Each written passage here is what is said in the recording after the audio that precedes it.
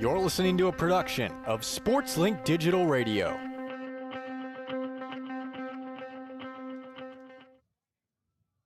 It's been a long and arduous 294-day span since the last time the Ball State Cardinals played on this field. A 294-day span that has seen an immense amount of change, a cultural shift like none before, and the beginning of a new era. For the first time in 294 days, the Ball State Cardinals return home to Muncie, and they have a date with the New Hampshire Wildcats. Good afternoon, folks. I'm Roen Elbert, joined by my analyst, Brayden, Carroll. Sam Neiger will take you the whole way through on play-by-play. Max Gillie patrolling the sidelines. Brayden, the moment we've all been waiting for. Ball State football at Schumann Stadium. Here we are. I mean, you talk about a very, very long stretch for Ball State, not only including the offseason and fall camp, but also just the last 2 weeks where you're going on the road at Purdue and then at Auburn. A lot of traveling for this team, a lot of fans around Muncie who have been watching on television, wanting to be back at home, seeing their team live. Today is the day. It's going to be a rainy one. It's going to be an interesting one,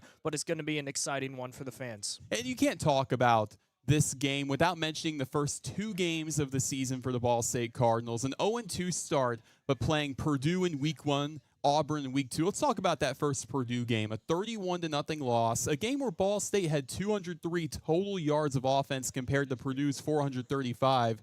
But on the bright side, Purdue was held to only 10 second-half points, so there was a little bit of momentum going out of halftime for the Cardinals. Absolutely, and then you look at the game as a whole when it comes to running defense. This was a Ball State team that was going up against probably an all Big Ten first-team running back in Devin Mockabee and a dual-threat guy in Ryan Brown, and was able to outgain them on rushing yards. So I was impressed with the defensive effort by Ball State against a team like Purdue. It was just the offense where we really didn't see much going.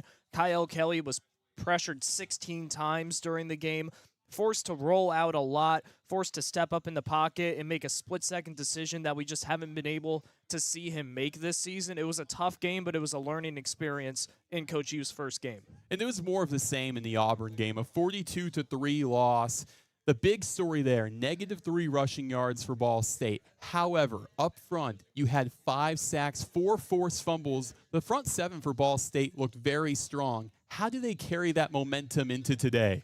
Well, I think you have to feel confident if you're the defensive side. We know heading into this season that they had 44% of their production returning from last year, a very strong linebacker crew. We knew that this defense would step up to the challenge, but I don't think we expected the Cards to be leading the nation in any stats, and they do in forced fumbles with 4, all of them coming against Auburn. It was really impressive to see how the defense operated against the running game. Now, they gave up some big plays, a couple 40-plus yard runs from Jeremiah Cobb and Darrell Robinson of the Tigers, but outside of those really big gains where we just saw way too many holes open up, it was a very consistent game defensively for Ball State, and as long as the Cardinals can keep that consistency against another team that can run really well with a dual-threat QB and Matt Vezza and the running back Thomason, who's been able to break through a few times this season, if they can just stay strong with that front 7, then this defense will function as they did in the first 2 games, even better. Yeah, and looking at the Ball State offense to kind of shift gears, you're looking at a Ball State offense that has 271 total yards this season. And if you want to do the math between the averages of scoring the first 2 games, you're looking at 1.5 points per game, yet to see the end zone. How did they get going today? Well, I think you have to continue trusting in Kyle Kelly, even though he has struggled to throw the ball downfield.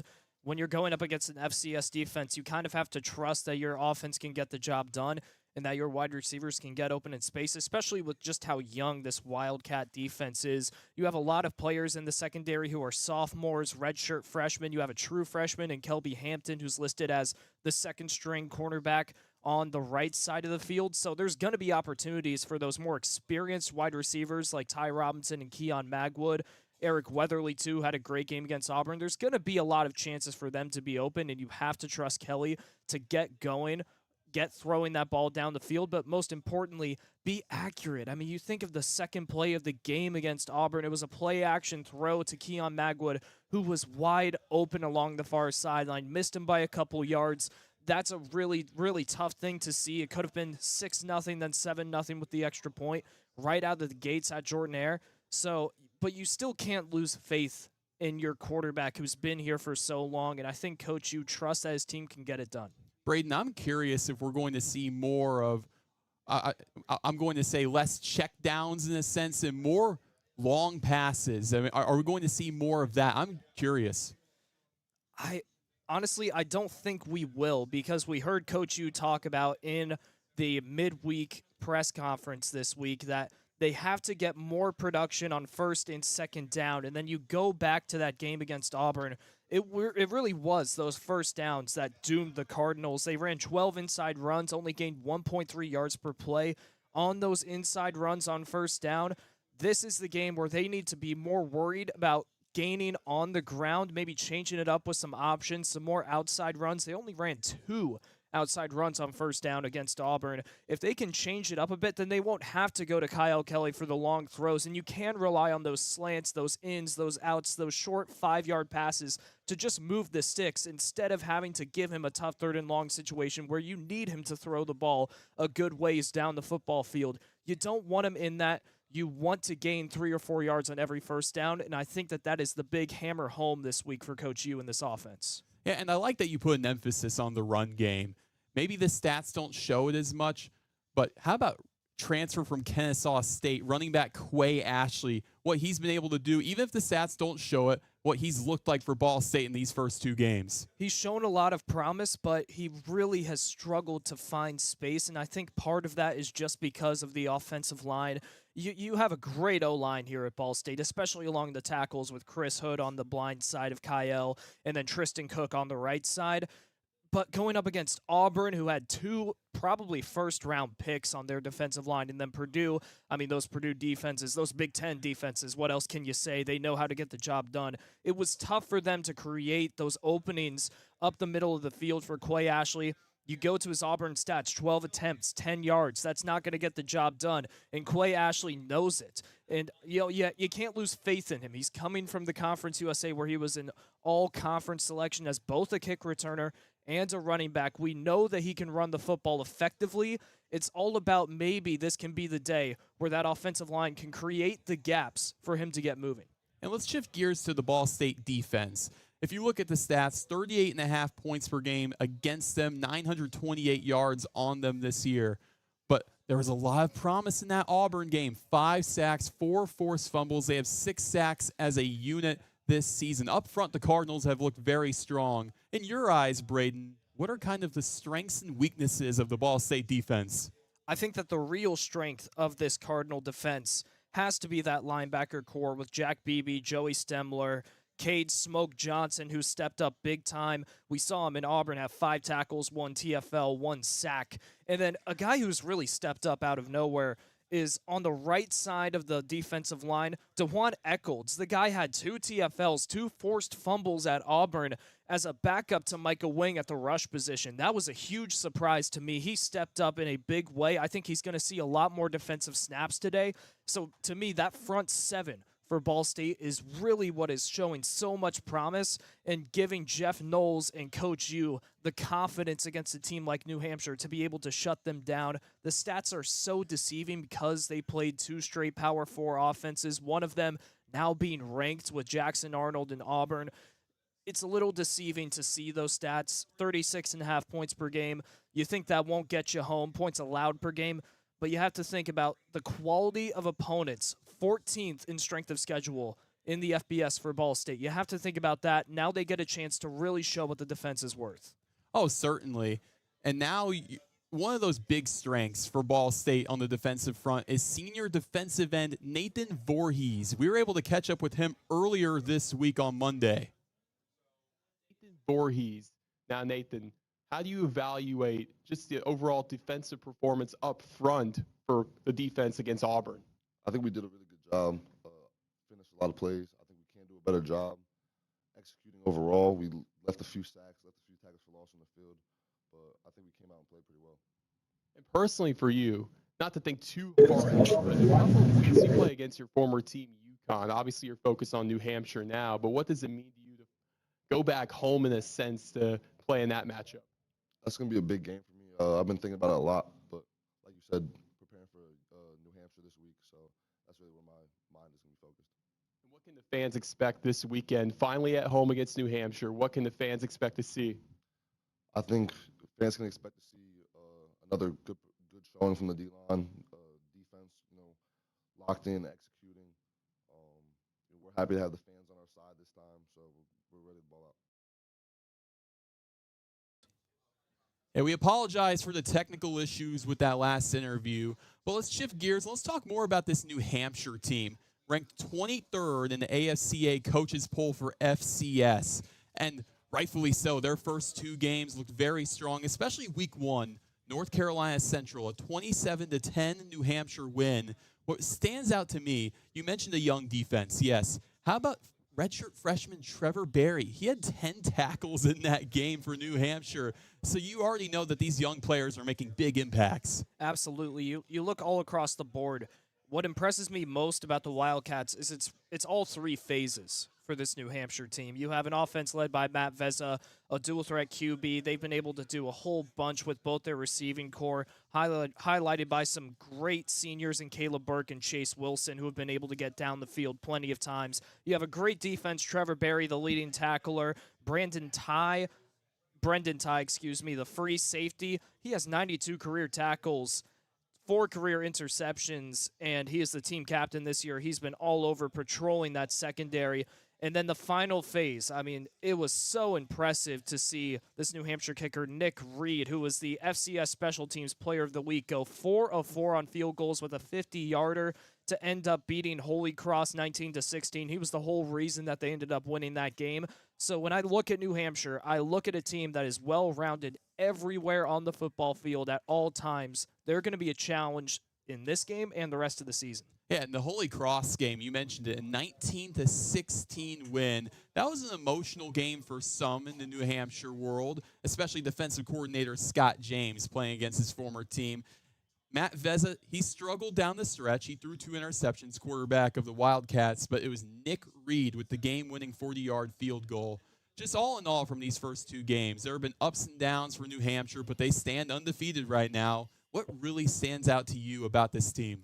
Well, they've been able to overcome adversity in different ways. You go back to that Holy Cross game, it was a great day. It wasn't the best day for football. We might see that again. Don't want to allude to anything, but it's a little bit gray here in Muncie. But you go to that game against the Crusaders. Vezza throws 2 interceptions, while Cal Swanson for Holy Cross, he only throws for 95 yards, no touchdowns, and an interception of his own. But New Hampshire, they still led in total yards compared to Holy Cross, almost doubled Holy Cross in passing yards. Time of possession, they were only down by 3 minutes in that stat to Holy Cross and came out with the win. And then, like we've already hammered home, and I'm sure Sam and I will hammer home plenty of times when he hits the field. 4 of 4 for field goals from Reed. Just a fantastic display from the kid. This is a New Hampshire team. They play in some gross weather up there in Durham, New Hampshire. The Northeast, man, it's gray sometimes at this time of the year. But they are able to overcome so much, and despite a tough schedule early on, they're 2-0. You're absolutely right. It feels like we're in New Hampshire right now with this very gray weather, have some rain coming in and out. Right. I mean, 956 miles from Durham to Muncie. It doesn't feel like it if you just looked up in the sky. New Hampshire's home away from home. Let's look at this offense for the Wildcats. They run it about 76% of the time. Now, you're looking at a Ball State defense that they've had success stopping the run. How do you think that'll fare? It's going to be interesting because, I mean, you don't have to be an expert in college football to know that the difference between an FBS offensive line and an FCS front seven, it's night and day for most matchups. So it's going to be interesting to see how New Hampshire can combat a team that's going to be bigger than them in both height and size and strength. So I don't know how it's going to work out for New Hampshire. I mean, we've seen their rushing attack be very fluid this season. I've been super impressed with the likes of Miles Thomason. He's got 667 career rushing yards. He has 122 yards through these first 2 games, including 76 yards against North Carolina Central. And he's a guy who backed up Dylan Laub last season, who was the FCS leader in all-purpose yards and All-American on this New Hampshire team. He's been waiting his turn, and I'm sure he's excited to go out there and play against an FBS squad like Ball State. I don't think that this squad and Coach Santos is going to back away from running the football just because they're going up against a bigger front seven, but it's going to be one challenge that is going to define the game. Yeah, and looking at the defense, very young defense for New Hampshire, but a lot of success. 13 points per game allowed on them. What do you think the impacts are, especially in FCS, of having a young defense? Well, in FCS, it's interesting because the transfer portal has created a tough situation for these FCS squads and also the group of 6 squads here in the FBS where those young guys don't stay around for long. But you look at the culture of Northeast football. All right, it's very often that for teams like Northeastern, for Holy Cross, for New Hampshire, for Rhode Island, Maine, those young guys stick around. That's why when you look at this defense, you see older guys like Saran Skinner, who's made an impact as a senior, like Brandon Ty, who's a graduate, a team captain, who is a career player for New Hampshire. Those older guys have been able to help the young ones around them be leaders of their own mind. And then this is a New Hampshire team that's rallied around Coach Santos, who still hasn't had a losing season in Durham. This is a defense that has so much confidence for an FCS squad. They really do. But for more on the history of Ball State against New Hampshire, for the first time today, Max Gillie. This is only the second time New Hampshire and Ball State have squared off their last matchup. We're going to go back to September 12th, 2009 with New Hampshire getting the 23-16 win in Muncie. Ball State looks to even the series next on SportsLink Digital Radio, presented by Victory Honda of Muncie. For the best stories, access, and coverage of Ball State sports, follow SportsLink on social media platforms Twitter, Facebook, Instagram, and Snapchat. Search @BSU SportsLink. Victory Honda of Muncie. We're not just another car dealership, and here's why. We stand behind every car we sell and are dedicated to helping our customers save time and money. All our pre-owned cars undergo a rigorous 182-point inspection and come with a 90-day warranty to ensure that you're getting a Victory quality vehicle. Plus, you'll get 2 years of complimentary oil changes and tire rotations. We're part of a top 15 dealership group and have an enormous selection of vehicles with access to inventory at over 45 locations. You always get more for your trade and the best possible rates with us. We have an excellent relationship with hundreds of lenders. Our exclusive Car Doc maintenance and membership program will help you save hundreds of dollars in the process of maintaining your vehicle. Lastly, our state-of-the-art body shop and certified technicians perform high-quality repairs and paint work on most vehicle makes and models. Victory Honda of Muncie. We're not just another car dealership. Administration, it's the trainers, it's the strength staff, it's the alumni coming back, it's the people in the community supporting our program. Together to me is just moving as one cohesive unit. I feel like I could just go back to like our conditioning, like our workouts together. You're building a lifelong brotherhood with this team. When I hear that word, it fires me up because I feel like it explains, football in a sense. New episode of Together is out now. SportsLink is the official production partner of Ball State Athletics. All the chirp you can handle. Back from beautiful Schumann Stadium with the Ball State football pregame show presented by Victory Honda of Muncie. I'm Roen, Elbert, joined by Brayden, Carroll. And it's about that time you hear the marching band. Man, it just feels like a Saturday at Schumann. It's about time. Yeah, it's been a while since I've heard the Pride of Mid-America get going, and here in the alma mater right now, we're only about 12 minutes away from kickoff. I'm going to say it, Roen. You'd love to see a little more fans in the crowd right now for the season opener. But for those who are there, the juice it's pulsing through you. They'll come. I'm hopeful. But let's look at this Ball State overall just against the FCS in the past. Obviously facing an FCS opponent today. This date, September 13th, isn't really a kind date in the history of Ball State football. They haven't lost to an FCS school in 11 years, but that was against Indiana State. That was 11 years ago today against the Sycamores. And Ball State, 10 losses all time against FCS opponents. That's tied for third most in the MAC. Yeah, 10 losses to FCS squads dating back to 1983. And, it's a little bit deceiving because a lot of those come against Indiana State. 4 of them to be exact, but you do have those sprinkles of losses that historically don't really make sense for Ball State. I mean, Western Illinois in 2000, Northern Iowa in 2001, and then New Hampshire in 2009. I mean, this is a Ball State team that has struggled against FCS squads. Missouri State, who just transitioned to FBS, gave them a battle in the first home game last season. A lot of people forget that the season before, Indiana State played a great first half game against the Cardinals until eventually Ball State went on a run in the second half and beat them by 3 scores. This is a Cardinals team that has tried many, many times to show that they're above the FCS level. They came away with the win lately, but it's been a challenge. It will be today. It really will be. But the big storyline, at least to me, is head coach Mike Uremovich for Ball State. But before we get to that, I mean, just looking at the coaching battle, head coach Mike Uremovich against Ricky Santos. Coach Uremovich, look at the history. It's a big game for him. His first win as a Cardinal on the line. But before we get to that, we got the national anthem. We'll be right back with more Ball State football pregame show. For the best stories, access, and coverage of Ball State sports, follow SportsLink on social media platforms Twitter, Facebook, Instagram, and Snapchat. Search @BSU SportsLink.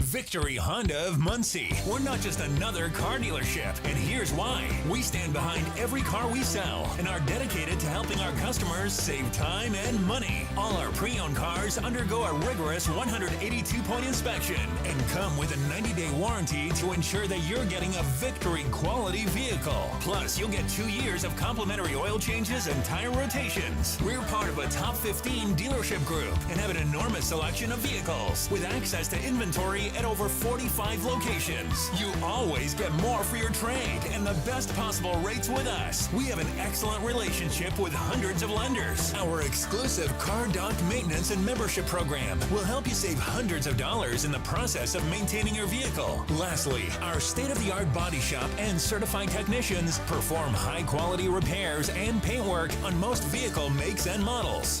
Victory Honda of Muncie. We're not just another car dealership. Well, together, we're all in it together. And I said it in my press conference, it's not just the players, it's not just the coaches, it's the administration, it's the trainers, it's the strength staff, it's the alumni coming back, it's the people in the community supporting our program. Together to me is just moving as one cohesive unit. I feel like I could just go back to like our conditioning, like our workouts together. You're building a lifelong brotherhood with this team. When I hear that word, it fires me up because I feel like it explains, football in a sense. New episode of Together is out now.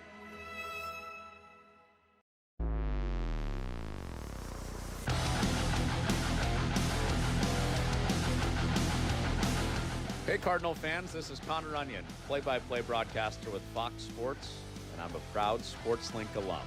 You're listening to Ball State Sports Live with SL Digital. Chirp, chirp.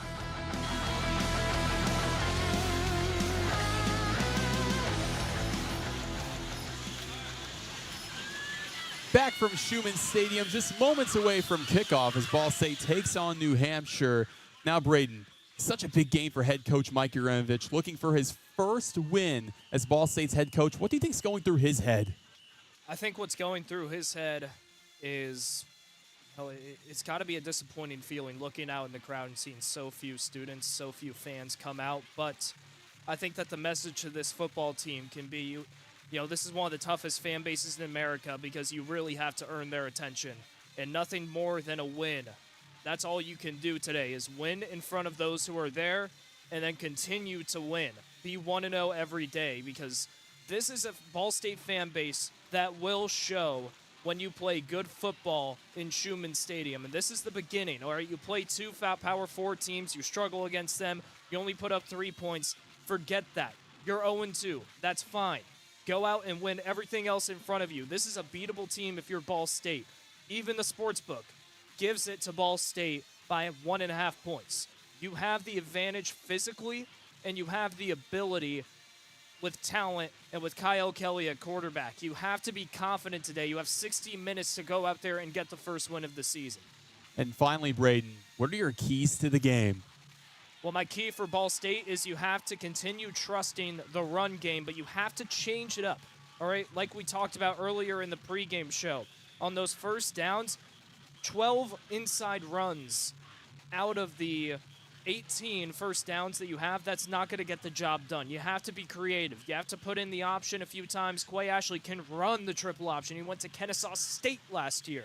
You have to throw in the outside run, maybe some play actions here and there. Have to be creative on first downs to gain 4 yards, 5 yards, move the sticks, give Kyle Kelly in this offense a much better position on second and third down. And then defensively, just trust in the linebacker core. They've looked so great this year. I want to see DeJuan Eccles get back in there for a solid portion of the game, see if he can continue to put up stats, continue to put pressure on the quarterback today on Matt Vezza, which you're going to have to put pressure on a guy like him who can get mobile and roll out, make some plays happen. This has to be an all-around great game from Ball State, all three phases. Yeah. Well, regardless, whatever the outcome is, I'm just happy. Ball State football is back at Schumann Stadium. Brayden, it's been a pleasure. We're going to toss it to break one more time. When we return, it'll be time for Ball State football against New Hampshire. You're listening to the Ball State football pregame show presented by Victory Honda of Muncie. Victory Honda of Muncie. We're not just another car dealership, and here's why. We stand behind every car we sell and are dedicated to helping our customers save time and money. All our pre-owned cars undergo a rigorous 182-point inspection and come with a 90-day warranty to ensure that you're getting a Victory quality vehicle. Plus, you'll get 2 years of complimentary oil changes and tire rotations. We're part of a top 15 dealership group and have an enormous selection of vehicles with access to inventory at over 45 locations. You always get more for your trade and the best possible rates with us. We have an excellent relationship with hundreds of lenders. Our exclusive car dock maintenance and membership program will help you save hundreds of dollars in the process of maintaining your vehicle. Lastly, our state-of-the-art body shop and certified technicians perform high-quality repairs and paint work on most vehicle makes and models. Victory Honda of Muncie. We're not just another car dealership. SportsLink is the official production partner of Ball State Athletics. All the chirp you can handle. Muncie has never felt more like a college town. Students ride down McGalliard with the windows down. Flags are planted in the grass fields bordering Tillotson Avenue. But that drunken haze of a Saturday tailgate is but a facade. Across the street, the rain rides a sweeping breeze, masking an air of uncertainty for the boys on the field. Yet to find the end zone in 2 weeks, Ball State finds themselves favored for the first time all year as they duel an undefeated New Hampshire team with an FCS ranking. Outside the walls of Schumann Stadium, the vibes are high, but in the huddles, there is a war to be won. It's the Cardinals and the Wildcats on SL Digital Radio, presented by Victory Honda of Muncie. My name is Sam Neiger. I'll be joining you all afternoon long for what should be a phenomenal matchup. Week 3 of the college football season, and joining me today, my partner in crime, for the third consecutive week, Brayden Carroll.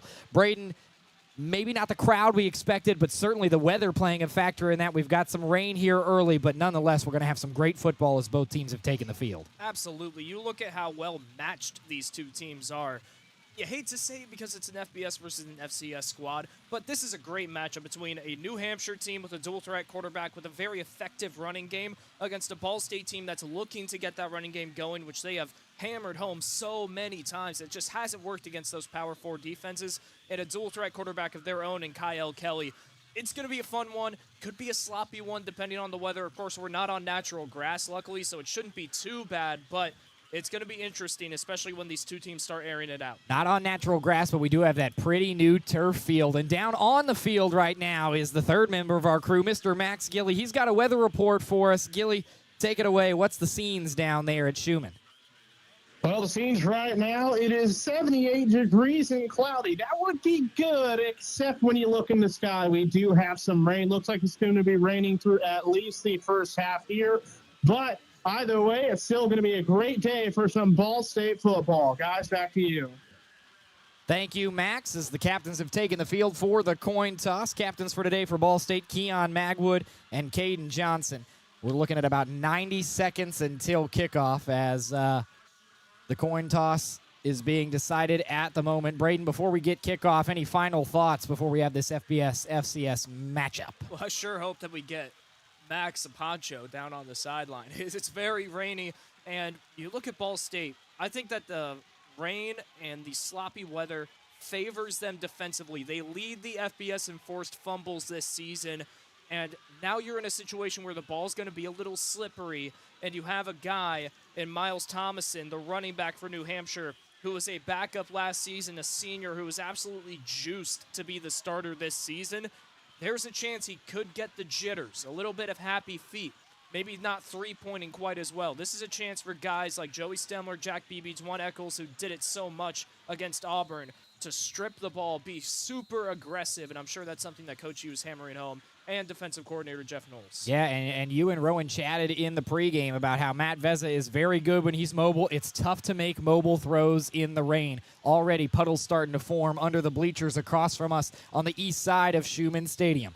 Ball State lost the coin toss, so New Hampshire deferred. They will kick it away first, hoping to have back-to-back possessions at the end of the first half and the start of the second. New Hampshire in their away uniforms. That's the white jerseys with the silver pants, silver helmets, numbers on the right side of those helmets in blue, the New Hampshire Wildcat logo on the left side of the helmets. They've got blue numerals and no trim on those jerseys. It's a blackout for Ball State. Black jerseys, black pants, and then white helmets with red numerals on the left side, the Cardinal head logo on the right side. Numerals are in white on those Ball State jerseys with red trim. The kickoff man for New Hampshire, Nick Reed, the 5'7", 181-pound sophomore from New York. The man back deep to return for the Cardinals is Eric Weatherly. New Hampshire will kick it off left to right across your radio dial. Ball State will move from right to left. It's a short kick fielded by Weatherly right on the 10-yard line on the right side of the field. He's got good blocking and some space in front of him. Into that second set of New Hampshire defenders, a decent return. He's out past the 35, taken down at the 36. Great field position for Ball State in their home opener. And that's the best return of the season for Ball State, already getting past the 35-yard line. Interesting to see Eric Weatherly take over the starting kick returner spot for this game. Usually it's Quay Ashley. He hasn't had much success this season.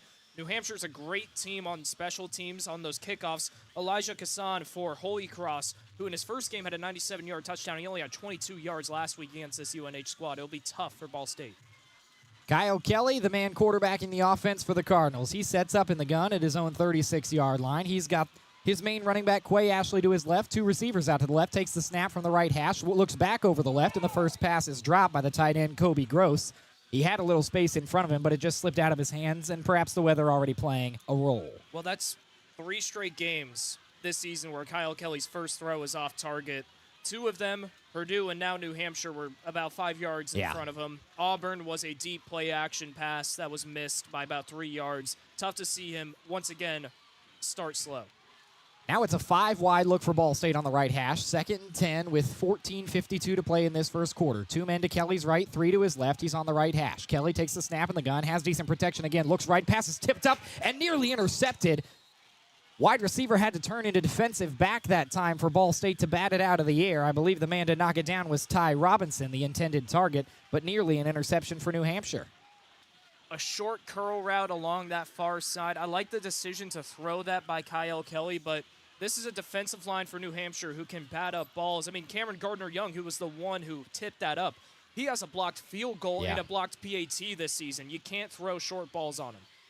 A blocked kick in each game is an impressive stat to have at any level. But now it's a 3rd down and 10 for Ball State. Just 13 seconds into this ball game, still on the right hash. Kelly has a man to his right, takes the snap from the gun, has to step forward. Pocket collapses, and the New Hampshire linebacker core gets to him after about a 3 or 4 yard pickup. He's out past the 40, but it's going to be 4th down and medium as the Cardinals are stonewalled on their first drive. And once again, that's Cameron Gardner-Young who got the initial pressure on Kyle Kelly, came around to his near side, forced him to step up in the pocket and make that split-second decision Roen and I talked about in the pregame where he's typically just tucked it and ran. Didn't have much space on that one. 4th down and 5 from the 41-yard line. Punting unit out there for Ball State. The long snapper is Caden Britton, the 5'10", 206-pound redshirt junior. The punter is Adam Saul, the transfer from Washington.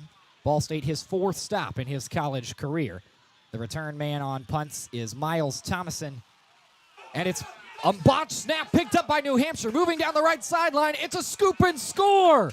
Unbelievable special teams play. Brayden Ty, the free safety, gets to Saul and puts it in for 6. Worst possible start for the Cardinals. New Hampshire's on the board. I mean, that was a travesty on special teams. Adam Saul, who's been so consistent, Brayden gives him a bad snap, and then the Gunners miss both guys who are coming immediately on the punt block. That's a big miss. And we talked about 3 phases in the pregame. Have to be sound on all of them. Well, there's one phase where immediately Ball State is shut out. Bad goes to worse for Ball State, and they trail early again. Man on for the extra point, Nick Reed for New Hampshire. Had a kickoff just a minute and 7 seconds ago, but for the moment, it's a 6-0 lead for the New Hampshire Wildcats over the Ball State Cardinals, and the FCS pressure on here in Muncie. And that was Brayden Ty who ended up with the scoop and score. A grad player. He's one of our key players on defense, getting in on special teams. Love to see it. Here comes that extra point from Reed after a slight delay, just trying to get the ball washed off from the officials. Extra point is up and good, and that's 7 early points for New Hampshire. Flag after the play, and it looks like the kicker, Reed, was roughed up, so we'll stick around to hear this call from our officials.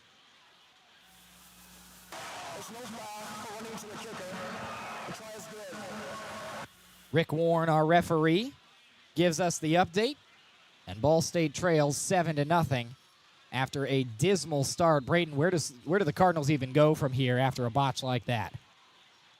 You talk about a way to take all of the energy away from your sideline. A blocked punt on the first possession is certainly a way to do it. I don't know, Sam. You got to rile up the boys somehow, some way. I know it's difficult, but it's 7-0. It's early in the game. You got to act like the punt went well and New Hampshire just scored on their first drive. You can't think about the scenario. You can't think about, to be honest with you, how embarrassing that was. Yeah. You just got to put it behind you.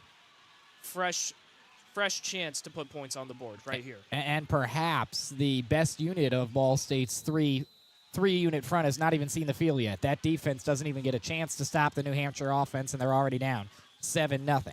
After the PAT, Nick Reed lines up on the left hash of his own 35-yard line to boot it away. Eric Weatherly stands on his own right hash at the 5-yard line after the short first kickoff. Boot to leather from Reed. It's a low line drive, and it's going to be fielded by Weatherly off the bounce at the 7-yard line. Right up between the hashes, gets good blocking again, moves out to his left, and is stonewalled at the 35-yard line. Took a big hit. Doesn't go down to the ground, but New Hampshire, a little extracurriculars. Flags stay in pockets, and again, good field position for Ball State. 13:44 to play here in the first quarter in Muncie, Indiana. Already Ball State trails 7-0 after the bad snap on the punt from Adam Saul that results in the scoop and score for New Hampshire and Brayden Ty. I think one net positive from that drive for Ball State is that we didn't see an inside run on first down. We're starting to see some creativity come from Coach U calling these plays. We'll see if Kelly goes to the air again. He's got Ashley lined up right behind him. Strong front from the Cardinals, just 2 receivers. One out to his right, one to his left. They'll give it up the middle to Ashley this time. He has a nice hole, hesitates, and is popped at the 35-yard line on the left hash, where he is eventually brought to a halt. Put it down as a 4-yard pickup. It's going to be 2nd and 6 for Ball State. You know, interesting. Man in motion there was Donovan Hamilton. Got to be the earliest that he's ever come into a game for Ball State, the transfer from Purdue. No receptions on the year for Donovan Hamilton yet this year. The Fishers, Indiana native, product of Hamilton Southeastern High School. Now nobody in the backfield with Kelly again. 3 out to his right, 2 out to his left. 2nd and 6. He's on the left hash at the 35-yard line. It's a jet sweep. They'll hand it off up the middle, and taking a couple of hesitations before being brought down just past the line to gain for Ball State was Darren Burton. Interesting. We're seeing some new faces out there for Ball State, some new guys getting opportunities. I like the decision there. The jet sweep on 2nd down, going with the outside run. New Hampshire wasn't really ready for it. Burton listed as a defensive back, the 5'11", 185-pound junior. Now with 12:35 to play, Kelly takes the snap on first gun, Quick screen, this time caught by Eric Weatherly. He makes a move back across the middle of the field over the 50-yard line into New Hampshire territory and is taken down at the right hash just about at that line to gain. Officials say move the sticks. It's another Ball State first down. No huddle for the Cardinals, and the offense is starting to click. 12-16 to play here in the first quarter. Cardinals already trailing 7-0 to New Hampshire. Kelly brings a man in motion. He'll give it again to Burton. Burton misses a tackler in the backfield and has to hesitate. A whole pack of Wildcats trying to track him down. He goes toward the left sideline and at least makes something out of nothing. It was a long roundabout way to pick up 3 yards, but nonetheless a second and medium. And again, Coach U starting to switch things up on first down. The outside run, the jet sweep, this time going to the opposite side of the football field. I like what's happening. I like that we're seeing different calls than just inside run after inside run on first down, and clearly it's working. Right there you have a 6-yard gain. That's something we barely saw on first down against Auburn. Excuse me, that was TJ Horton for Ball State, the third-string running back who got that last call. Now Ashley lines up directly behind Kelly. Excuse me, that's Horton again. He'll get the call once more, hesitates, and moves his way over toward the right hash on the 40-yard line. He'll be about 2 yards short of the line to gain. It'll be 3rd down and 2 from the New Hampshire 40. Ball State trying to answer, down 7-0 early in the first quarter. You know, when you see run after run in sloppy conditions like this, it gives you a little bit of anxiety because there is that looming fear of losing the football. For Kyle Kelly here on a 3rd and 1, you're probably going to run the football, but on this next 1st and 10, would love to see a pass. Breeze has picked up a tad bit, but the rain has died down. 3rd down and 2. Kelly has a man in the backfield with him, 2 to his right. He's on the right hash. Takes the snap. It's a design QB keeper. Kelly hesitates and moves up the middle of the field. Bounces outside. Avoids a tackler. He's got some green grass in front of him. Leaves the New Hampshire defense behind him. 5. Touchdown. Unbelievable. Kyle Kelly does it himself. Ball State has their first 6 of the year. Wow, that was incredible running by Kyle Kelly, able to bounce out to the outside on a QB power designed inside run. The last man who really had a chance at him was who I thought is the best linebacker on this New Hampshire crew, and Trevor Berry, a redshirt freshman who has been stellar this season. The leading tackler for the Wildcats grabs only the towel, and then Kelly's gone. Kyle Kelly says, "Eat my dust," with 10:49 to play in the first quarter. Carson Holmer boots the PAT through, and we are tied at 7. A crazy start to this first quarter from Muncie, Indiana, but we are knotted at 7 apiece. And we are going to head to our first break of the game. 7-all, Ball State and New Hampshire. You're listening to SL Digital Radio, presented by Victory Honda of Muncie. For the best stories, access, and coverage of Ball State sports, follow SportsLink on social media platforms Twitter, Facebook, Instagram, and Snapchat. Search @BSU SportsLink. Well, together, we're all in it together. And I said it in my press conference, you know, it's not just the players, it's not just the coaches, it's the administration, it's the trainers, it's the strength staff, it's the alumni coming back, it's the people in the community supporting our program. Together to me is just moving as one cohesive unit. I feel like I could just go back to like our conditioning, like our workouts together. You're building a lifelong brotherhood with this team. When I hear that word, it fires me up because I feel like it explains, football in a sense. New episode of Together is out now. Victory Honda of Muncie. We're not just another car dealership, and here's why. We stand behind every car we sell and are dedicated to helping our customers save time and money. All our pre-owned cars undergo a rigorous 182-point inspection and come with a 90-day warranty to ensure that you're getting a Victory quality vehicle. Plus, you'll get 2 years of complimentary oil changes and tire rotations. We're part of a top 15 dealership group and have an enormous selection of vehicles with access to inventory at over 45 locations. You always get more for your trade and the best possible rates with us. We have an excellent relationship with hundreds of lenders. Our exclusive Car Doc maintenance and membership program will help you save hundreds of dollars in the process of maintaining your vehicle. Lastly, our state-of-the-art body shop and certified technicians perform high-quality repairs and paint work on most vehicle makes and models. Victory Honda of Muncie. We're not just another car dealership. You're listening to SportsLink Digital, presented by Victory Honda of Muncie. Your home for live Ball State sports. A chance to breathe in Schumann Stadium after a hectic start for Ball State. The blocked punt that led to 7 for New Hampshire has been answered by Ball State. Kyle Kelly has a 40-yard touchdown rush to even us up at 7, and we will get our first look at the New Hampshire Wildcats offense, and more importantly for our listenership, the Ball State Cardinals defense. The man on to boot the ball away for Ball State is Carson Holmer after making that PAT. The return man for New Hampshire is Darren Burton II. Holmer lines up on his own 35-yard line to send this away. Again, New Hampshire working left to right across your radio dial. Ball State right to left. 10:49 to play here in the first quarter, and a 7-all ball game. Kickoff is away. It's another short one. Fielded. No, not fielded. Trickling into the end zone after bouncing at the 1. And New Hampshire will take over on their own 25-yard line. Quarterback for the Wildcats is Matt Vezza, 6 foot, 200-pound sophomore from Elmhurst, Illinois, a Midwestern kid at the helm of a New England team. It's got to be a good feeling for the kid to come back to the Midwest, hailing from Elmhurst, Illinois, York Community High School. He was out of there a 0-star recruit. No Division I offers. Now he's out there playing great football for New Hampshire this year. 21 for 38 through his first 2 games this year. 315 yards, 2 touchdowns, 2 picks, though. He lines up with 2 men short to his left, a man in the backfield with him, sends a man in motion across the left side. From the 25-yard line on the left hash, he drops back, fires over the middle, and it's caught by the tight end, Colby Ramshaw, and he's hauled down after a 5-yard pickup after the linebacker core drags him down. And it's going to be down to that linebacker group on these runs that we know New Hampshire is going to run through. Matt Vezza is so talented, but with the conditions, probably going to see a lot of running. Check that. Caleb Burke with the reception over the middle. Now it's a 2nd down and 5 from just beyond the 30-yard line in between the hashes. 2 men out to each side for Vezza. He's got a running back in the backfield with him.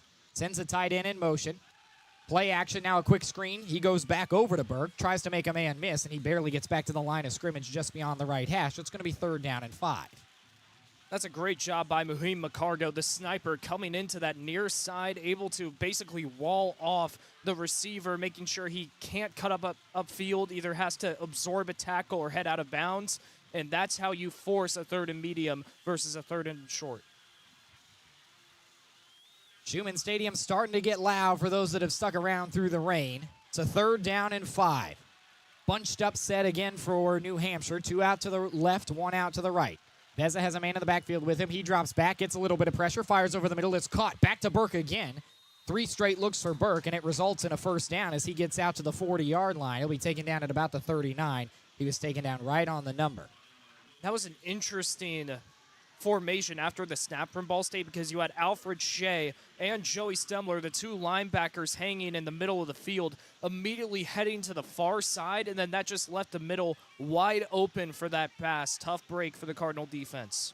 Vezza now 3 for 3 through the first 3 plays of the offense for New Hampshire. The running back with him is Miles Thomas, and he lines up to his left. On the right hash at the 38-yard line is where he's marked. Play action again. He goes back to Burke for 4 for 4. Burke loses his footing on the screen and dives forward to pick up about a yard. But I think it's clear who the favorite target is through the first couple of plays. And I'm surprised he hauled in that pass. It looked like it might have bounced. I don't know if we'll see a review, but it's definitely worth seeing in the replay center over there. It was a close pass. Either way, it got to him. And I was kind of surprised to see Muhim McCargo, who was clearly the man in coverage, not head over there to guard Caleb Burke. Kind of left him with a free pass and 3 yards. 2nd and 9, 8:21 to play. Tie ball game at 7 apiece here in the first quarter. Vezza sends a man in motion again. He'll take the snap with 2 men out to his right. He's forced from the pocket immediately and tries to dump it down to his tight end, Colby Ramshaw, who was at least in the area. And he's pleading his case to the official. They're calling that a fumble. That is going to be called a fumble. Unbelievable. So now 3rd down. Thankfully for New Hampshire, somebody fell on it. So at the 35-yard line, it's going to be 3rd down and 13. Vezza tried to plead his case, and it certainly looked like he had that arm going forward in a throwing motion. We're going to have a stoppage by the officials here.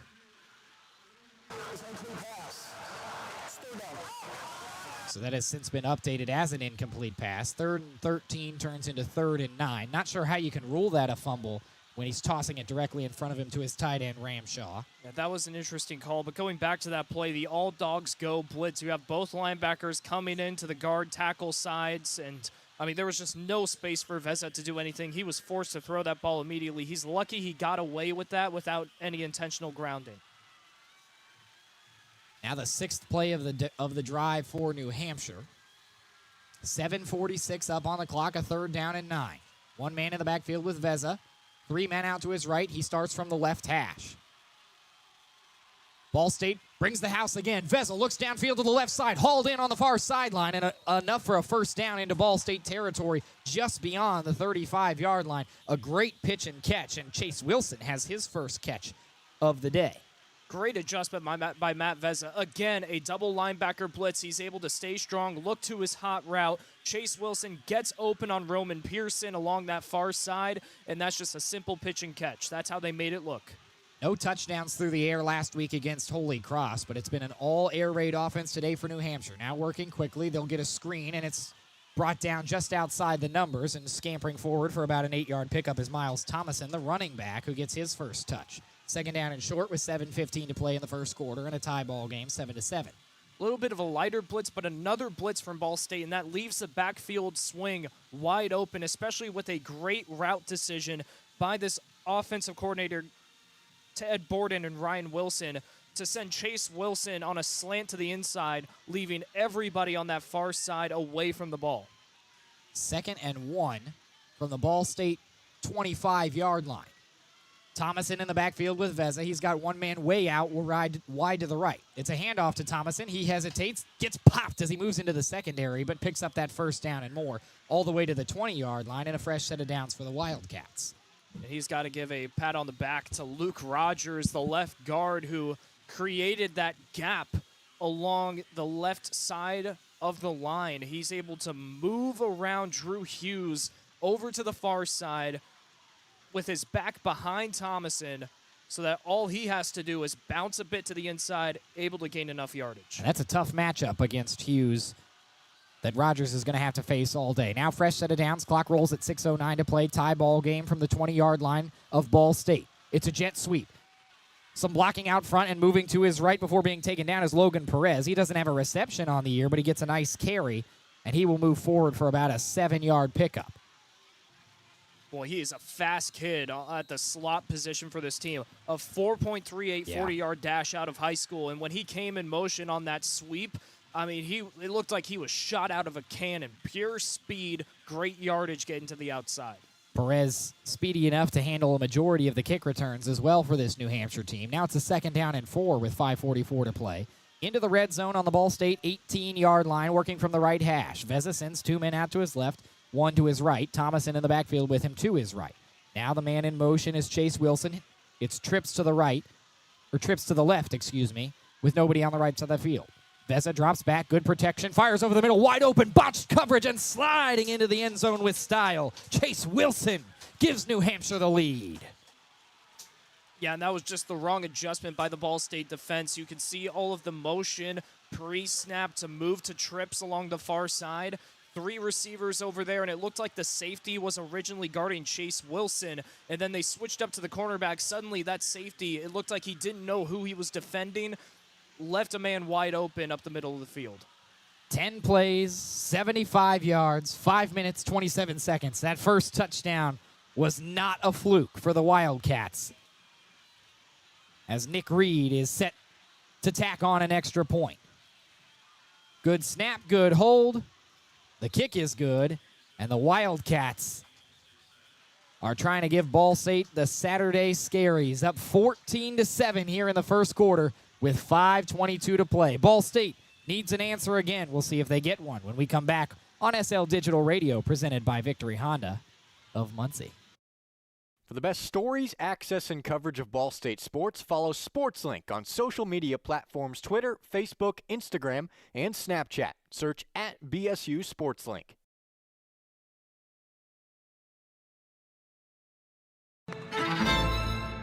Well, together, we're all in it together.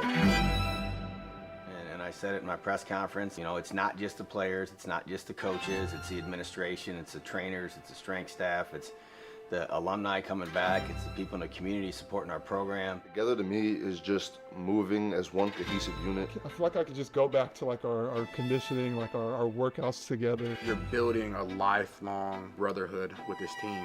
When I hear that word, it fires me up because I feel like it explains, football in a sense.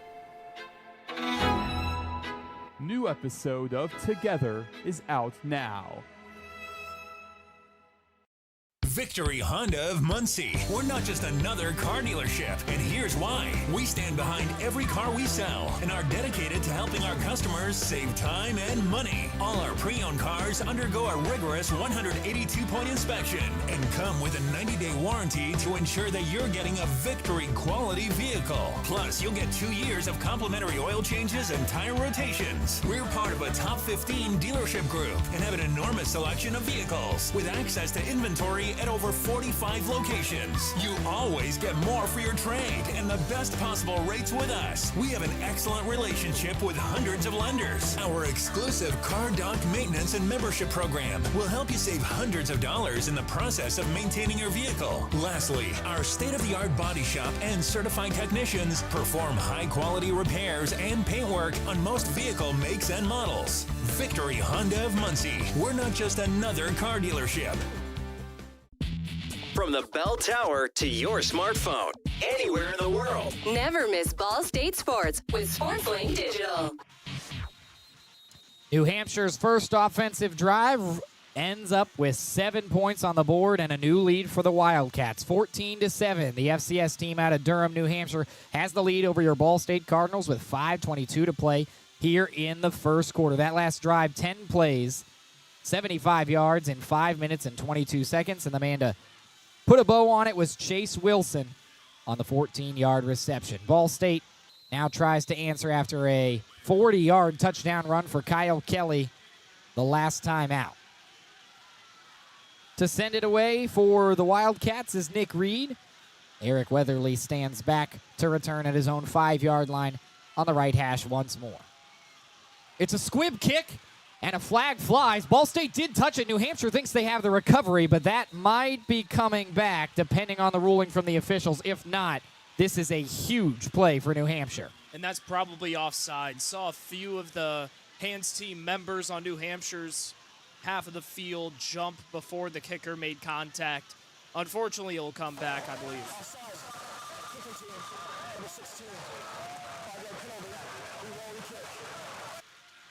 Ball State thankful for referee Rick Warren after that call. But New Hampshire pulling out all the bag of tricks. It was Josh Fillion who jumped off sides for the Wildcats. But Brayden, how does Ball State not recognize that the hands team is out there? Well, I have to say it's pretty much the same formation except a few different guys out over. What I noticed was New Hampshire brought a lot of their faster players over to that side of the field. I mean, you had Logan Perez and Josh Fillion over to where that onside kick was performed. That's something that's pretty hard to read unless you know a kick return or a kickoff lineup well. That's a tough read. I'm not surprised that it worked. We'll try again, this time 5 yards back from Reed. He'll squib it again up the middle. And it will be fielded by Ball State just inside the 30, picking up and moving forward before being brought down at the 36-yard line for the Cardinals was Eric Weatherly.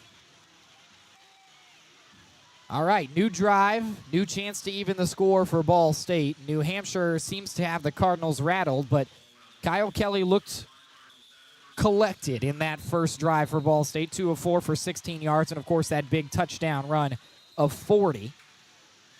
But now Ball State needs to gather some consistency on the offensive side of the ball, down 7. Clock is at 5:16 to play here in the first quarter in the home opener at Schumann Stadium. Ball State trails New Hampshire 14-7. 2 men out to Kelly's left, 1 out to his right. He'll start just inside the left hash. Thought about a design QB keeper, then fires it over the middle and barely being tackled by the shoestrings before being taken down for the Cardinals is the third-string tight end, Drew Danson. A big reception for him, and that will move the sticks into New Hampshire territory. And you know what? I love that play call. You fake the QB run by having Kyle Kelly delay a second in the backfield, drops back to pass, and then that's Donovan Hamilton who was able to come down with the reception. A beautiful post route up the middle. New Hampshire just wasn't ready. Now at the 43-yard line of New Hampshire, Kelly hands it off to Quay Ashley, who gets great blocking and finds a hole. Now he's just got 2 defenders to beat. To the 10, the 5, toward the end zone, and he scampers in for the score. 2 big runs for Ball State, and we have a chance to be tied once again. Wow, and once again, that's the strong side linebacker who has the last chance on the runner. For Kyle Kelly's touchdown run, it was Trevor Berry. This time it was his backup, Jackson Downey. He was really the last man of defense because nobody else was up the middle. Quay Ashley, a beautiful bounce over to the right side, able to get him on some skates, spinning around, and it was nothing but 6 from there. 2 plays, 64 yards in 47 seconds. And a chance for Carson Holmer to even us up at 14 apiece. He does into the north field goal post at Shubin Stadium. 14-14, 4:29 to play here in this first quarter. And what a start to the game it's been. Absolute scenes in Muncie, Indiana. We will step aside in a tie game between Ball State and New Hampshire. It's Ball State football on SL Digital Radio, presented by Victory Honda of Muncie.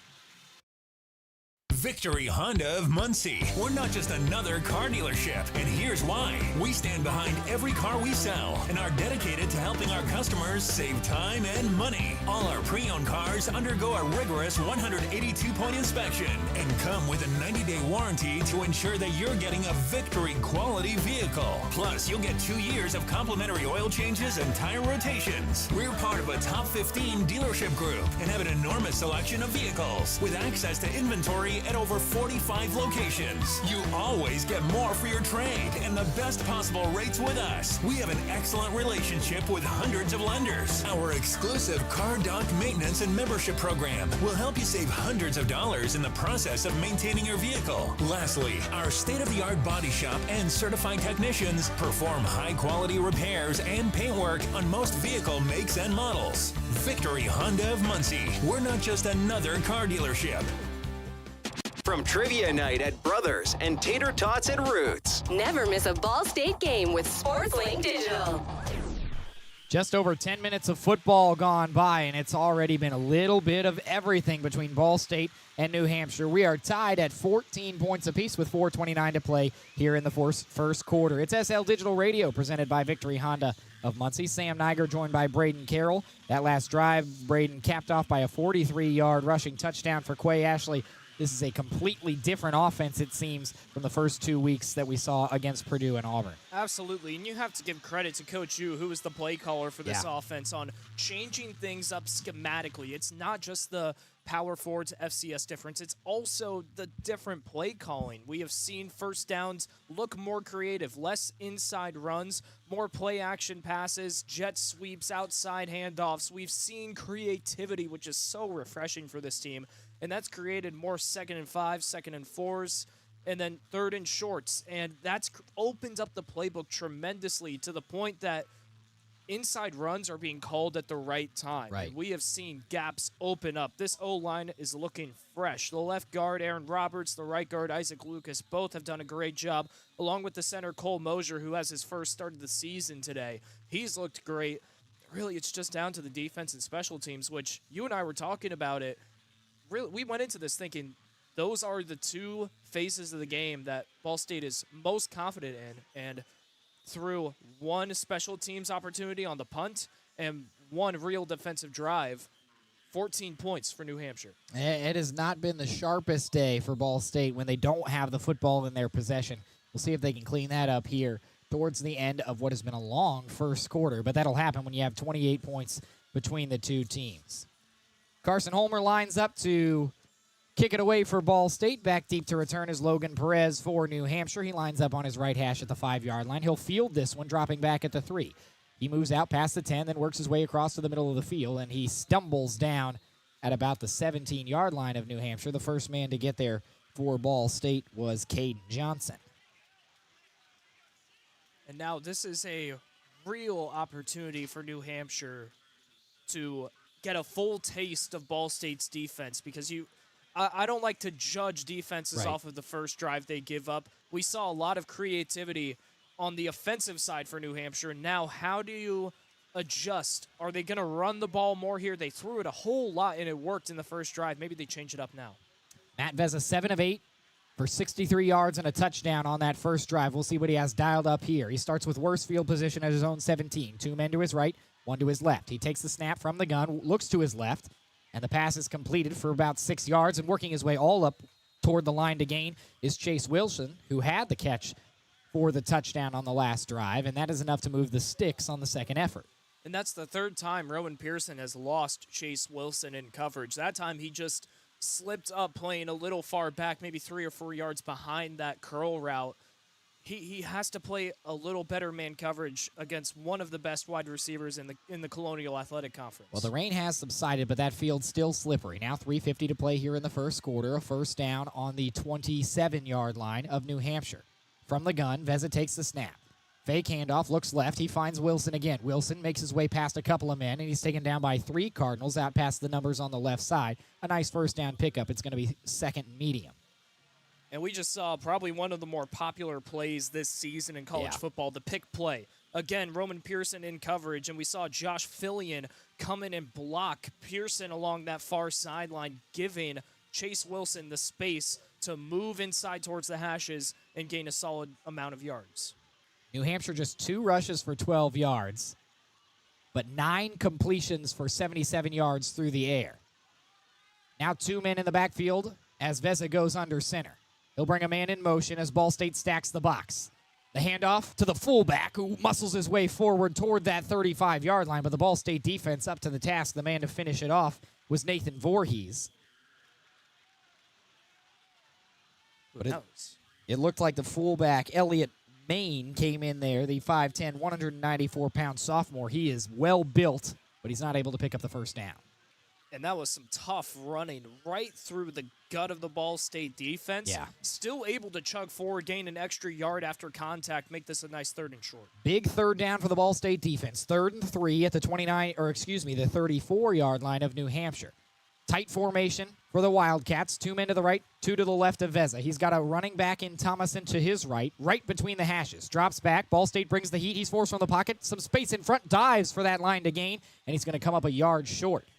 Man to eventually bring him down was Darren Conley for the Ball State defense, but now it's decision time for Rick Santos and this New Hampshire offense. And if I was Coach Santos, I would want this to go to review. It wasn't a slide, so Right. the whistle isn't after you give yourself up. He dove for the first down, and personally, I think he got there. Tough 4th and 1. No signal from the officials that we are going to have a review. Clock rolls inside 1:40 to play here in the first quarter. Huge 4th down coming up. From the left hash at the 36-yard line of New Hampshire, it's 4th and 1. Vezza audibles. He's got 2 men to his right. 1 man in the backfield that he'll send in motion to the left. Now nobody in the gun with him. Design QB keep. Vezza has some space. Works out toward the numbers on the right side. He has the first down and more, and he picks up a big gain on 4th and 1 up to the 45-yard line. That will keep the drive alive. And sometimes it's the simple calls that get the job done. Really, when you think about it schematically, sending Miles Thomason on a motion swing route pre-snap to the opposite side of the field sounds very easy to read. But then you see the heavy package for New Hampshire, and you have to start worrying about the potential for a pass if you don't send somebody over there. That creates the space for Vezza along the boundary. Matt Vezza and Rick Santos have kept Jeff Knoll's defense guessing here early. Now inside a minute to play, 55 seconds in this first quarter in a tie ball game, 14-14. Vezza fakes the handoff. He's got some space, drops back, lets one fly over the middle. Nobody home. The closest man there was Jamad Harmon for Ball State, but the pass call falls incomplete. Little too much pressure to go for such a deep pass if I was Matt Vezza. That's basically a blind throw. With everybody coming in, you have 3 of your linemen coming directly into your line of view because they're being pushed back right against you. I don't know if that's a pass you should make. I think rolling out would have been a better decision, but he's fortunate to go away with an incompletion. And Vezza is just a sophomore, so still an underclassman. Now it's 2nd down and 10 from the 45 of New Hampshire. Trips to the right for the Wildcats. And the big running back is in there again. He's going to get the carry. Moving up to the right, big hole. Now he's got one man to beat. Out to the 40, and a great open field tackle by Ashton Whitner, the sniper. And he hauls down New Hampshire's Elliott Main again, acting as kind of a fullback, and he's gotten a lot of carries here, a couple of carries here in this first quarter. And Bo Riley and Tiber Habersham did a great job of blocking opposite sides along that tackle guard gap on the right side. Wide open gap. I mean, the Red Sea split for Maine to just run straight through, and he has that vertical speed to do what he just did. A great gain, a great first and 10 to end the quarter. A little bit of everything through the first 15 minutes. 2 touchdowns apiece, a blocked punt, some great throws from New Hampshire, some great running for the Ball State offense. But at the end of the day, the Cardinals have their first 2 touchdowns of the season. That first quarter is an indicator of how today is going to go. We are in for some fun football. It's Ball State and New Hampshire. End of the first quarter. SL Digital Radio presented by Victory Honda of Muncie. Well, together, we're all in it together. And I said it in my press conference, it's not just the players, it's not just the coaches, it's the administration, it's the trainers, it's the strength staff, it's the alumni coming back, it's the people in the community supporting our program. Together to me is just moving as one cohesive unit. I feel like I could just go back to like our conditioning, like our workouts together. You're building a lifelong brotherhood with this team. When I hear that word, it fires me up because I feel like it explains, football in a sense. New episode of Together is out now. For the best stories, access, and coverage of Ball State sports, follow SportsLink on social media platforms Twitter, Facebook, Instagram, and Snapchat. Search @BSU SportsLink. Victory Honda of Muncie. We're not just another car dealership, and here's why. We stand behind every car we sell and are dedicated to helping our customers save time and money. All our pre-owned cars undergo a rigorous 182-point inspection and come with a 90-day warranty to ensure that you're getting a Victory quality vehicle. Plus, you'll get 2 years of complimentary oil changes and tire rotations. We're part of a top 15 dealership group and have an enormous selection of vehicles with access to inventory at over 45 locations. You always get more for your trade and the best possible rates with us. We have an excellent relationship with hundreds of lenders. Our exclusive Car Doc maintenance and membership program will help you save hundreds of dollars in the process of maintaining your vehicle. Lastly, our state-of-the-art body shop and certified technicians perform high-quality repairs and paint work on most vehicle makes and models. Victory Honda of Muncie. We're not just another car dealership. The best stories in Ball State sports, plus live broadcasts right in your timeline. Follow us at BSU SportsLink.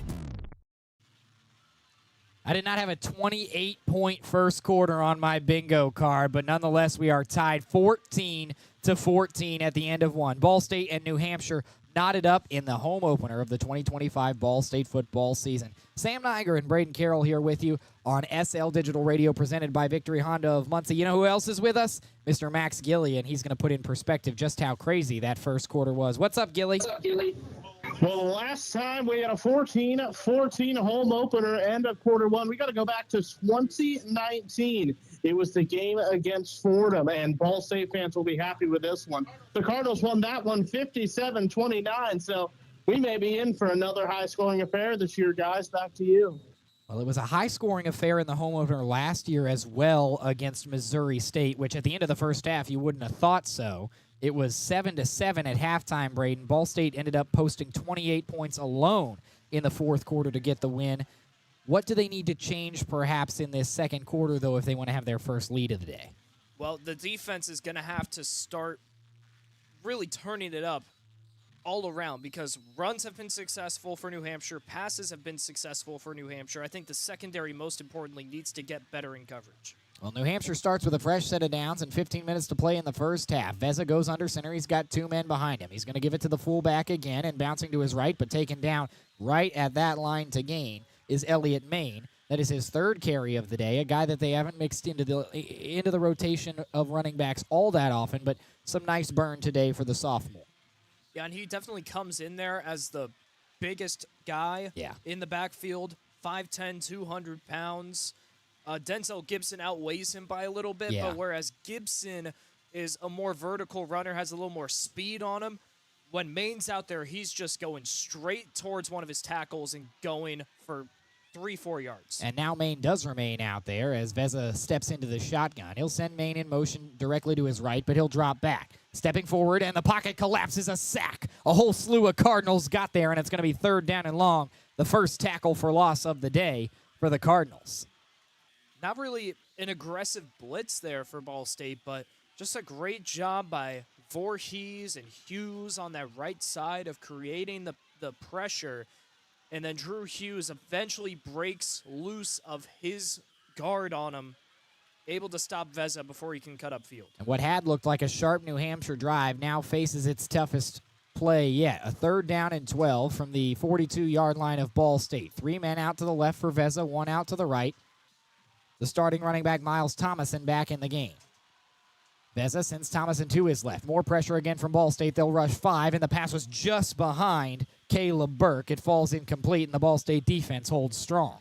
And that's going to go down as the first real miss for Matt Veza. Caleb Burke pretty open on that play, got in front of the secondary, and just threw it behind him. That would have been a first down likely. Prior to that play, Veza was 9 of 11 for 77 yards. He's now 9 of 12, putting together a good performance, but just off the money there. New Hampshire well out of field goal territory, so they will send the punter Matt Guide back out there. Already a punting fiasco for Ball State the first time. The block that led to 6 points for New Hampshire. Standing back to return that kick for Ball State is Weatherly. Short punt. It's going to land inside the 15, takes a friendly Ball State bounce, and sliding in to down it is Josh Fillion for New Hampshire at the 10-yard line of Ball State. What was interesting about the lineup for Ball State on that punt return was it looked like they were playing a safe man. Yeah. Like they almost thought New Hampshire might fake it. We've seen some trickery from the Wildcats this season. I mean, we talked a little bit about Caleb Burke from that last play. Well, against Holy Cross, he threw a 50-yard touchdown on a jet sweep pass. I mean, so you never know with New Hampshire, and you can tell that this coaching staff for Ball State is worried about the trickery that they might pull. Not to mention the fact that they already had a fake kickoff that was basically a squib kick that was brought back for an offsides. We'll see what trickery the Wildcats have dialed up defensively when we come back, but for the moment, 14-14, early in the second quarter, Ball State and New Hampshire tied on SL Digital Radio, presented by Victory Honda of Muncie. Well, together, we're all in it together.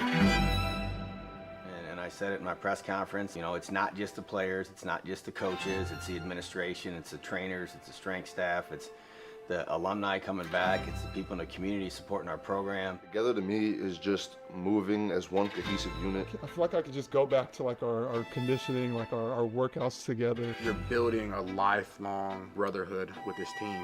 When I hear that word, it fires me up because I feel like it explains, football in a sense. New episode of Together is out now. From the bell tower to your smartphone, anywhere in the world. Never miss Ball State Sports with SportsLink Digital. This broadcast is produced by the students of Ball State SportsLink and presented by Victory Honda of Muncie. For your next new or pre-owned vehicle, drop by the showroom at the corner of McGalliard and Morrison Roads in Muncie or visit victorymuncie.com. That's VICTORY Muncie.com. Tie ball game with 13:22 to play here in the second quarter. Ball State with a chance to take its first lead of the day. Sam Neiger and Brayden Carroll here with you on SL Digital Radio, presented by Victory Honda of Muncie. Brayden, a heck of a job on the ground for Ball State thus far. 101 total yards rushing for the Cardinals compared to just 39 for New Hampshire. How has that ground game played a role so far today? Well, it's come in both with nice short runs for 3-4 yards, and then the two big runs from Quay Ashley and Kyle Kelly, who, by the way, is now 23 yards away from 1,000 career rushing yards. Just a great start on the ground for the Cardinals today. Well, they don't have favorable field position this time. Starting from the right hash of their own 10-yard line, Kelly has Ashley in the backfield with him, and there's already flags flying before the drive even starts. It's going to be false start. Ball State jumped early.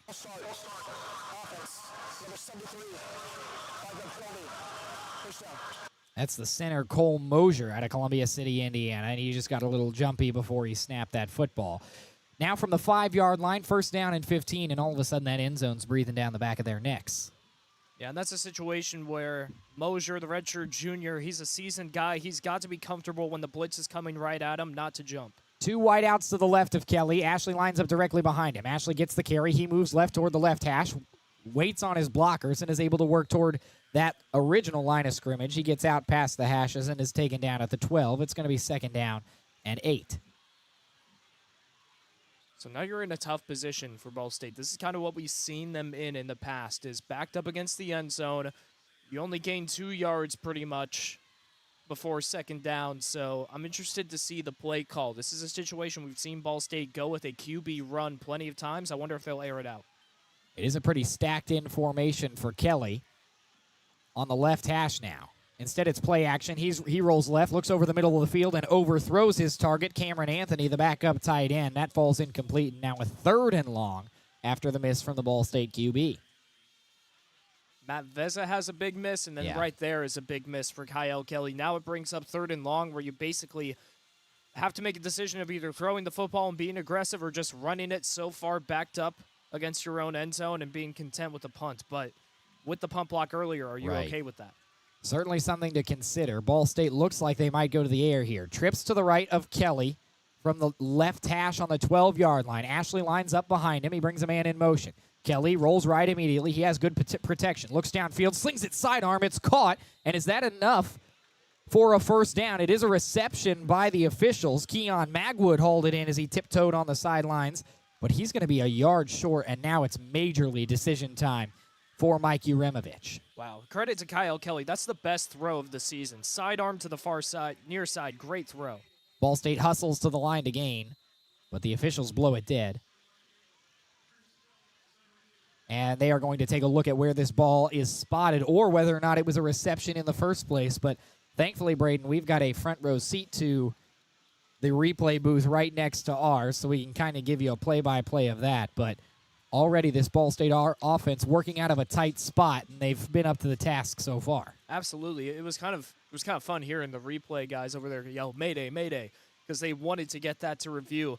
It was so close to the boundary, and we talked about the sidearm throw. That was an incredible effort to even come down with the catch by Keon Magwood.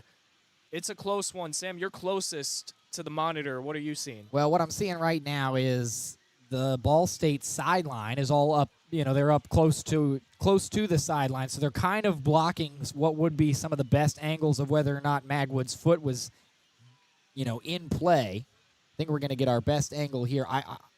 I think he drags that right foot, and if he does, he is out past that 25-yard line. It's just going to come down to whether or not his left foot touched out of bounds, I should say, before he was able to have possession. But this is going to be an interesting call, perhaps a second quarter defining call with 12:30 to play in this first half and a tie ball game 14-14. The review is over, a fairly quick review, and we'll get our ruling here.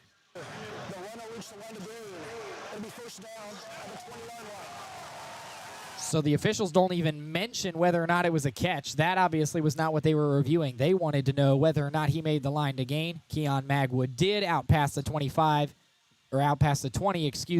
and a fresh set of downs for Ball State. Just Keon Magwood's 2nd reception of the year. Crazy to think about for one of Ball State's best skill players. Now 5 wide for the Cardinals, 2 to the right, 3 to the left for Kyle Kelly. Nobody in the backfield with him on the right hash at his own 20. He takes the snap, it's low, he digs it out of the dirt and steps forward, lets it go over the middle of the field, and it's picked off one-handed on the Cardinal head logo, hauling it down, the backup free safety, Duncan Moreland, and a huge juice play for New Hampshire on the defensive side. That's tough because Eric Weatherly, by just a hair, was able to get open, and then Kyle just left it short, and all of a sudden, all the momentum of a big first down, it's wiped away. And now if you're New Hampshire, a real chance to snag a big lead. You're thinking now in terms of we get the ball to start off the second half, so they need to pad this second quarter with points. 12:14 to play plenty of time for New Hampshire in Ball State territory with the game tied at 14 apiece.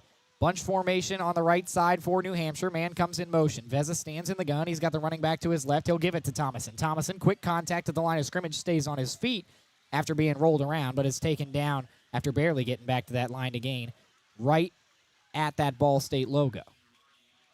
Second down and 10. Clock rolls at 12 minutes to play now in the second.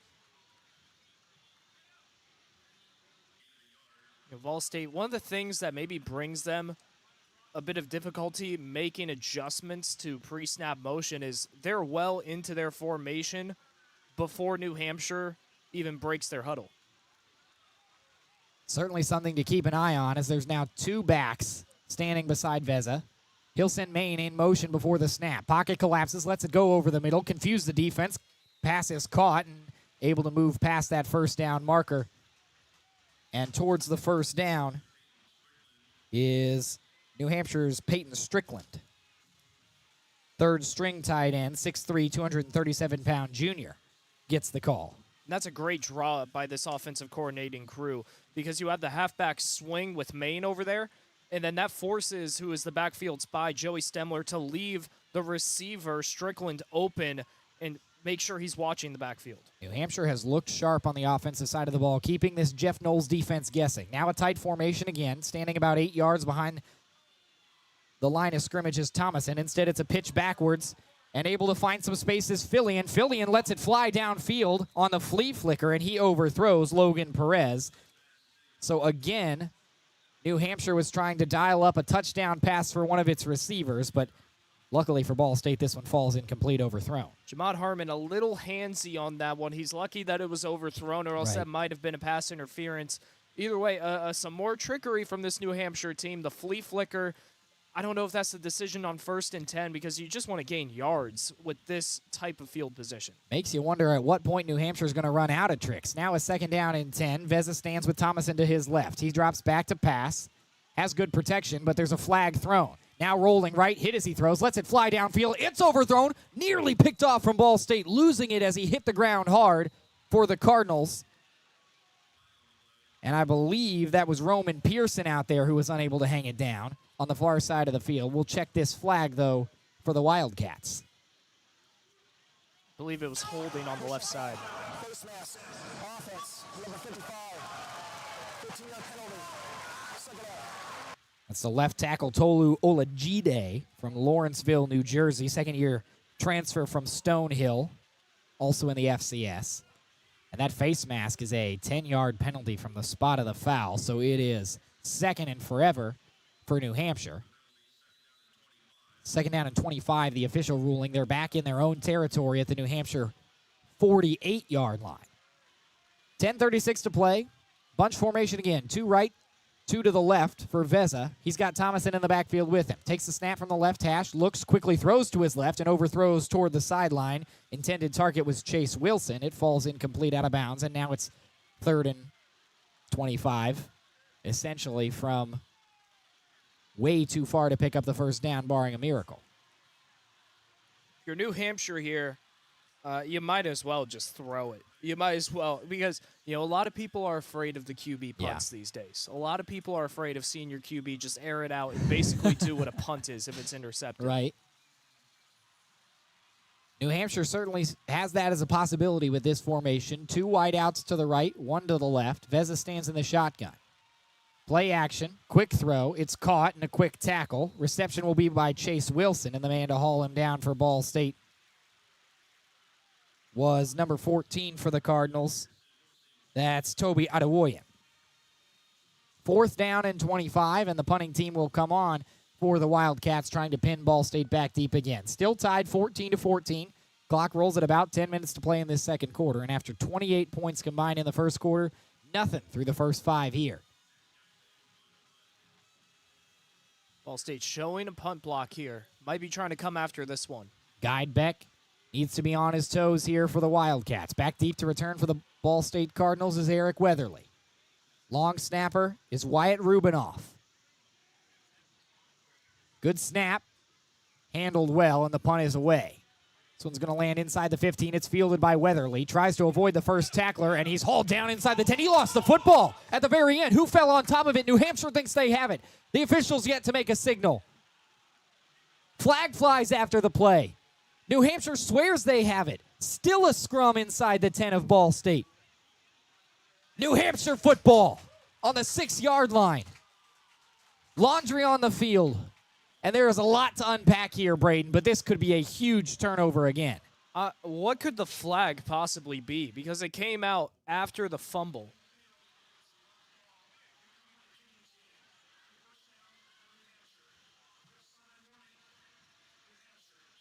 So New Hampshire gets a sideline warning, which is where that flag comes in. Essentially, they stepped out of the box, getting hyped for their boys after they made a big play, but a tough spot for Ball State, and another special teams mistake will give New Hampshire a 1st and goal at the Ball State 7-yard line. I mean, what is going on with special teams? This is a Ball State crew that has been so consistent on special teams, one of the best punters in the MAC.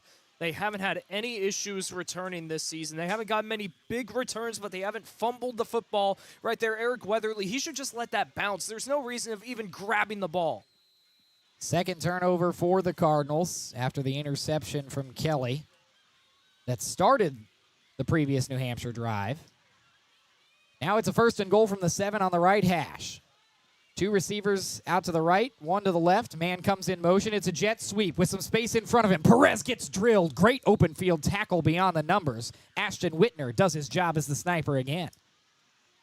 And that time, that's how you combat a fast man on the sweep, is you just have your... That's why the sniper position exists. Exactly. It's just stand there on runs to the outside and wait, because you have the power and the speed. You put your strongest guys out there. Ashton Whitner, 5'11", 196 pounds of pure muscle. The base, the body on this kid, he's so strong, and he just laid the wood. He is a heck of an athlete when he's got an open field tackle. It's a 2-yard pickup for New Hampshire just inside the 5. 2 receivers to the left for Veza. He's got Thomason in the backfield with him. Takes the snap. Play action. Looks left. Deep throw. Toward the corner. What a catch! Incomplete. It looked like it was hauled in by Ryan Blagg for what would have been his first reception of the year. But how about that coverage from Jamad Harmon? He battled him all the way to the ground and knock it free. I mean, that's just not giving up on the play, and that's what you ask of a cornerback when they don't turn around to the football, because it happens, all right? People call it out all the time, but it happens. Once he sees that ball is in the receiver's hands, he's scrapping immediately, going for the strip. Great effort by Harmon. He's fired up for a reason. That's probably his best defensive play of the season. 3rd down and 5. 8:46 to play in the second quarter. Tie ball game 14-14. New Hampshire trying to regain the lead. 2 to the left of Veza. He'll send the running back in motion to the right. Now nobody in the gun with him. He steps forward, trying to look downfield, but the Ball State defense is all over him. First one there for the Cardinals is Nathan Vorhees, but a whole crew of Cards gets there for the sack. You know, that's where inexperience really comes in for Matt Veza. That's a jump pass, and you need to check out of that when you see 3 linebackers and 2 safeties bunched up the middle of the field. A jump pass to the tight end is never going to work in that situation. He's just got to tuck it and run, and he didn't give up on the play fast enough. 4 for 4 of field goals last week was Nick Reed. He's got a chip shot here of 25 yards to try and give New Hampshire the lead with 8:10 to play here in the second quarter. Ball State looks like they're sending the house to try and block this. Reed sets up from the right hash. Play clock winding down. He gets the snap. Good hold. And it's off the post. Back in play. Ball State picks it up, but that is a dead ball, and the Cardinals somehow avoid letting New Hampshire get any more points on the board after the muffed punt. It will be Cardinal football, and this game gets crazier and crazier in an FCS matchup. The best kicker in the FCS last week. Yeah. And he missed a chip shot. That's shocking from 24 yards out. I mean, interesting. But, this game, I mean, the story just keeps getting more interesting in this one. It doesn't end, and, special teams has been, what a ride. It feels like Maction before Maction. 6 of 6 on field goals heading into that kick was Nick Reed, including a 50-yard game winner last week. But for the moment, we remain tied. Inside 8 minutes to play in the first half. 14-14, Ball State, New Hampshire. It's SL Digital Radio presented by Victory Honda of Muncie. Victory Honda of Muncie. We're not just another car dealership, and here's why. We stand behind every car we sell and are dedicated to helping our customers save time and money. All our pre-owned cars undergo a rigorous 182-point inspection and come with a 90-day warranty to ensure that you're getting a Victory quality vehicle. Plus, you'll get 2 years of complimentary oil changes and tire rotations. We're part of a top 15 dealership group and have an enormous selection of vehicles with access to inventory at over 45 locations. You always get more for your trade and the best possible rates with us. We have an excellent relationship with hundreds of lenders. Our exclusive Car Doc maintenance and membership program will help you save hundreds of dollars in the process of maintaining your vehicle. Lastly, our state-of-the-art body shop and certified technicians perform high-quality repairs and paint work on most vehicle makes and models. Victory Honda of Muncie. We're not just another car dealership. From trivia night at Brothers and tater tots at Roots. Never miss a Ball State game with SportsLink Digital. Stories in Ball State Sports. Our latest videos and SportsLink program information can be found at ballstatesportslink.com. That's at ballstatesportslink.com. We've got SL Digital Radio presented by Victory Honda of Muncie for you. A tie game between the Cardinals and the Wildcats. Ball State and New Hampshire knotted at 14 with 7:54 to go here in the second quarter. Off the post on the most recent field goal attempt from Nick Reed, his first miss of the season. Ball State doesn't have great field position. They'll start at their own 20, but they dodge a bullet after an interception and then a muffed punt. Can Ball State settle down, Brayden? I think that they can. Offense is probably the best position to be in right now. With 7:54 on the clock, you can take 5 minutes off of it with a good drive, and you can take the lead. Yeah. Ball State looking for its first lead of the day. Kyle Kelly will set up shop at his own 20. Again, 14-14, 7:54 to play in the second quarter. 4 men out, 2 to the left, 2 to the right. It's a pitch to Quay Ashley, who has blockers in front of him to the right side. He is hit and continues to churn the legs as he moves toward that line of game, taken down at the 28-yard line, just right of the numbers. That's a great hit on New Hampshire. This is a guy who hasn't really came in this season much. Riley Collins III. I mean, he absolutely stopped Quay Ashley in his tracks. That could have been a much longer gain unless he doesn't lay the boom on that hit. The open field tackling has been there. That's one of the sole positives on both teams defensively.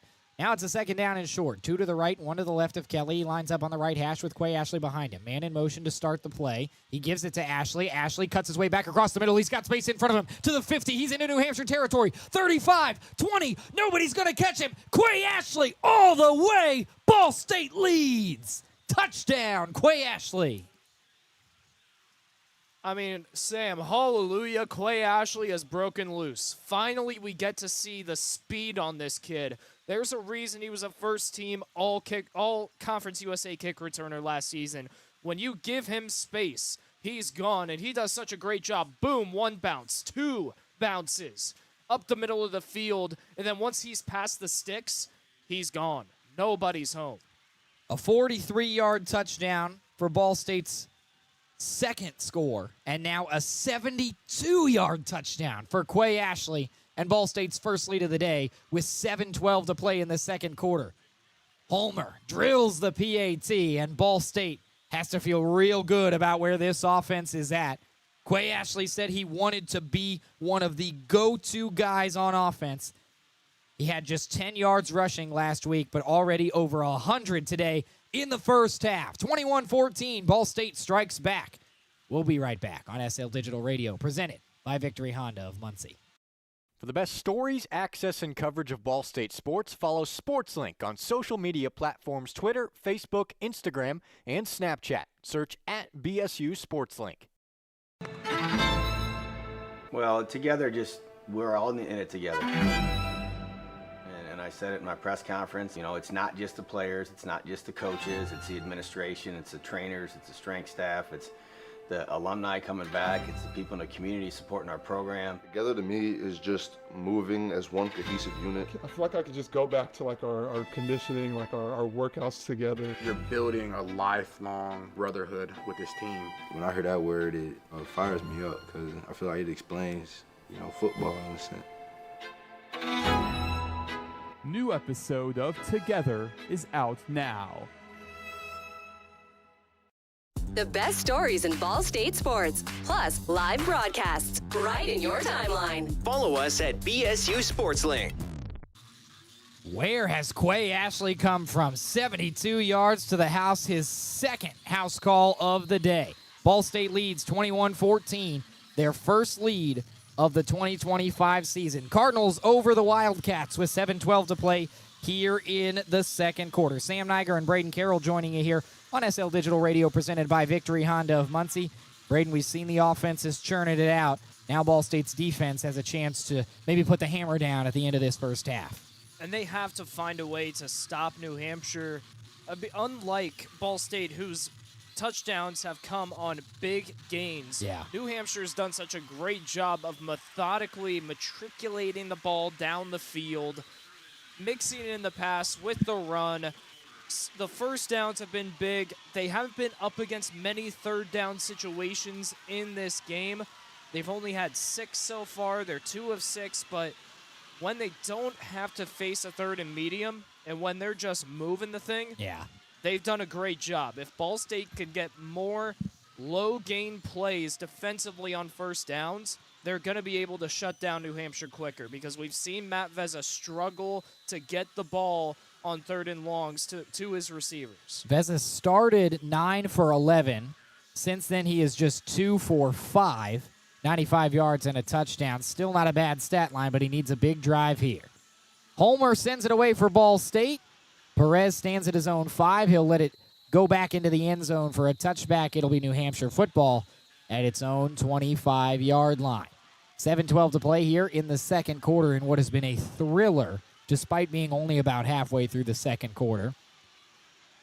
Today's just been weird, Brayden. Started off with some rain that came out of nowhere, a 2 o'clock start, home opener, FBS versus FCS, a couple of botched special teams plays, but it has made for some fun football at the shoe for week 3. Now Matt Vezza and company have a chance to answer. Vezza's thrown for 1. There have not been many rushing attempts for New Hampshire. Just 11 total carries for 40 yards. Vezza takes the snap on the left hash. He lets it fly to a wide open man who steps out of bounds beyond the New Hampshire 40. Caleb Burke back in the mix. 8 receptions on the 8 receptions heading into today, I should say. And already he's got 5 more to his name. He is the go-to target, and that moves the sticks quickly for New Hampshire. 7:06 to play here in the second quarter from the right hash at the 42-yard line of the Wildcats. One man out to the right beyond the numbers for New Hampshire. Bunch formation to the left. Thomason in the backfield. Man comes in motion. Vezza takes the snap. Play action again. Looks out to Burke on his right. He's got a good blocker and moving forward along the sideline. Tiptoeing, but eventually putting a toe over the line was, in fact, Chase Wilson, not Burke. And he will step out about a yard short of that line to gain.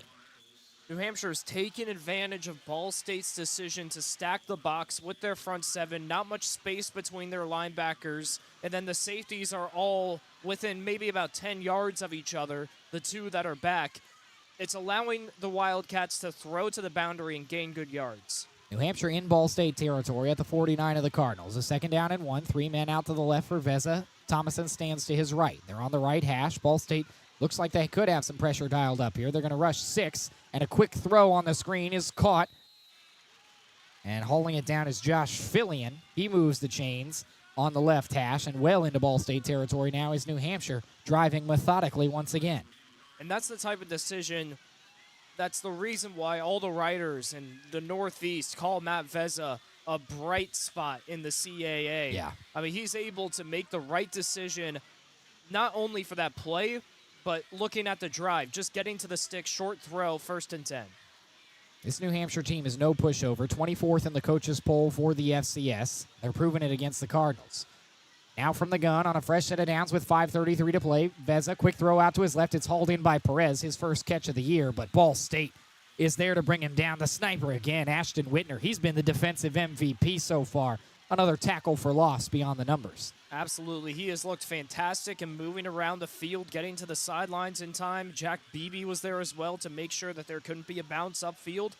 And they read that screenplay very, very well for it being a 1st and 10. You don't often see screens on first downs.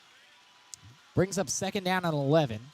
Clock ticks inside, 5 minutes to play. Some communication out of the huddle for Veza. He's got about 10 seconds on the play clock. Now he's got 2 men wide out to his right, 2 to his left. And a timeout is going to be spent by New Hampshire. A little too much pre-snap communication.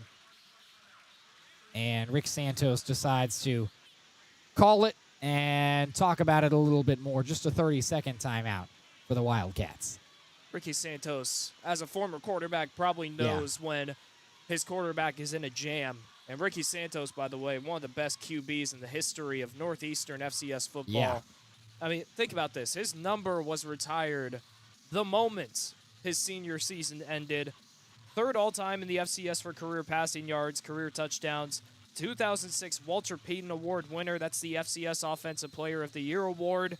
3-time All-American. He was an absolute stud, and that's why he's such a great head coach. He brings that QB mind to the game, and that's why Matt Veza has been able to develop so well as just a sophomore. You can see, even as this game is building, he's making better decisions throughout.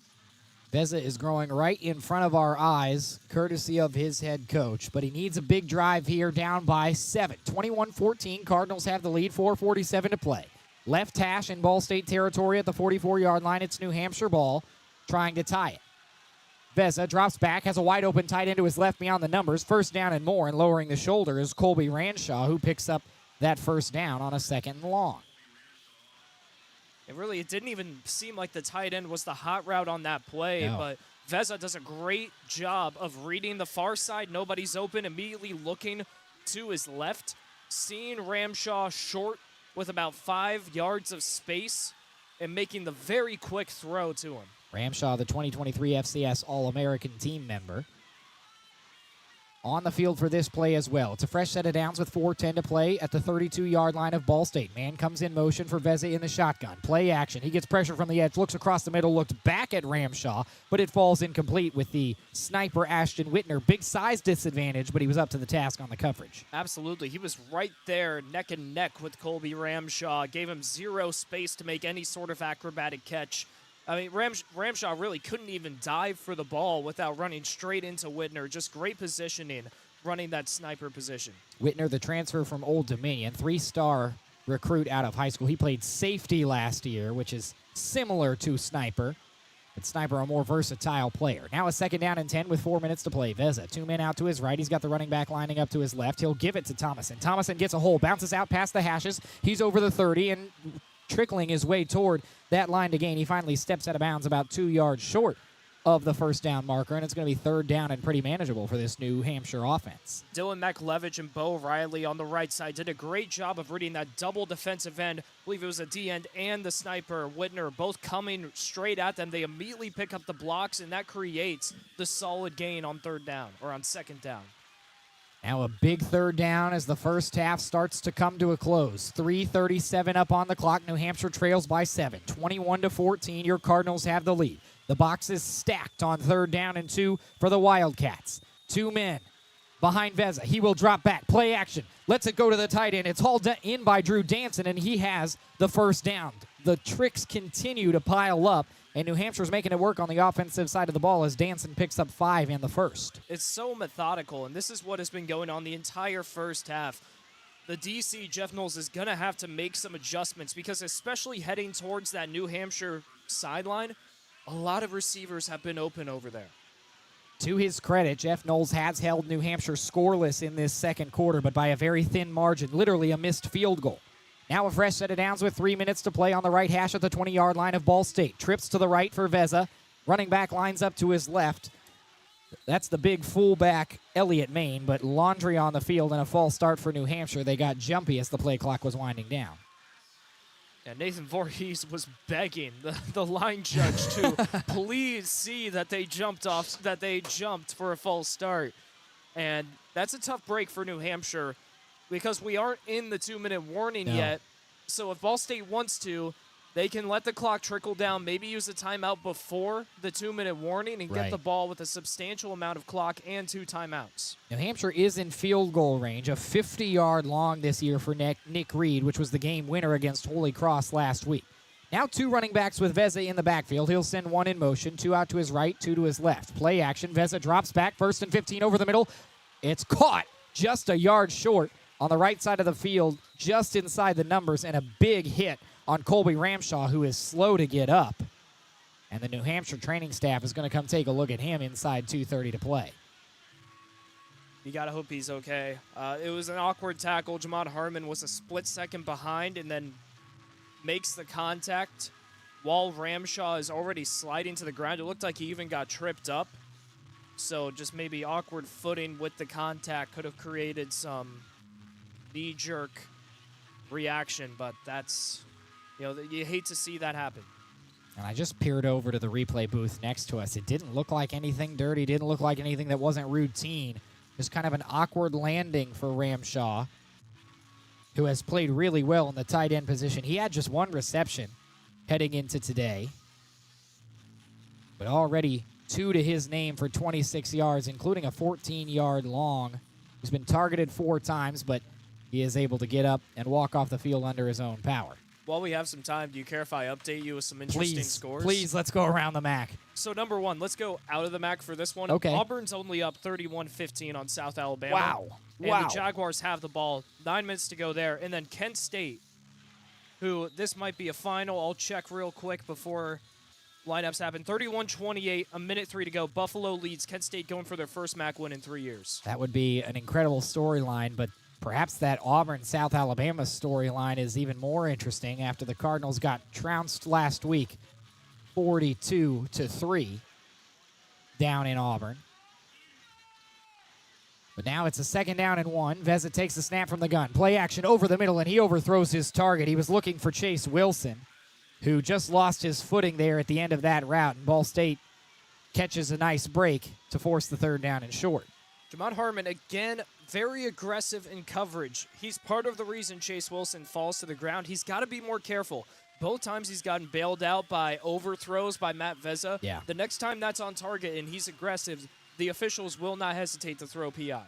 Now it's 3rd down and 1. 2:08 to play in this first half. New Hampshire trails 21-14 on the 11-yard line of Ball State at the right hash. 2 receivers out to the left of Veza. Thomason is the back, also lined up to his left. High snap. He gets it down to Thomason. The Ball State defense is there. The botched snap results in a huge play for Ball State, but the Cardinals too aggressive to finish the play. The helmet comes off of Thomason, and that is going to be unnecessary roughness and a fresh set of downs for the Wildcats. Unbelievable. What a big mistake. Something that you can't do. It's DeJuan Echols. He has such a good game against Auburn.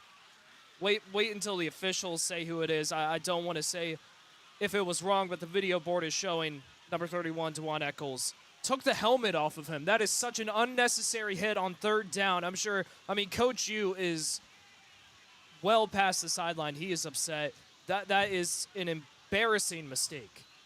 Not a good look for the Ball State defense. The play had been dead for a good 2 seconds before those flags were thrown. After the play, personal foul. Defense, number 21. After misses to the goal, automatic first down. That's against the leader of the Ball State defense, Joey Stemler, the middle linebacker. Unnecessary roughness is the call. Regardless, it was a penalty, Brayden. It's just it comes down to who it was on, but that ball is half the distance to the goal. 1st and goal, 2:02 to play here in this first half, and still some miscommunication. New Hampshire trying to sub. It was Joey Stemler. Yeah. DeJuan Echols originally was the one who made the tackle. Sorry for getting that wrong. I don't want to No, accuse the wrong person. all but, good. Man, Joey Stemler, he is the star of this defense, and what is happening? They're probably reviewing it for targeting. He took the helmet off of Thomason. Took the helmet off of him. That he could have seriously hurt New Hampshire's running back. And this is a big decision. The leader of this Ball State defense is Joey Stemler. 3 tackles already today. And Stemler comes in with, late hit, got him the crown of the helmet. It's not that he tore that helmet off of his head. He literally popped him so hard after the play that helmet flew off. I mean, that's dangerous. That's just not football. That's not football. That's dangerous. You can get people seriously hurt by doing that. Joey Stemler, a leader, he has to know better. He has to know better. The rain is falling again in Schumann Stadium, perhaps a sign of the times of this review to come. A longer review, perhaps, than we expected. From every monitor that we see in front of us, targeting is well within reason here. Talk about a huge hit to this Ball State defense. Stemler, one of the team's leading tacklers, 9 tackles heading into today. He had 4 tackles against Auburn, a fumble recovery as well.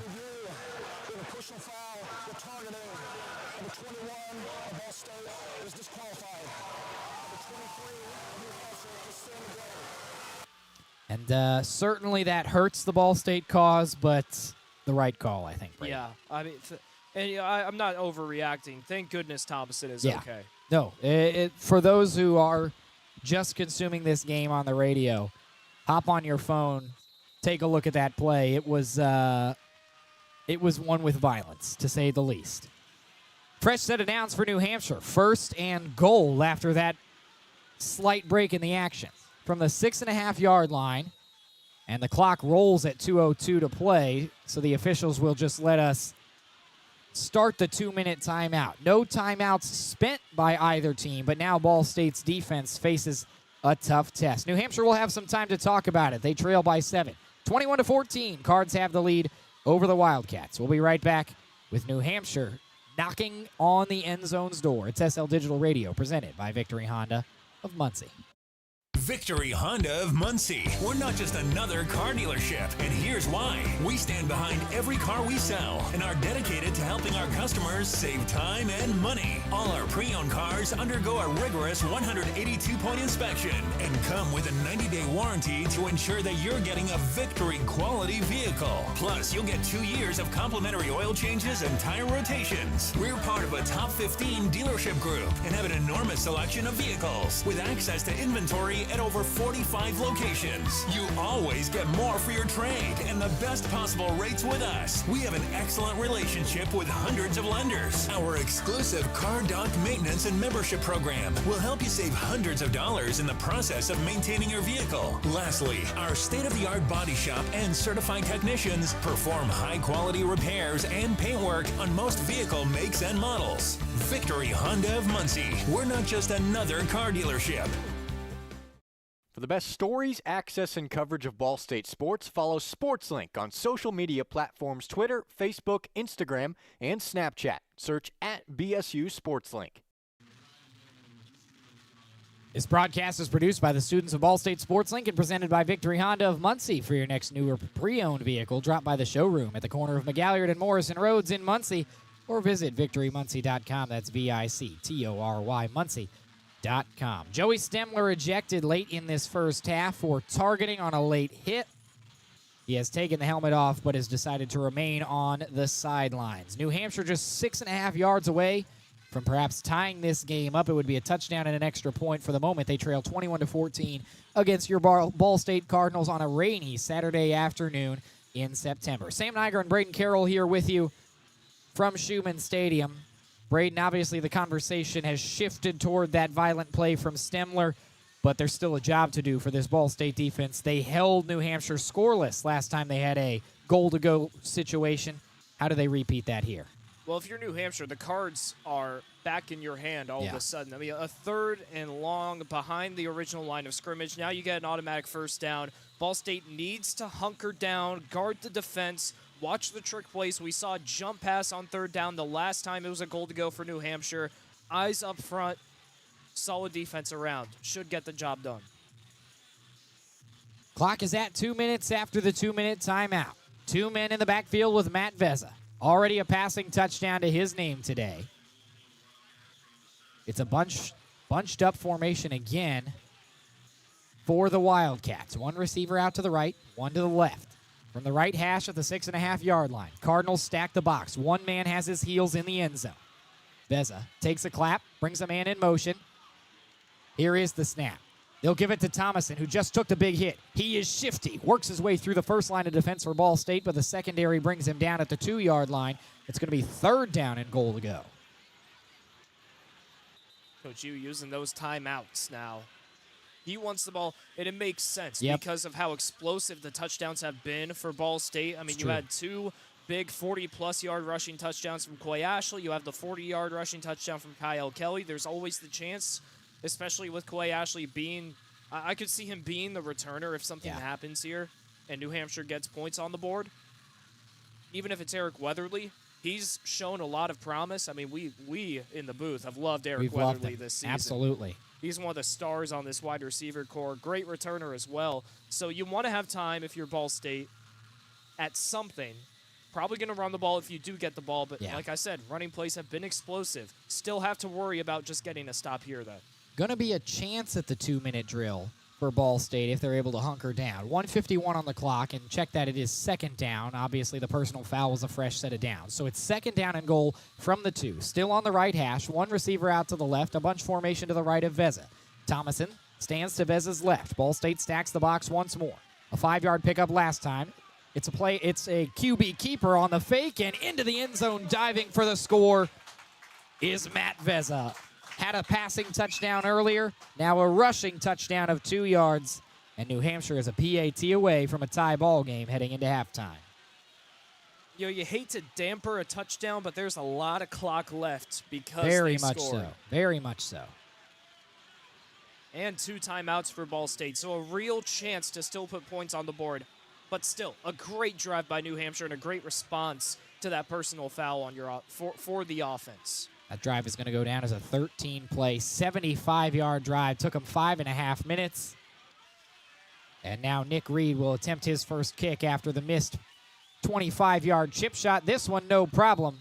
And we are tied. He missed a PAT last week, which set up that game-winning field goal, which obviously they'll take the game-winning field goal of 50 yards. But Nick Reed, if he made that 25-yard chip shot, New Hampshire would have the lead at the moment. Nonetheless, it is 21-21 between Ball State and New Hampshire. 1 minute, 47 seconds left to play in this first half. 2 timeouts for the Cardinals, 2 timeouts for the Wildcats.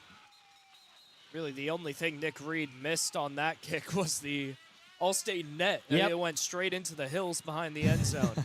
Kid's got a cannon of a leg. A couple of kids were back there to try and haul that in as well. Got a great crowd up on the hill with the rain. It's been muddy. Quay Ashley is the new return man for Ball State, as the Cardinals will turn away from Eric Weatherly in the return game, at least for the moment. Ashley stands on his own 3-yard line on the right hash. Reed lines up just inside his left hash at the 35-yard line. Nice kick, end over end, and it falls into the end zone of Ball State. Touchback, no time comes off the clock. 1:47 to play here in this first half. And they don't call it a 2-minute drill for nothing. This Ball State offense has had some explosive plays, as you've talked about, Brayden. What's the strategy here? I think you got to run the football regardless because New Hampshire still has 2 timeouts. You don't want to give them the ball and an opportunity to do something. And Ball State's been effective at running. Maybe you throw in 1 pass every set of downs, but you don't want to hammer home passes. Trust the run game. Maybe you can break something loose and get past the 50. Put yourself in a field goal situation. Ball State lines up between the hashes. 2 receivers to each side for Kelly, who stands on his own 20-yard line. He'll pitch it out to Ashley. Ashley has some blockers just inside the numbers, and he scampers his way forward to the 32-yard line. About a 7-yard pickup, and Ball State will hurry up offense. It's actually Horton who's the running back right now. Interesting not seeing the speedy Ashley out there. Now Kelly drops back, decides to run it himself. He'll pick up the first down, which will stop the clock. He's hauled down at the 38-yard line. And until those chains are reset, the clock is stopped at 1 minute and 24 seconds to play. Horton remains the back for Ball State. No Quay Ashley, despite lining up as the return man just a minute ago. Now inside the hashes. Clock rolls at 1:20 to play. Kelly, 2 receivers to his right, looks left first. He'll let it fly downfield. His first big throw of the year. Some contact and a late flag is going to go against New Hampshire. Delayed call, and Zeron Skinner will be guilty of either a hold or PI. We'll see what the officials decide. He's got to be frustrated, but it was a 50-50, and the difference there.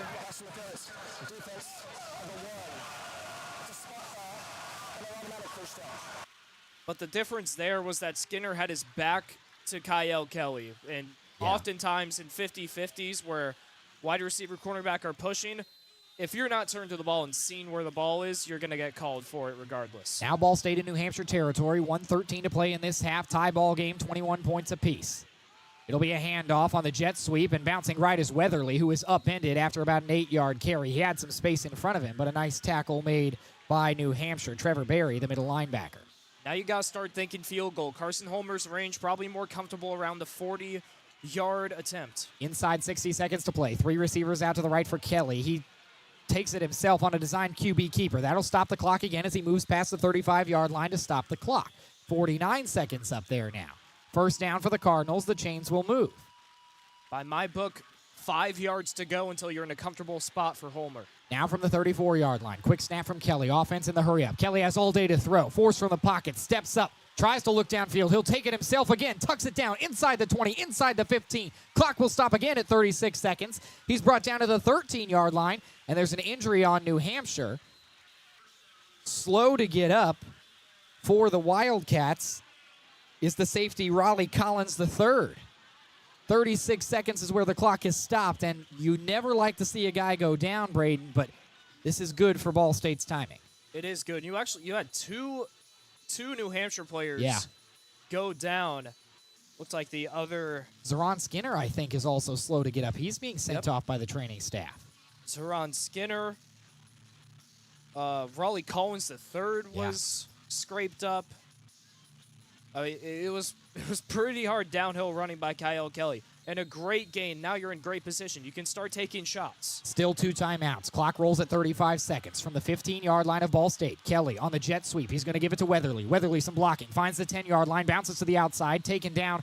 But I think he picked up that first down inside the 5. It's going to be Ball State's first goal-to-go situation. 26 seconds left after Weatherly moved out of bounds. Now those starters are going to come back on that were banged up on the last play. And New Hampshire's going to go with a strong defensive front from the 5-yard line. Nobody in the backfield with Kelly. 2 or 3 receivers to his right and some movement up front. That's going to go against Ball State. Nothing is going to hamper the Cardinals worse than that on this drive. And that's going to go against number 62, I believe, which is the backup center, Otto Hess. It was tough to tell. We didn't have him patched in, so don't quote me on that. Nonetheless, it's a tough penalty for Ball State. Now it's first and goal from second and 6 from the 10-yard line. Otto Hess is out there as the center, and it was the nose tackle that got drawn offside, so I think that's the right number. 1 man in the backfield with Kelly. 2 receivers out to his left, 1 to his right. Sends a man in motion. Now takes the snap from the left hash. Kelly loses his footing. Instead, he's able to find a wide-open man over the middle. Caught. Touchdown. Cardinals have the lead. Cameron Anthony, his first reception of the season, and it's for 6. Huge drive by Ball State. The most impressive drive of the season for the Cardinals. Smooth movement down the field, running the 2-minute drill to perfection. And now you're not as concerned about New Hampshire having the ball to start off the second half. You have the cushion that Coach U and this offense and this defense with Jeff Knowles needs. With 20 seconds left, it'll go down as a 27-second drive of 75 yards. Capped off by Kyle Kelly's first passing touchdown of the year. Holmer boots the PAT through, and Ball State has got to be feeling real good about where this offense is at the moment. Absolutely. The only concern I have is special teams. Yep. All right, you got to stop them because New Hampshire's not in a position where they're going to run the offense as is. They'll probably just kneel out the rest of the half. So it really comes down to this one kickoff play. You got to come up with a stop, no solid returns, leave them forced to kneel it out. So, Brayden, we saw the squib kick earlier from New Hampshire. Is that on the table here for Ball State to just try and run the clock out? I think it is because, again, it puts somebody who's not the fastest guy on the field. Logan Perez probably wouldn't be able to be the one returning. So you don't have a big gain more than likely, and then you also just force them to kneel it out either way because there's not much of a difference between being 80 yards from the end zone and 60 yards from the end zone. A lot riding on Carson Homer here, sneakily, with 20 seconds left in this first half. Ball State has a 28-21 lead over New Hampshire. Perez is the return man deep, standing at his own 5-yard line. We'll see if this is a full kick from Homer. Touchbacks on each of the last 2 kicks. This one is returnable from the 4. Perez will return it. He's got a full head of steam, works out to his right, works out across the 20 to the 25, and eventually finds his way past the 35 where he's taken down. Flags fly in again. Another New Hampshire player lost a helmet. And extracurriculars after the play could give the Wildcats, with 2 timeouts left, a decent look to get into field goal range. Wow. Hopefully. After play, personal foul, kicking team, number 42, 15-yard penalty, first down. That is Leighton Starks, the redshirt freshman. Personal foul, 15-yard penalty. And depending on where they spot this ball, it could already be in Ball State territory with 15 seconds left. What's going on? I mean, this can't happen. These 2 penalties can't happen. We talk about the Coach U culture. Yep. What is this? What is this? This can't happen. Now a tough spot for the defense, missing their middle linebacker leader in Joey Stemler, who was ejected with targeting. He stands on the sideline. He'll be forced to look on. From the 49-yard line of Ball State, Veza sets up with 15 seconds to work. 3 receivers to his left. He'll look there first. Good protection, fires right. His receiver slipped, and if he hadn't, Chase Wilson could have had a reception and been deep into Ball State territory. Still time on the clock.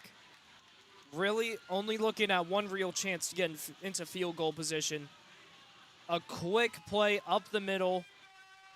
Maybe throwing to the boundaries if you can get quickly out of bounds, but it's pretty cut and dry. You got to throw the ball here. Yeah, you're looking for about 15 yards minimum to get into Nick Reed's range.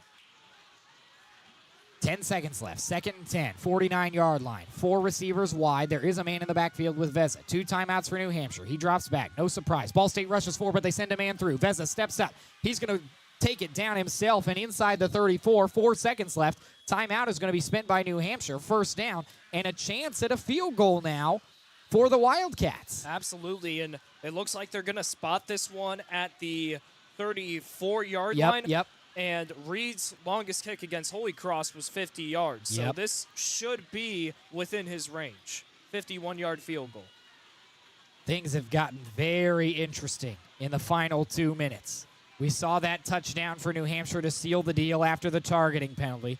Then Ball State runs an excellent 2-minute drill to retake the lead. Their lead is not in jeopardy here, but this is huge for New Hampshire because they get the ball back with perhaps a chance to take the lead at the start of the second half. And if you make this, Coach U has to be so upset with the culture of his team right now. 10 points if this is made on pointless after the play is over penalties. Wyatt Rubinoff, the long snapper. Matt Guidebeck is the holder.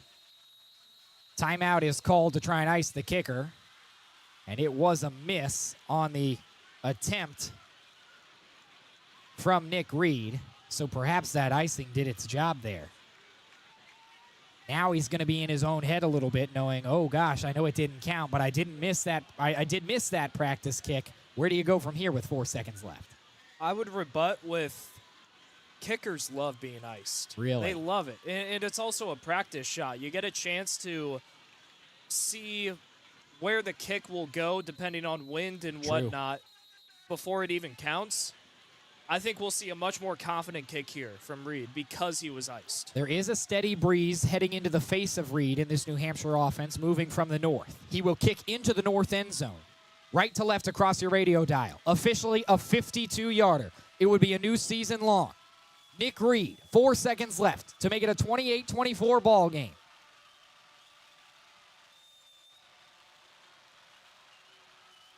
Good snap, good hold. The kick is up. Missed it right. Ball State takes the lead into the locker room, 28-21, and they survive on special teams again, but New Hampshire is hanging around. 14 points again in that second quarter for Ball State. They lead by 7 at the break, 28-21. Roen Elbert's going to come take over for our halftime report. He'll be joining Brayden, Carroll. But as for me, I'm Sam Neiger. I'll rejoin you on the other side of this halftime break. For the moment, Ball State holds on to a razor-thin lead, 28-21 over the Wildcats. This is SL Digital Radio, presented by Victory Honda of Muncie. Victory Honda of Muncie. We're not just another car dealership, and here's why. We stand behind every car we sell and are dedicated to helping our customers save time and money. All our pre-owned cars undergo a rigorous 182-point inspection and come with a 90-day warranty to ensure that you're getting a Victory quality vehicle. Plus, you'll get 2 years of complimentary oil changes and tire rotations. We're part of a top 15 dealership group and have an enormous selection of vehicles with access to inventory at over 45 locations. You always get more for your trade and the best possible rates with us. We have an excellent relationship with hundreds of lenders. Our exclusive car dock maintenance and membership program will help you save hundreds of dollars in the process of maintaining your vehicle. Lastly, our state-of-the-art body shop and certified technicians perform high-quality repairs and paint work on most vehicle makes and models. Victory Honda of Muncie. We're not just another car dealership. Well, together, we're all in it together. And I said it in my press conference, it's not just the players, it's not just the coaches, it's the administration, it's the trainers, it's the strength staff, it's the alumni coming back, it's the people in the community supporting our program. Together to me is just moving as one cohesive unit. I feel like I could just go back to like our conditioning, like our workouts together. You're building a lifelong brotherhood with this team. When I hear that word, it fires me up because I feel like it explains, football in a sense. New episode of Together is out now. For the best stories, access, and coverage of Ball State sports, follow SportsLink on social media platforms Twitter, Facebook, Instagram, and Snapchat. Search @BSU SportsLink. Victory Honda of Muncie. We're not just another car dealership, and here's why. We stand behind every car we sell and are dedicated to helping our customers save time and money. All our pre-owned cars undergo a rigorous 182-point inspection and come with a 90-day warranty to ensure that you're getting a Victory quality vehicle. Plus, you'll get 2 years of complimentary oil changes and tire rotations. We're part of a top 15 dealership group and have an enormous selection of vehicles with access to inventory at over 45 locations. You always get more for your trade and the best possible rates with us. We have an excellent relationship with hundreds of lenders. Our exclusive car dock maintenance and membership program will help you save hundreds of dollars in the process of maintaining your vehicle. Lastly, our state-of-the-art body shop and certified technicians perform high-quality repairs and paint work on most vehicle makes and models. Victory Honda of Muncie. We're not just another car dealership. Well, together, we're all in it together. And I said it in my press conference, it's not just the players, it's not just the coaches, it's the administration, it's the trainers, it's the strength staff, it's the alumni coming back, it's the people in the community supporting our program. Together to me is just moving as one cohesive unit. I feel like I could just go back to like our conditioning, like our workouts together. You're building a lifelong brotherhood with this team. When I hear that word, it fires me up because I feel like it explains, football in a sense. New episode of Together is out now. From the bell tower to your smartphone, anywhere in the world. Never miss Ball State Sports with SportsLink Digital. In the halftime break, the Ball State Cardinals with a 28-21 lead over the New Hampshire Wildcats, their first halftime lead of the season. Good afternoon, I'm Roen Elbert, joined by Brayden, Carroll.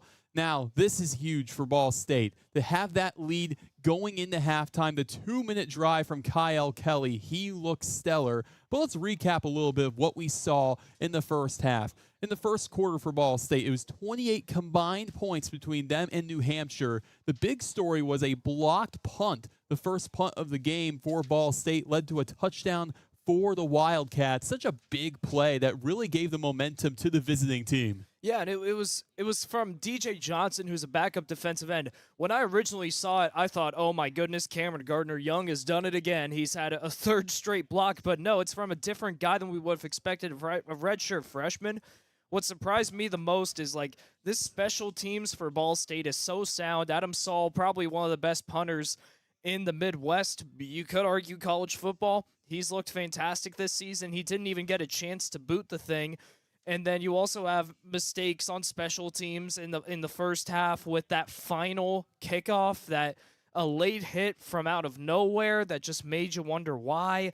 And then you look at New Hampshire, one of the best kickers in the FCS last week. He misses an up-close 28-yard field goal, and then after being iced and having the chance to get a practice shot in, which he missed, Reed misses a 51-yard field goal. Looked a little bit more confident, had a bit more distance, but he still missed it wide to the right.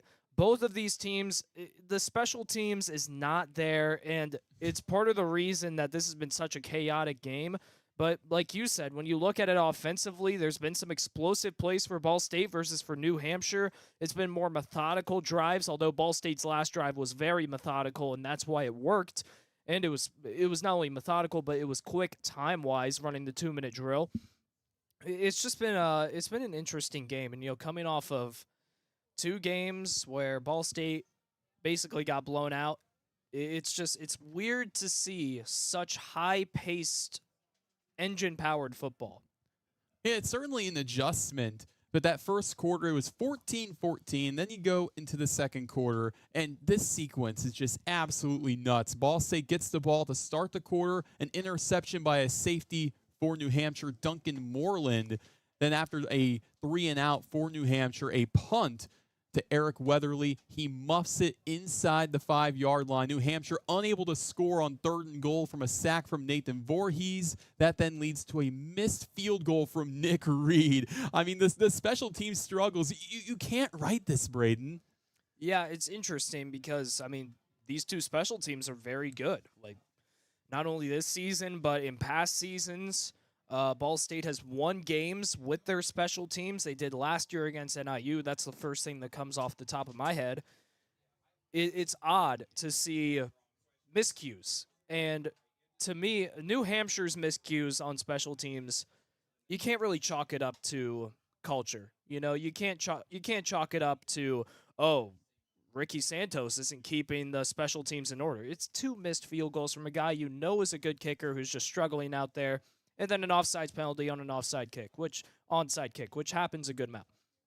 But you look at Ball State, you look at the blocked punt where the Gunners aren't blocking at all, and then you look at the late hit for no reason, and you just wonder why. And that's what concerns me, not only about the special teams for Ball State, but just about this game as a whole, this season as a whole. I mean, like I'll say it again, that hit that Joey Stemler dealt out late in the second half, very similar to that special teams miscue by Ball State, could have seriously hurt Miles Thomason. And it makes you wonder, alongside the special teams issues that aren't player-based, they're systematic-based, and you just wonder what is going on. Yeah, and I do want to ask you this, just because, like you mentioned it, fundamentally, to make those mistakes, it just can't happen. What do you think is being said, maybe not just to those players who issued out those late hits, but just in general to the team about you can't have those mishaps? What do you think is being said? You're better than this. You have to be better than this. We're playing New Hampshire. The MAC schedule is in front of us. We still have one out-of-conference game, and you have to be better than this. All right, they're up 7 points, but it's been an embarrassing game because there's been unnecessary penalties. The defense has struggled. The special teams has been a mess. And we know Ball State's better than this. We just know it. It's the eye test. And the eye test right now is telling us we know Ball State is good, but right now they're scoring a D. Simple as that. But to flip the script to more of a positive note about Ball State, how about that rushing attack, especially from Quay Ashley? 5 attempts, 134 yards, 2 touchdowns, including a 72-yard house call. That was after the missed field goal from Nick Reed. The first one, Reed had another one from 52 yards right before halftime. That miss, it was wide right. Ends up being 28-27. Ball State's 3 of their 4 touchdowns coming on the ground. Kyle Kelly had a 40-yard carry himself. 2 touchdowns from Quay Ashley. What's been different since last week? Last week, what we saw, -3 rushing yards against Auburn. Now you come here, and in the first half, 243. Well, I think that the big difference is, getting into the nitty-gritty about what it means to play Power 4 teams. The most improvement that comes from that competition is the offensive and defensive line. Because, you look at the cornerbacks and the wide receivers. When you're getting beat as a cornerback or a wide receiver, the other team's secondary is all over you. You can chalk a lot of that up to, well, schematically, they're just, they have, it's Auburn, their coaching staff is phenomenal. Or, man, this wide receiver, he's just faster than me. That's why he's playing at Auburn. He's just faster, he's quicker, he's more elusive. Same with, the linebackers. It's like, man, these guys really know how to read. This running back is just, he bounces so well off of tacklers. But when it comes to the linemen, that's when you really learn, all right, this is how I need to leverage against somebody who's bigger than me. This is where I need to be. This is how far I need to step back into pass blocking. It's so much more strategic. Even though strength is a thing, leverage is such a big deal as a lineman that I think that this offensive line crew for Ball State learned so much in playing Purdue and playing Auburn, because it's not just the fact that Quay Ashley looks better and Kyle Kelly looks better running the ball. It's the fact that this O-line they're creating so much space for them. Quay Ashley's almost forced to concede that, well, I got to score here. They've done a great job. Yeah, and that has to be said, because maybe you look at the score, you look at the stats, and maybe you think, okay, 243 rushing yards. The casual fan might not think, hey, that O-line's doing a great job. And, hey, you got to give the Ball State O-line some flowers. Absolutely. And I've been so impressed, especially with the tackles. Tristan Cook, who is a guy who I know personally, who goes to my gym, who talks about, the injuries that he has faced, finally getting time to play. And those early snaps of the season against top-level defensive linemen from Purdue and Auburn, they taught him so much. Chris Hood, he's been learning so effectively in his time at Ball State. Those guys have created the gaps between the guards and the tackles for Quay Ashley and Kyle Kelly to create space. It's been so impressive. They put on a clinic against New Hampshire, and if they can just continue to build on that, because now you get to make those adjustments as a lineman. You get to say, all right, well, I know when the defense is in this formation, this is where the defensive end is cutting, this is where the tackle's cutting. You can make those changes. I wouldn't be surprised to see the rushing attack only get better from here for Ball State. So you go to the same gym as Tristan Cook? I do, yes. Have you ever outbenched him? No. No, he's 294 and I'm 205. I wish I could. Oh, man. Maybe that question was better left unanswered. No, I accept it. I bench 225. That's all I need. Hey, that's maybe about 225 more than me. But regardless of that, who are some players in your eyes from the first half that stood out on both teams? Quay Ashley really stood out to me because, again, credit to the O-line, but once Quay Ashley came past the line of scrimmage, his ability to bounce past linebackers, to make the cuts on safeties, to give him the open lanes, really impressive stuff. He's a great kickoff returner, and that's where that ability comes from, because when you're returning, all you're doing is running in space and making moves on people 5-10 yards in front of you, and that has transferred so well over to how he runs the ball in open space. He's looked fantastic. 72-yard touchdown, 43-yard touchdown. The stat sheet shows how great he's been, and the eye test as well. And then Kyle Kelly, he hasn't really forced many balls. I mean, he's been put into tough situations. Schematically, I really like what the New Hampshire defense is doing. I think Scott James is doing a great job of putting pressure on Kyle. But at the same time, he's run the ball effectively, similar to Quay Ashley. When he's gotten in space, he's shed tackles, he's made moves, and it's been really impressive to see that. On the defensive end, I really love the work that this front seven has done, specifically the defensive linemen. We've seen Vorhees get into the pocket, put pressure on Veza, coming along to that blind side. And then Darren Conley, Drew Hughes, I think that although the tackles haven't really come around for them, they've had their best games of the season so far, able to shut down the lanes for this New Hampshire running crew. I can't emphasize anymore how important this game is for both teams. For New Hampshire, for one, they're looking for their first 3-0 start of the Ricky Santos regime in his fourth season. And for Ball State, they are looking to avoid their first 0-3 start since 2009. And if you recall that season in Week 2, they lost to New Hampshire in their only matchup. So what are the keys to the game for both teams going into a crucial second half? Well, I alluded to it, so I'll just say it up front and not really elaborate on it. For Ball State, it's run the football consistently once more for 30 more minutes of football. Defensively, I think you just got to limit the mistakes, all right? Jamad Harmon, like I said, throughout the first half, there were a few PI calls that he didn't get just because Matt Vezza was overthrowing those passes. He's got to be a little less aggressive. At the same time, I thought he did a great job sometimes dropping back, guarding around the boundaries. He's looked really good, but down the middle of the field, this safety crew has given up some big gains for New Hampshire. I think that they have to improve between the hashes, able to guard these wide receivers and these tight ends. And then for New Hampshire, I think that their key is give Matt Vezza opportunities because he's been forced to make split-second decisions. Haven't seen many open receivers for him. I'd like to see Chase Wilson, Caleb Burke get back into the rhythm that they had in the first quarter where they were just open over and over and over again. And then I think another big key for New Hampshire is you got to calm Nick Reed down. He's a great kicker. He's 0 of 2 right now. We know from the film that he's better than that.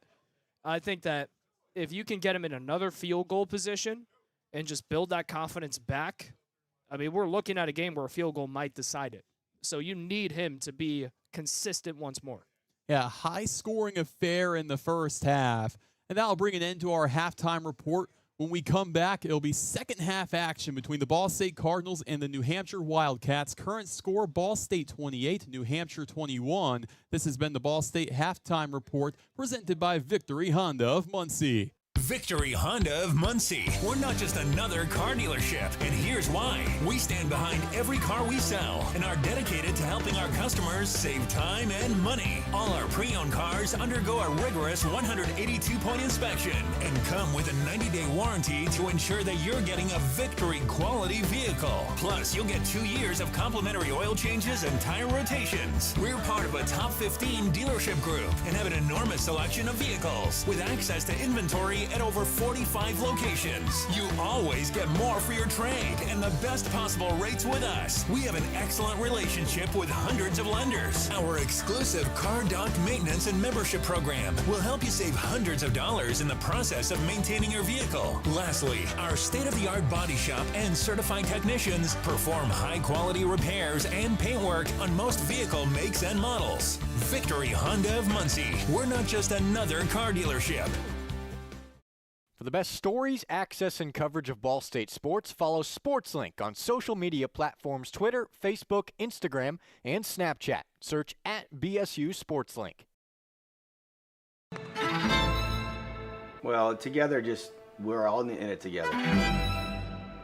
And I said it in my press conference, it's not just the players, it's not just the coaches, it's the administration, it's the trainers, it's the strength staff, it's the alumni coming back, it's the people in the community supporting our program. Together to me is just moving as one cohesive unit. I feel like I could just go back to like our conditioning, like our workouts together. You're building a lifelong brotherhood with this team. When I hear that word, it fires me up because I feel like it explains, football in a sense. New episode of Together is out now. SportsLink is the official production partner of Ball State Athletics. All the chirp you can handle. 28-21. Ball State leads New Hampshire in a close one as we get set to start the second half. Sam Neiger and Brayden Carroll here with you on SL Digital Radio presented by Victory Honda of Muncie. About 90 seconds before we get that second half kickoff, but before we are back to the action, we're going to check in with a man getting soaked down on the sidelines. Matt Gillie, this weather has not favored the kickers well, but you do have a nice note on Carson Homer, the Ball State kicker. What's up?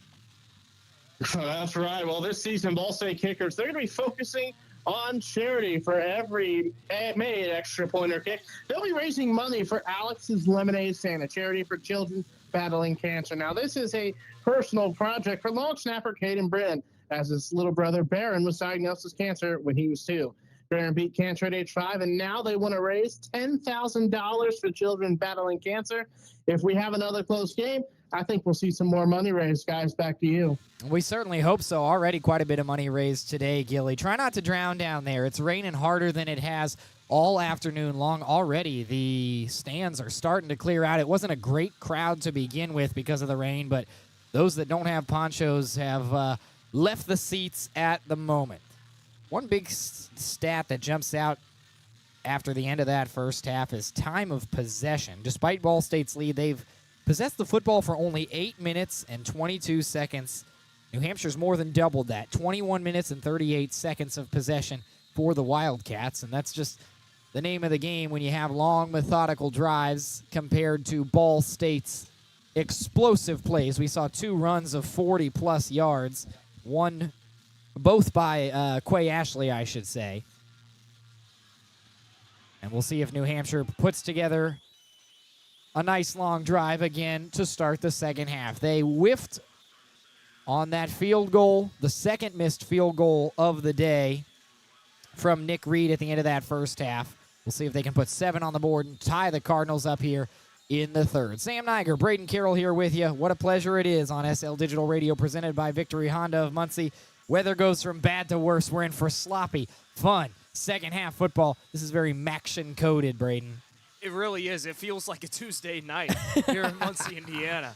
I mean, and this is a great game so far. I think what's impressed me the most, if there hasn't, outside of Weatherly's muff, or technically a fumble, there hasn't been much visibly sloppy football in terms of ball handling and ball control. We'll see if that changes as Homer sends it away. New Hampshire now working left to right across your radio dial. It's fielded at the 10 by Logan Perez. Perez cuts back up across the middle, gets a couple of good blocks, works his way out across the 25, and is taken down at the 28. Again, New Hampshire in those away jerseys, white jerseys, silver pants, blue numerals, silver helmets with a white stripe across. They've got the blue numerals on the right side of the helmet, the New Hampshire Wildcat logo on the left side. Ball State in the blackout home uniforms, black jerseys, black shorts with red and white trim, white numerals. Then they've got the white helmets with a single red stripe going across the middle. Numerals on the left side of the helmet in red, and on the right side of the helmets, the Cardinal head logo. Matt Vezza takes back over. He's got a passing and a rushing touchdown in that first half. Starts at his own 29-yard line. Sends a man in motion. He's got 2 to his left, 2 to his right with a running back in the backfield with him. High snap. He's going to give it down to Thomason. Thomason runs backward for a second as his lane collapsed, and Ball State lays the hammer on the first play of the game, dropping him for a tackle for losses. Darren Connolly, 2 yards short of the original line of scrimmage. Darren Connolly, he's a guy who hasn't gotten much action. No. You know, a preseason All-MAC selection. Hasn't had many tackles this season, but right there, he's the closer, and he gets a great hit on Thomason, stops him in his tracks. Just 1 tackle last week for Darren Conley. He only had 2 on the season coming into today. Now 2nd and long, trips right for Vezza, lining up on the left hash at the 27-yard line of New Hampshire. He drops back, receives a little pressure, steps forward, tries to check it down, and it's batted out of the air by Ball State's defense. First man there to send it down was the linebacker Jackson Weagold, who will be getting some reps after the ejection of Joey Stemler late in that first half. And Michael Wing, the rush, does a great job of getting into the backfield, forcing Matt Vezza to throw that ball quickly. He came around with his right arm, almost trying to rip that ball mid-throwing motion, puts enough pressure to force a bad pass. Well, New Hampshire certainly didn't want to start their second half with a 3-and-out, but they're faced with a 3rd and long here. 3rd and 12, 14-14 to play here in the third quarter, down by 7. It's 28-21, Ball State leads. Vezza stands in the gun with 3 men to his right, 1 to his left. He drops back, looks over the middle, lets it fly down the right side, and he overthrows everybody. Again, the closest player there was a Ball State cornerback. It was Will Yates. But nonetheless, it falls incomplete, and Ball State's defense holds steady at the start of half number 2. That is a great start for the Ball State defense. They did a great job coming home, putting pressure on Matt Vezza. The key that Roen and I talked about for New Hampshire's offense was to give Vezza time and the ability to throw, and none of that was the case on this drive. Keon Magwood lines up to return for Ball State at his own 34-yard line. The punter, Matt Guidebeck, stands at his own 13-yard line. Ball will be snapped from the 28 on a 4th down and 12 with 14:09 to play in the third quarter. Good snap. Punt gets away cleanly. It is a line drive missile inside the 25. Magwood fields it, retreating backwards. Now working from the 20 on the left side, bounces out toward the edge beyond the numbers, and maybe gets back to the spot he originally fielded it at. He steps out of bounds at the 27-yard line. Ball State moves right to left across your radio dial with a 7-point lead, 28-21 over New Hampshire. I'm sure that the Ball State coaches aren't exactly happy Keon Magwood even tried to catch that ball Right. over the shoulder. That is dangerous because if he drops the ball, he's in no position to gather himself in time and get to the football. Luckily, he comes down with it. Wide receiver, probably why he was able to catch it over the shoulder. He's done that more than a few times, but not the worst field position for Ball State. You're looking at a solid ways to go, but you have the 7-point lead. Cards trying to add to their lead. They're showing QB power here. Instead, it is a QB power after the fake pitch. Kelly moves forward, and he picks up about 3 yards after the offensive line uses the muscle. It's going to be second down and medium. Cole Mosier, almost a snap that went past Kyle Yeah. Kelly. He's getting his first start of the season. Usually it's Otto Hess. Got to be careful on those. The slippery ball starting to show. And we've seen Otto Hess out there for a couple of snaps as well. He had a false start earlier in the game at the center position. So a 2-center look right now for Ball State. Nonetheless, it's a 2nd and 7 with 13.5 to play here in the third quarter. Cardinals lead 28-21 over New Hampshire. Between the hashes on 2nd and 8, Kelly has one receiver to his right, 2 to his left. He drops back and screens it over to TJ Horton. Horton takes a man's ankles and moves forward. Keeps those legs churning towards the line to gain. He will pick up the first down on a highlight play. The third-string running back. What a move to send the defender flying, and a late flag comes in as well, as apparently a little too much talking after the play.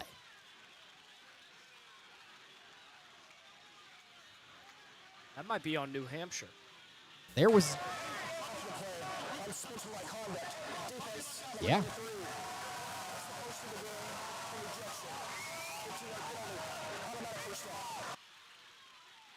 That is going against number 73, I believe. Had to have the wrong number there because that is the redshirt freshman offensive lineman Anthony Demena. Nonetheless, an unsportsmanlike conduct against New Hampshire tacks on a few extra yards. Fresh set of downs for Ball State, 12:54 to play. They're in New Hampshire territory. At the left hash on the 48-yard line of the Wildcats, Kelly takes it from the gun. He's going to hand it off up the middle to Horton again. He tries to spin around a couple of defenders and bulldozes his way forward for about a 4 or 5 yard pickup. DJ Johnson, the defensive end, usually the backup he's in for TJ Farrell. Yep. Actually, he's just now being subbed out for number 5, Jordan McAllister, but he has to be frustrated. TJ Horton got him twice. The first time, ankle broke him, took him out of his socks, and then right there, just couldn't wrap around him from behind. Ball State over 250 rushing yards, 251 the official tally. Now 2nd and 5 from the left hash at the 43-yard line. Another give to Horton. He hesitates and then runs between the tackles. Picks up that first down again with a last-ditch effort diving forward. And TJ Horton putting on a show as the backup running back today. Yeah, 3 straight touches for him and, moving the sticks for Ball State. He's looking good. He's a guy who a lot of people heading into the season thought would get more snaps, but Quay Ashley, Elijah Jackson, 2 great, talented running backs have jumped him in the depth chart. Happy to see the guy get back out here and make some plays. Still just 5 carries for Ashley and Horton apiece. Obviously, Ashley has 134 yards and 2 touchdowns. It's now a fresh set of downs with 11:38 to play. Another give to Horton, running left with some good blockers in front of him. Lowers the shoulder, stays on his feet, works past the 30-yard line out of bounds. And he is running angry right now. He says, I want my name on this score sheet as well. Quay Ashley's had his time. Why not add TJ Horton? He's looking great. And, going back to what we talked about pregame with the first down creativity, not an inside run there, Nope. an outside stretch. And he's able to get to the boundary and gain 7 yards. So love what I'm seeing from Coach U. See what they have dialed up on 2nd down here from the 30-yard line on the left hash in New Hampshire territory. 1 receiver out to each side with Quay Ashley now in the ballgame, lined up directly behind Kyle Kelly. He'll get the look, runs between the tacklers again, hesitates, spins away from a couple of defenders, and he's about a yard short to the 28-yard line of New Hampshire, and it's going to be 3rd down and a couple of inches for Ball State. I think now is the time for a little QB power. Just give it to Kyle Kelly, gain the sticks. Ball State rushes quickly to the line. Kelly takes the snap from the gun. It is a QB power. He takes a hit, stays on his feet. Got to hustle for that line to gain, but I think he got it just barely to the 27, and immediately the officials whistle it forward. First down for Ball State, 10 minutes, 30 seconds to play here in quarter number 3. Cardinals lead 28-21 over New Hampshire. Rain has died down a little bit. It was pouring there for a second right before that second half kickoff, but at least for the moment, both teams can breathe without being soaked.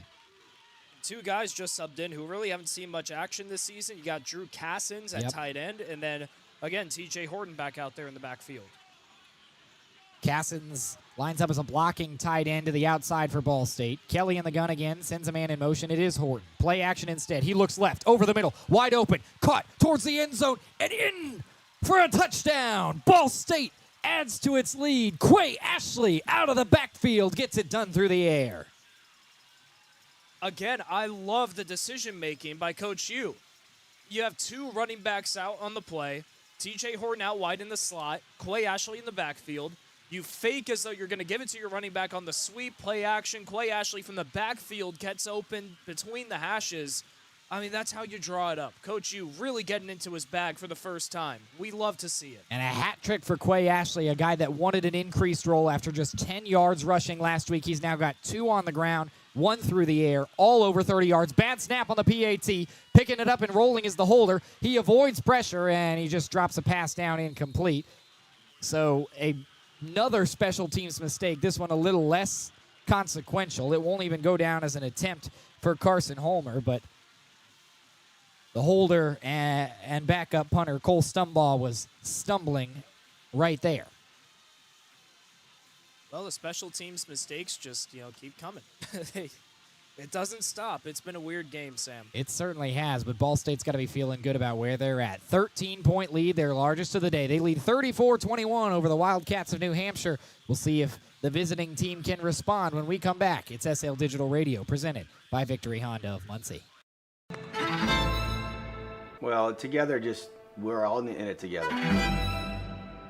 And I said it in my press conference, it's not just the players, it's not just the coaches, it's the administration, it's the trainers, it's the strength staff, it's the alumni coming back, it's the people in the community supporting our program. Together to me is just moving as one cohesive unit. I feel like I could just go back to like our conditioning, like our workouts together. You're building a lifelong brotherhood with this team. When I hear that word, it fires me up because I feel like it explains, football in a sense.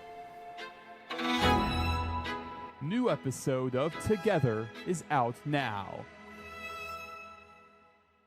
Victory Honda of Muncie. We're not just another car dealership, and here's why. We stand behind every car we sell and are dedicated to helping our customers save time and money. All our pre-owned cars undergo a rigorous 182-point inspection and come with a 90-day warranty to ensure that you're getting a Victory quality vehicle. Plus, you'll get 2 years of complimentary oil changes and tire rotations. We're part of a top 15 dealership group and have an enormous selection of vehicles with access to inventory at over 45 locations. You always get more for your trade and the best possible rates with us. We have an excellent relationship with hundreds of lenders. Our exclusive Car Doc maintenance and membership program will help you save hundreds of dollars in the process of maintaining your vehicle. Lastly, our state-of-the-art body shop and certified technicians perform high-quality repairs and paintwork on most vehicle makes and models.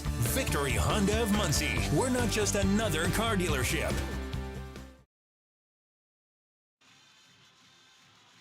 8-play, 74-yard drive, capped off by a throw from Kyle Kelly to Quay Ashley. Second touchdown through the air for Kelly. Third of the day for Quay Ashley in what has been really a tandem look, Brayden, of MVPs on the offensive side. Ball State leads 34-21 over New Hampshire with 9:56 to play in quarter number 3. It's a very positive feeling because going into the season, we thought Kyle Kelly and Quay Ashley would be the 1 and 2 on offense, and we have yet to see it until this game. Finally seeing those star players shine. And I said a hat trick of touchdowns for Quay Ashley, but with 1 through the air for or 2 through the air and 1 through the ground for Kyle Kelly, he's got a hat trick as well. Kickoff is fielded at the 4-yard line. Flags come in deep up toward the 30, but a great play on special teams for Ball State as they haul down the returner at the 15-yard line. The new returner that time was Darren Burton II for New Hampshire. It looks like Eric Lee, the safety, maybe a hold or some sort of illegal block on Kobe Gross. Gross, rather.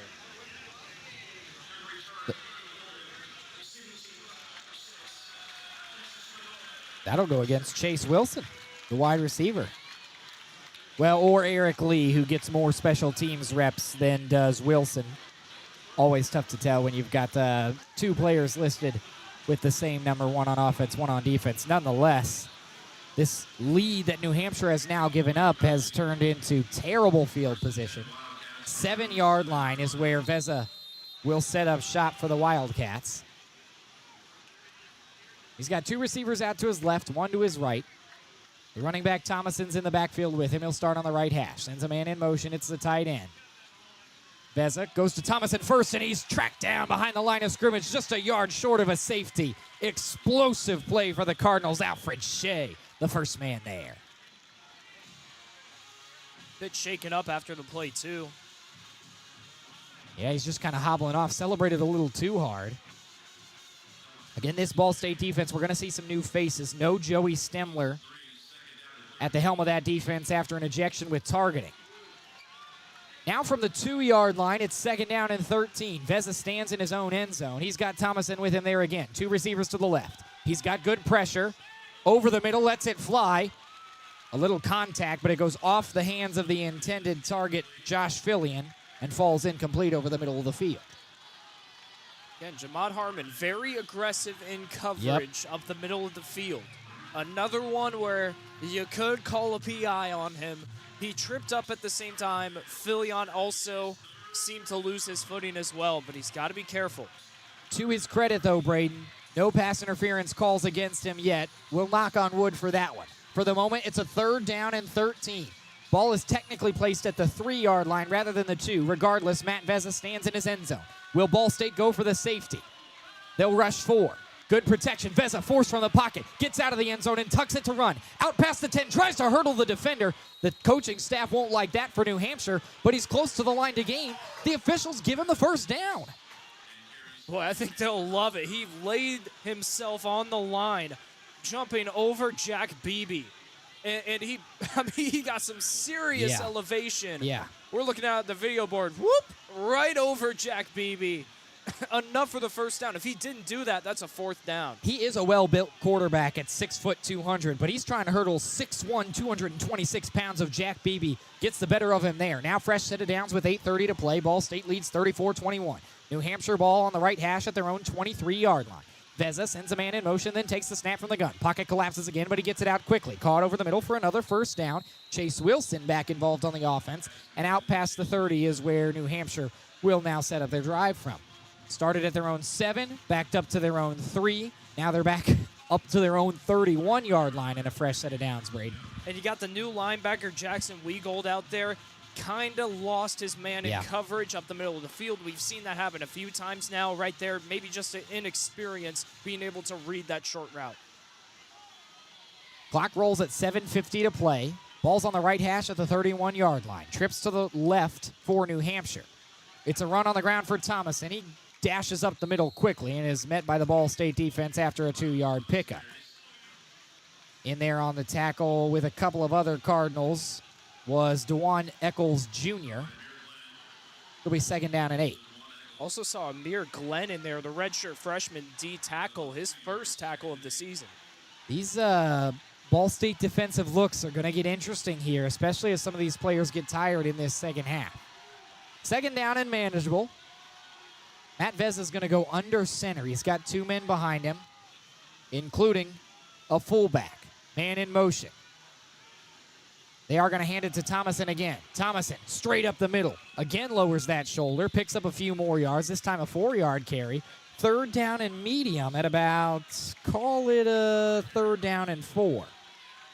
You know, for it being one of the more popular running plays, I think that's the first time we've ever seen this season halfback ISO with the fullback down there. And I like the call. I mean, Thomason able to break up the right tackle gap, gain a solid gain. 3rd and medium, much more manageable. And Elliott Main is a big dog in front of him at that fullback position. Now a 3rd down and 4. 6:26 to play.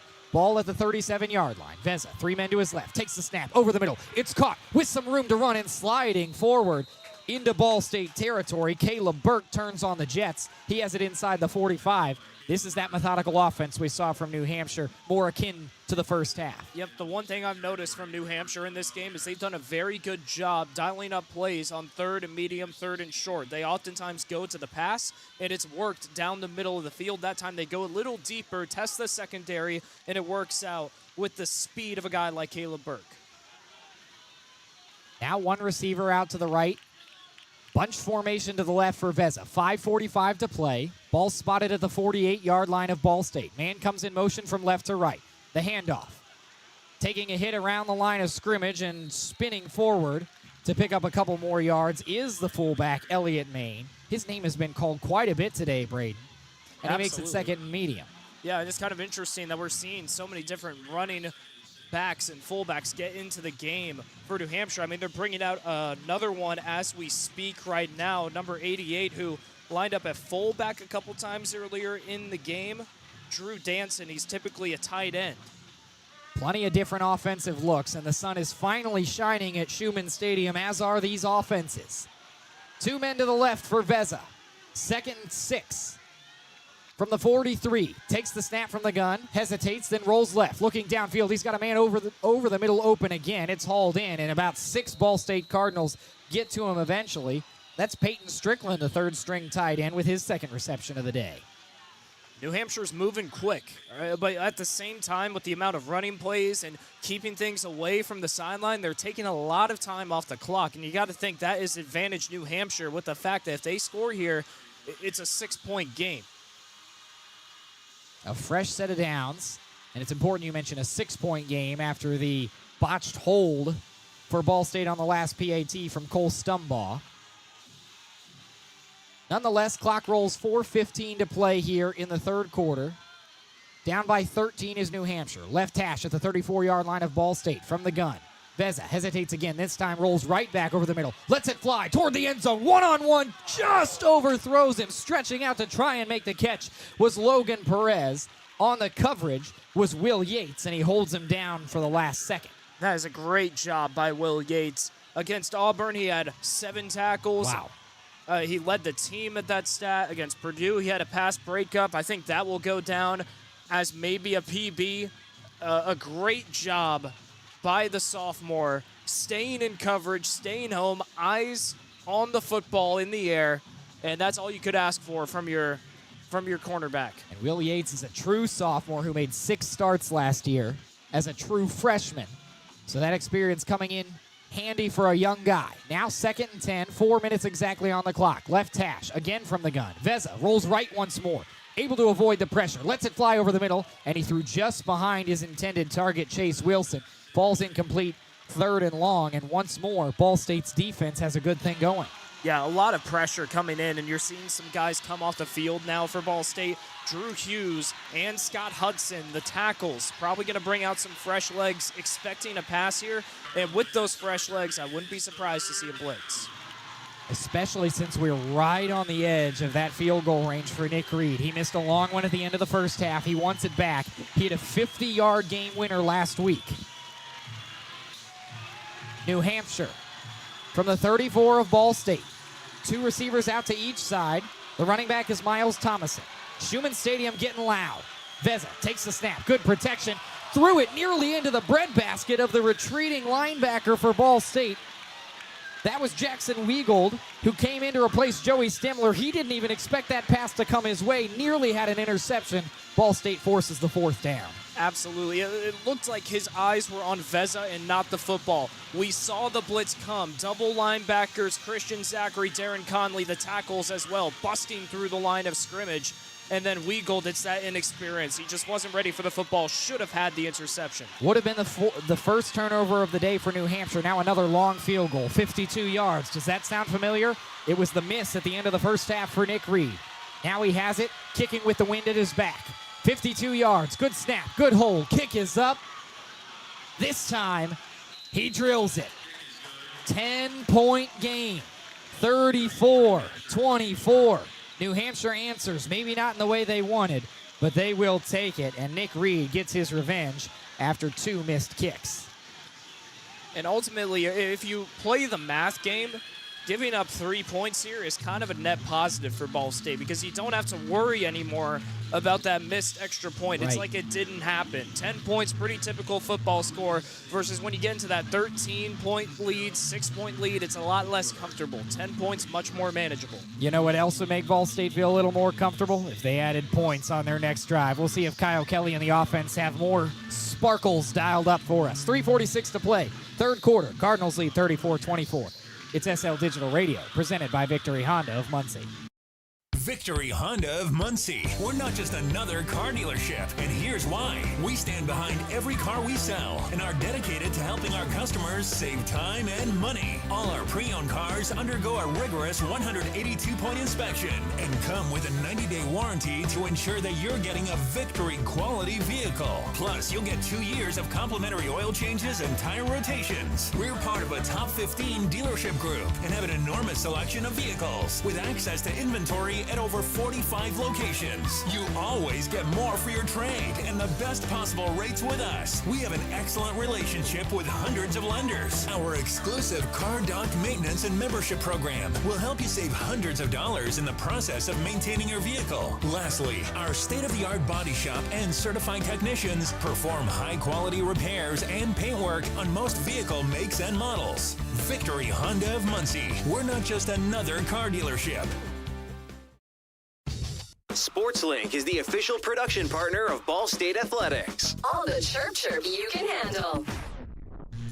The best stories in Ball State sports, our latest videos, and SportsLink program information can be found at ballstatesportslink.com. That's at ballstatesportslink.com. It's SL Digital Radio, presented by Victory Honda of Muncie. Ball State gives up a field goal to New Hampshire. 13-play, 59-yard drive that took up 6 minutes and 4 seconds, but Ball State still holds on to a 34-24 lead. 3:46 to go in the third. Sam Neiger, Brayden Carroll here with you on what has turned out to now be a pretty afternoon if the rain holds off. We saw some early first-half sprinkles, some early second-half downpours. Now it looks like pretty fair weather in East Central Indiana. Yeah, really right after Jackson Weagold made that pass deflection. Yeah. We'll call it that. I don't like point out the fact he should have had an interception, although I just did technically. Yep. But right after that, the sun immediately came out, and it's starting to look like a gorgeous day. We've had a little bit of everything in this game. It's been a tamer third quarter.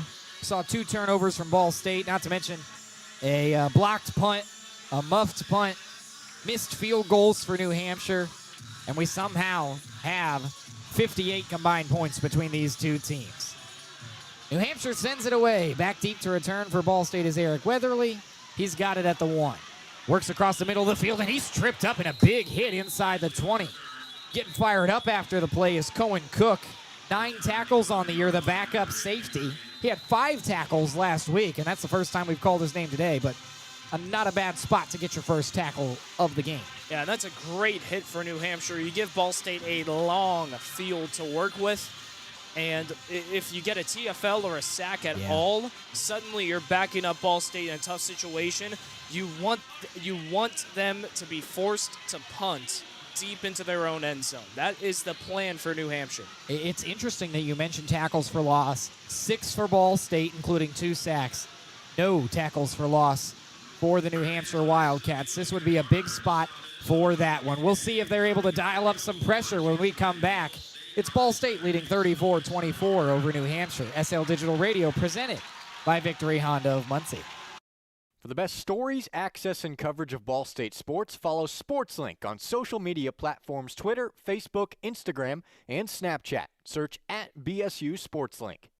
Victory Honda of Muncie. We're not just another car dealership, and here's why. We stand behind every car we sell and are dedicated to helping our customers save time and money. All our pre-owned cars undergo a rigorous 182-point inspection and come with a 90-day warranty to ensure that you're getting a Victory quality vehicle. Plus, you'll get 2 years of complimentary oil changes and tire rotations. We're part of a top 15 dealership group and have an enormous selection of vehicles with access to inventory at at over 45 locations. You always get more for your trade and the best possible rates with us. We have an excellent relationship with hundreds of lenders. Our exclusive car dock maintenance and membership program will help you save hundreds of dollars in the process of maintaining your vehicle. Lastly, our state-of-the-art body shop and certified technicians perform high-quality repairs and paint work on most vehicle makes and models. Victory Honda of Muncie. We're not just another car dealership. The best stories in Ball State sports, plus live broadcasts right in your timeline. Follow us at BSU SportsLink. This broadcast is produced by the students of Ball State SportsLink and presented by Victory Honda of Muncie. For your next new or pre-owned vehicle, drop by the showroom at the corner of McGalliard and Morrison Roads in Muncie, or visit victorymuncie.com. That's VICTORY Muncie.com. Tough field position for Ball State, yet they have the lead late in the third quarter. 34-24 over the New Hampshire Wildcats out of the FCS. 3:42 on the clock and 84 yards to work with for Kyle Kelly. Sam Neiger and Brayden Carroll here with you on SL Digital Radio, presented by Victory Honda of Muncie. And Brayden, the Cardinals' offense has looked pretty stout here in the second half, and really all game compared to what we saw through the first couple of weeks. What do they have dialed up here early in this drive? I think you got to keep running the football. The goal on this drive, as of now, take it play by play. Just get a first down here. Make sure that if you have to punt, you're not in a tough spot. 267 yards on the ground for the Cardinals. They'll give it to Quay Ashley on the first play of this drive. He bounces right past a couple of tacklers and works his way out toward the right hash, where he's taken down after about a yard carry. The officials say he barely got back to that line of scrimmage. Again, I don't think you pass the ball here still. You're in a very tough spot. And, you know, there's two people you don't want to put in difficult situations. Adam Saul, the punter, and Kyle Kelly, the quarterback. You don't want him to force throws here. Just keep running it. Quay Ashley lines up directly behind Kelly on a 2nd and 10. 2 men to his right, 1 to his left. He brings the tight end in motion. Kelly gets the play. Lead blocker becomes the tight end. Ashley works his way through a couple of defenders up the gut of that defense and creates a nice chunk of 5 yards for a third manageable. And with it being third and, I wouldn't call it third and short, 3rd and 4 is pretty boundary to that, but I think you still run the football. I mean, you're backed up against basically your own red zone. It's been the bread and butter of the Ball State offense today. Already some huge chunk plays on the ground. Kelly has Ashley in the backfield with him. He'll drop back to pass instead. He does find Ashley out of the backfield. Ashley shakes and bakes toward the sideline, makes a man miss, and picks up the first down. A gutsy call despite the field position, but Quay Ashley has turned himself into an absolute playmaker regardless of if it's on the ground or through the air. Absolutely, and what I like about that pass specifically is that you're not putting Kyle Kelly in a tough spot. You're not throwing it down the field. You're just checking it down to your halfback on a backfield pass where there isn't much pressure from the secondary, and then Quay Ashley, great talent to get the first. Fresh set of downs, 2 minutes, 5 seconds to go here in quarter number 3. Kelly brings a man in motion. He will hand it off in the backfield to Eric Weatherly on the jet sweep. He works toward the right sideline and is tackled out of bounds after, call it a 7-yard pickup. And again, I mean, it's so nice seeing Ball State not be in 2nd and long situations. They're starting to move the ball very effectively on first down. And what was it there? An outside play. That is what we really love to see. And you and I talked about this against Purdue and against Auburn. You'd rather learn that in those games against Power 4 teams that don't really matter as much, so that when you get into winnable games like this, you know what your bread and butter is on first down. They're trying out these outside plays on first down. It's worked so far. A 7-yard pickup on first down brings up 2nd and 3 from the 30-yard line. Quick snap from Kelly. Play action. He rolls left. Has a lot of space in front of him and takes off toward the sideline. Now trying to avoid a defender, and he slides, losing his footing. The man chasing him down was Jordan McAllister, the defensive end, and that will be the first negative play for Kyle Kelly. I think it will go down officially as a sack for New Hampshire. And what I really appreciated about that from the New Hampshire defense is you had Darren Burton II and Sean Webb both stay on their man instead of step up to try and sack Kyle Kelly. They let the rushers from behind put the pressure on Kyle and force him to make his own sack, basically. A 2nd and 3 becomes a 3rd and 7. Back at the 31-yard line. Inside a minute to play in the first quarter. 5 wide. Nobody in the backfield with Kelly. He drops back. New Hampshire rushes 4. Pocket collapses. Kelly has to roll left. Resets his feet. No flags yet. All day to throw. He's got to get rid of it. Avoids the pressure again. Kelly, eyes downfield, lets it fly over the middle, caught, first down, taken down. Kyle Kelly is an absolute playmaker, and he finds his tight end, Kobe Gross, for a big reception. Improvisation is the key for Kyle, and he does a great job of moving around the entire field, scans every last inch, and finally finds his man, the tight end, along the opposite side of the field from where he originally might. Might not get another playoff here. 8 seconds to play in the third quarter. Kelly tries to draw the defense offside with 3 men out wide, and he's going to let this clock trickle down. End of the third quarter. Ball State outscores New Hampshire in this quarter 6-3. They've got a 10-point lead heading into the fourth. 15 minutes left of football as Ball State tries to etch a tally in the win column for the first time all season. 34-24. Ball State leads. It's SL Digital Radio on Victory, presented by Victory Honda of Muncie. Well, together, we're all in it together. And I said it in my press conference, it's not just the players, it's not just the coaches, it's the administration, it's the trainers, it's the strength staff, it's the alumni coming back, it's the people in the community supporting our program. Together to me is just moving as one cohesive unit. I feel like I could just go back to like our conditioning, like our workouts together. You're building a lifelong brotherhood with this team. When I hear that word, it fires me up because I feel like it explains, football in a sense. New episode of Together is out now.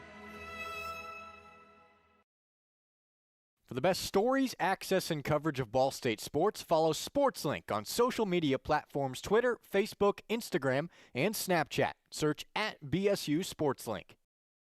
Victory Honda of Muncie. We're not just another car dealership, and here's why. We stand behind every car we sell and are dedicated to helping our customers save time and money. All our pre-owned cars undergo a rigorous 182-point inspection and come with a 90-day warranty to ensure that you're getting a Victory quality vehicle. Plus, you'll get 2 years of complimentary oil changes and tire rotations. We're part of a top 15 dealership group and have an enormous selection of vehicles with access to inventory at over 45 locations. You always get more for your trade and the best possible rates with us. We have an excellent relationship with hundreds of lenders. Our exclusive car dock maintenance and membership program will help you save hundreds of dollars in the process of maintaining your vehicle. Lastly, our state-of-the-art body shop and certified technicians perform high-quality repairs and paintwork on most vehicle makes and models.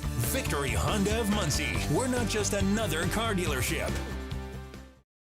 You're listening to SportsLink Digital, presented by Victory Honda of Muncie. Your home for live Ball State sports.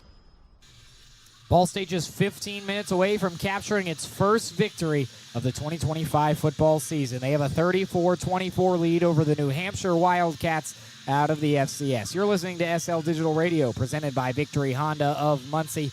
Sam Neiger, joined by Brayden Carroll. And Brayden, it hasn't been the sweetest stat line you'll see all day. 9 for 13 for 105 yards and 2 touchdowns through the air with an interception, but that is Kyle Kelly's best day of the year so far, and it's not even close. Yeah, he's looked fantastic, and it's not only passing the football, it's running as well. That 40-yard touchdown, which actually assisted him in finally cracking 1,000 career rushing yards. He's third in Ball State football history for rushing yards by a QB, starting to inch closer to second place. I mean, he has had his best game, and I think what's impressed me the most, as the game has gone on, he has looked poised. I mean, he missed his first few targets of the game, but as we've started to break into the second half, his throws have been very, very accurate. They have only 4 incompletions on the day. You're talking about a guy that only had a QBR of 74.7 heading into today. Right now, a QBR of 172.5. Fresh set of downs for Ball State. 1st and 10 on the right hash. Kelly takes the snap, hands it off to TJ Horton. Horton evades the first tackler, but New Hampshire read it the whole way. About 6 New Hampshire Wildcats come in to make the tackle. Horton barely gets back to that line of scrimmage. Kyle Kelly, of course, appeared in 11 games last year, not just at the quarterback position, but also at halfback, slot receiver, wide out. He was listed as a defensive back. He only threw 4 passes, but He has looked much sharper today. He faces a 2nd and 10 here on the right hash at the 34.5-yard line. One receiver out to each side with Horton lined up directly behind him. Horton gets the play, and he is brought down behind the line of scrimmage. First man there for New Hampshire was Jordan McAllister. We've called his name a couple of times in this second half, and now a 3rd down and forever. And although Ball State has the lead, they can't sit on their hands here, Brayden. 14 minutes left in a 10-point lead. This New Hampshire offense has looked sharp at points today. No, and, I think that this drive has been a little too, or this set of downs has been a little too resemblant of what we've seen in the past. A lot of runs. Kelly has 5 wide. Nobody in the backfield with him. On the right hash at the 33. Drops back to pass. Pressure from the edge. Has to step up. Looking downfield. He's going to take off and do it himself. Green grass in front of him. He needs the 45. He gets there. Stays in bounds and works all the way up to the 50. Beyond the numbers on the right side. And he tiptoes on the sideline before coming down. Big first down pickup for the young lad who already has a 40-yard rushing touchdown today. I mean, again, the offensive line today, brilliant stuff. No pressure on Kyle Kelly. 4 rush, not even a problem for these guys. And then because it's a 4 rush and everybody's sound, an extra blocker can come help Kyle Kelly once he starts scrambling. I mean, it was the clearest yardage of the game for Kyle. 13 minutes to play exactly. 34-24, Ball State with the lead. Fresh set of downs, just an inch inside their own territory at the right hash. The give is to Horton. He's got some space in front of him. Hit at the line of scrimmage again and falls forward into New Hampshire territory. Maybe picked up a full yard there. Check that. Quay Ashley back in the game. Gets the give on the outside. That was Jackson Stone, the New Hampshire native, with the tackle. He's coming off a game with 3 tackles, 1 sack versus Holy Cross. He's the weak side safety, and he does a great job of flying in and making the tackle. One of the few guys who put himself in position to be first to Horton. And as good as New Hampshire has been in those first 2 games against North Carolina Central and Holy Cross, to be 2-0 today, ranked 24th in the coaches poll. This is the difference between FBS and FCS. Man in motion for Kelly. Nobody in the backfield with him. 2nd down and 9. Takes the snap from the gun. 3 men out to his left. Instead, he looks right, but it's batted down at the line of scrimmage. The man, I believe, who got his hand up for New Hampshire was DJ Johnson, the backup defensive end. He had the punt block earlier today that resulted in the first score of the game for Brendan Ty.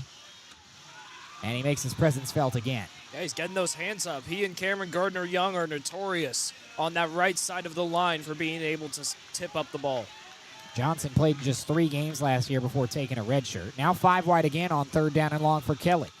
At the 49-yard line of New Hampshire. Good protection once more. Lets it fly downfield. Long pass and just out of the hands of Ty Robinson. Kelly took a shot as he threw. No flags thrown. That would have been Kelly's longest completion of the year, but instead it's 4th down and 9 just inside New Hampshire territory, and Ball State will punt. And that was another great throw from Kyle Kelly. He even brings it inside just a bit so that Ty Robinson can cut inside because Jackson Stone was turned around. What I really liked from Jackson Stone is he throws that left hand out towards the ball. Wasn't even looking, but because he did that, he puts his hand in a position to make the block regardless. Adam Saul on to punt again. Had the fiasco very early on in this game. Stands at his own 31-yard line. Much cleaner snap, much cleaner hold. End-over-end punt from Saul. Fair caught. Oh, and it hit Ball State first. Flag will come in. And decent field position now for New Hampshire after this penalty. The fair catch touched by Ball State first. And what could have been a punt inside the 10 will now be decent field position for the Wildcats. Yeah, and that was another special teams mistake. Yeah. Again, DJ Johnson almost got back once more for another punt block. Luckily, he was forced to the outside just a hair. And then you got to let that bounce. You can't touch it. Definitely. Pitch interference.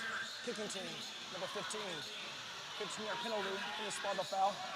First down, timeout.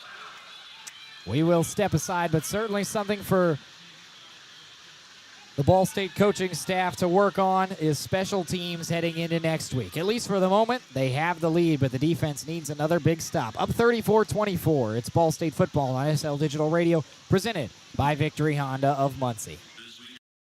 Victory Honda of Muncie. We're not just another car dealership, and here's why. We stand behind every car we sell and are dedicated to helping our customers save time and money. All our pre-owned cars undergo a rigorous 182-point inspection and come with a 90-day warranty to ensure that you're getting a Victory quality vehicle. Plus, you'll get 2 years of complimentary oil changes and tire rotations. We're part of a top 15 dealership group and have an enormous selection of vehicles with access to inventory at over 45 locations. You always get more for your trade and the best possible rates with us. We have an excellent relationship with hundreds of lenders. Our exclusive Car Doc maintenance and membership program will help you save hundreds of dollars in the process of maintaining your vehicle. Lastly, our state-of-the-art body shop and certified technicians perform high-quality repairs and paintwork on most vehicle makes and models. Victory Honda of Muncie. We're not just another car dealership. SportsLink is the official production partner of Ball State Athletics. All the chirp you can handle. New Hampshire football after the kick-catch interference. Ball spotted at the 25-yard line. It'll go down as a 15-yard penalty for Ball State, and that will give Matt Vezza a little more breathing room to work with. Your Cardinals lead the New Hampshire Wildcats 34-24 with 11:56 to play here in quarter number 4. Sam Neiger and Brayden Carroll joining you here on SL Digital Radio, presented by Victory Honda of Muncie. Brayden, you look at the first half, 21 points for New Hampshire, 14 points in that first quarter. Second half rolls around, they've been essentially cut off. 3 points, and that's it on a 52-yard field goal.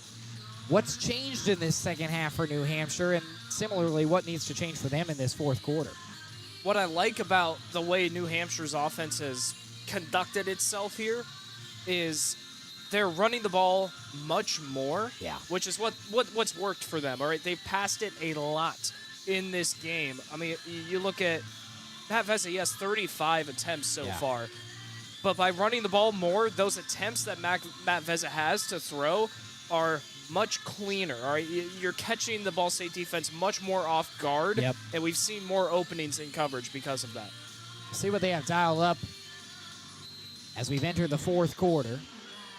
Bunch formation out to the right of Vezza. He starts with it on the 25-yard line at the left hash. Sends a man in motion out wide. Then he will give it off to Thomas and the running back, who cuts his way up the middle. Went untouched for a few yards and keeps the legs churning after the first contact. Picks up about 5. Man in on the tackle for Ball State was Jamad Harmon, the safety. Second down and 5. Ball will be spotted inside the hashes, just cheating to the left a little bit. 11.5 minutes to play. Ball State leads New Hampshire 34-24. Wildcats have the ball working right to left across your radio dial, marching toward the north end zone of Schumann Stadium. Bunch formation to the right again. Thomason is the back. Another man in motion pre-snap. Vezza takes it from the gun. Quick screen, and the ball was batted down by Ball State. The man in on the hands for the Cardinals was Dwan Eccles Jr. in his 4th year with Ball State. He's had a pretty good second half after a scare towards the end of the first when Joey Stemler was ejected. Absolutely, and you think about what's going on right now in this set of downs for New Hampshire. That second down pass just didn't feel like the right decision. No. You got to keep giving Matt Vezza good opportunities, and I think the ability to gain 2 yards on a run was much more alluring than passing. Now a 3rd and 5 with Ball State trying to force a 4th down here still early in the 4th. 2 men out to the right for Vezza. Thomason is the back. He checks out to the left. Nobody in the backfield. High snap. Designed QB keep. And some space up the middle. Room to run across the 50. Vezza to the 45. Tackled at the 40. Eventually hauling him down was the snapper Ashton Whitner. Gutsy call, and the drive stays alive for the Wildcats. That's just a good dial-up. Yeah. I love the fact that Matt Vezza tucks that, sees the blitz on the strong side, nobody home on the weak side, and open field, open grass. Not much of a problem for him. Good job by Jamad Harmon cutting off the inside, making sure that he can't go farther. That easily could have turned into a much bigger gain if he wasn't there. It does seem that the creativity was stifled a little bit on the New Hampshire offense before that play here in the second half. Now working at the Ball State 40, 10.5 to play. Vezza has 2 to his right, 2 to his left. Stands in the gun, takes the snap, decent protection, looks over the middle, caught by the wide open tight end, and he fights his way toward the 30 for a first down. That's the backup, Drew Danson. First reception of the year for Danson, the Wreatham, Massachusetts native.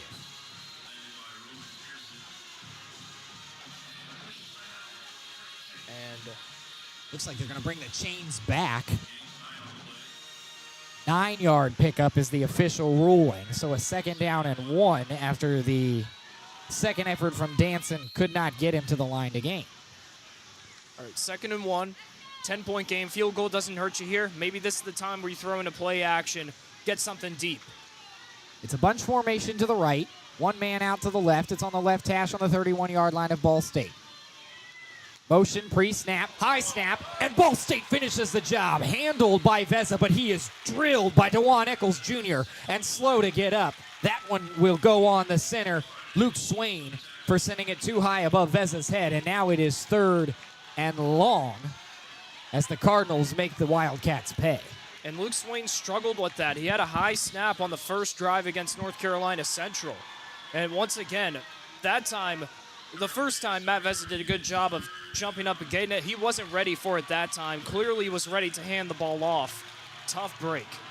Now a 3rd down and 7. New Hampshire backed up to the 37 of Ball State, still on the left hash. Trips right, one receiver out to the left. Thomason is the back. He stands to the left of Veza and a step in front of him. Ball State brings the house. They get to Veza again. Can't get the pass off. How about this Ball State defense? Big stop on 3rd down, and Nathan Vorhees drops the hammer. 3 straight games for Vorhees with a sack now. He has been so disruptive for this Cardinal defense, and that basically shuts down the Wildcat attack. Forced to punt now. An unreal stand from that Ball State defense. Just a few plays ago, we were talking about how a field goal doesn't hurt you here in a 10-point game. Now New Hampshire forced to punt. The official ruling is a 4th and 16 from the Ball State 45. The punter is Matt Guidebeck, who stands at his own 40. Clean punt, gets it away, end over end. Fair caught, going to land inside the 10, and New Hampshire will down it at the 4-yard line. So Ball State has some tough field position to deal with. We'll see if New Hampshire doesn't have something sneaky dialed up for them on the defensive side of the ball. Regardless, 8 minutes and 11 seconds to play. Ball State leads New Hampshire 34-24. Kyle Kelly takes over on SL Digital Radio, presented by Victory Honda of Muncie, when we come back. Well, together, we're all in it together. And I said it in my press conference, it's not just the players, it's not just the coaches, it's the administration, it's the trainers, it's the strength staff, it's the alumni coming back, it's the people in the community supporting our program. Together to me is just moving as one cohesive unit. I feel like I could just go back to like our conditioning, like our workouts together. You're building a lifelong brotherhood with this team. When I hear that word, it fires me up because I feel like it explains, football in a sense. New episode of Together is out now. Victory Honda of Muncie. We're not just another car dealership, and here's why. We stand behind every car we sell and are dedicated to helping our customers save time and money. All our pre-owned cars undergo a rigorous 182-point inspection and come with a 90-day warranty to ensure that you're getting a Victory quality vehicle. Plus, you'll get 2 years of complimentary oil changes and tire rotations. We're part of a top 15 dealership group and have an enormous selection of vehicles with access to inventory at over 45 locations. You always get more for your trade and the best possible rates with us. We have an excellent relationship with hundreds of lenders. Our exclusive Car Doc maintenance and membership program will help you save hundreds of dollars in the process of maintaining your vehicle. Lastly, our state-of-the-art body shop and certified technicians perform high-quality repairs and paint work on most vehicle makes and models. Victory Honda of Muncie. We're not just another car dealership. From Trivia Night at Brothers and Tater Tots at Roots. Never miss a Ball State game with SportsLink Digital. The 5-yard line is where Ball State will set up shop, up by 10, 34-24 over New Hampshire with 8 minutes and 11 seconds to play in this game. This broadcast is produced by the students of Ball State SportsLink and presented by Victory Honda of Muncie. For your next new or pre-owned vehicle, drop by the showroom at the corner of McGalliard and Morrison Roads in Muncie or visit victorymuncie.com. That's VICTORY Muncie.com. Sam Neiger and Brayden Carroll joining you here on what is once again a cloudy afternoon. It's seen some rain. It's seen a little bit of sunshine, but Right now, Kyle Kelly is shaded by his own goalposts deep in his own territory. Ball State's coming off their longest drive of the game, 6 minutes, 46 seconds, 12 plays, ended in a punt. Got to get something here. From his own 5-yard line, Kelly has his left heel in his own end zone, and he's going to try and avoid the safety. He can't get out of it. Miscommunication pre-snap, a safety for New Hampshire. 8-point game, and a touchdown with a 2-point conversion can tie it. Oh, no, and all of a sudden that missed PAT is right back at you, saying, hi, did you forget I happened? Well, it's a one-possession game because of me. An unbelievable mistake. It looks like a miscue in the backfield. And then Kyle Kelly, he was forced to run. I don't exactly know what the design play was, but no matter what it was broken, and it leads to the safety. The big fella, Justice Akeem Muladen out of Grandview, Missouri, grad transfer from Wabash University in Kansas. He is the backup defensive tackle, and at 6'3", 308, it's tough for Kyle Kelly to avoid that once he's taken that hit. A botched play again for Ball State. That was worst case scenario.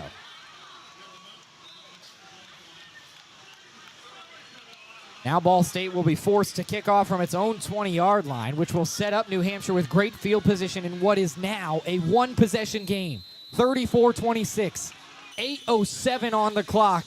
It does not get any crazier than this. We have seen everything today.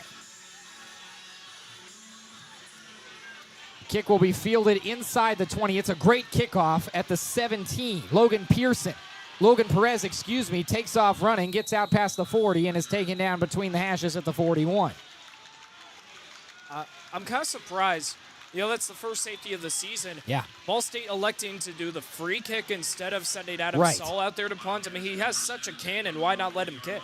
He does have a cannon, and to be fair, that was a decent free kick. Yeah. Fielded in, just at about the 15, but you have to wonder if Saul, the miscommunications on special teams, maybe you just want to make sure that nothing shanks off the outside of his foot, which is, always a consideration when the kick is on the ground too, but that is a well-practiced play from the kicker, Carson Holmer. Nonetheless, good field position for New Hampshire starting at their own 40. Two backs in the backfield with Matt Veza. He's got a receiver out to each side. 8:02 on the clock. Sends a man in motion. High snap again. Veza brings it down on the design QB run. Works his way into the secondary and cuts up for a 6-yard carry to the 46-yard line of the Wildcats. Luke Swain, again, struggling with those snaps. You got to wonder at some point, do you bring in Ty Miles, the backup center, New Hampshire native? He's only a sophomore, but he was the runner-up Gatorade Player of the Year as a lineman in the state of New Hampshire. He can get the job done.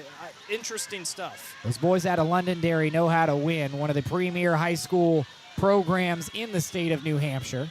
It's a 2nd and 4 for the moment. Clock inside, 7.5 to play. Two receivers to the right, one man in the backfield with Veza. It's a design run to Thomason, and he was hit right at the line of scrimmage and taken down moving right of the hashes. 3rd down and medium. And now pretty much the whole playbook is open here if you're New Hampshire, but where would you go if you were commanding the offense for the Wildcats, Brayden?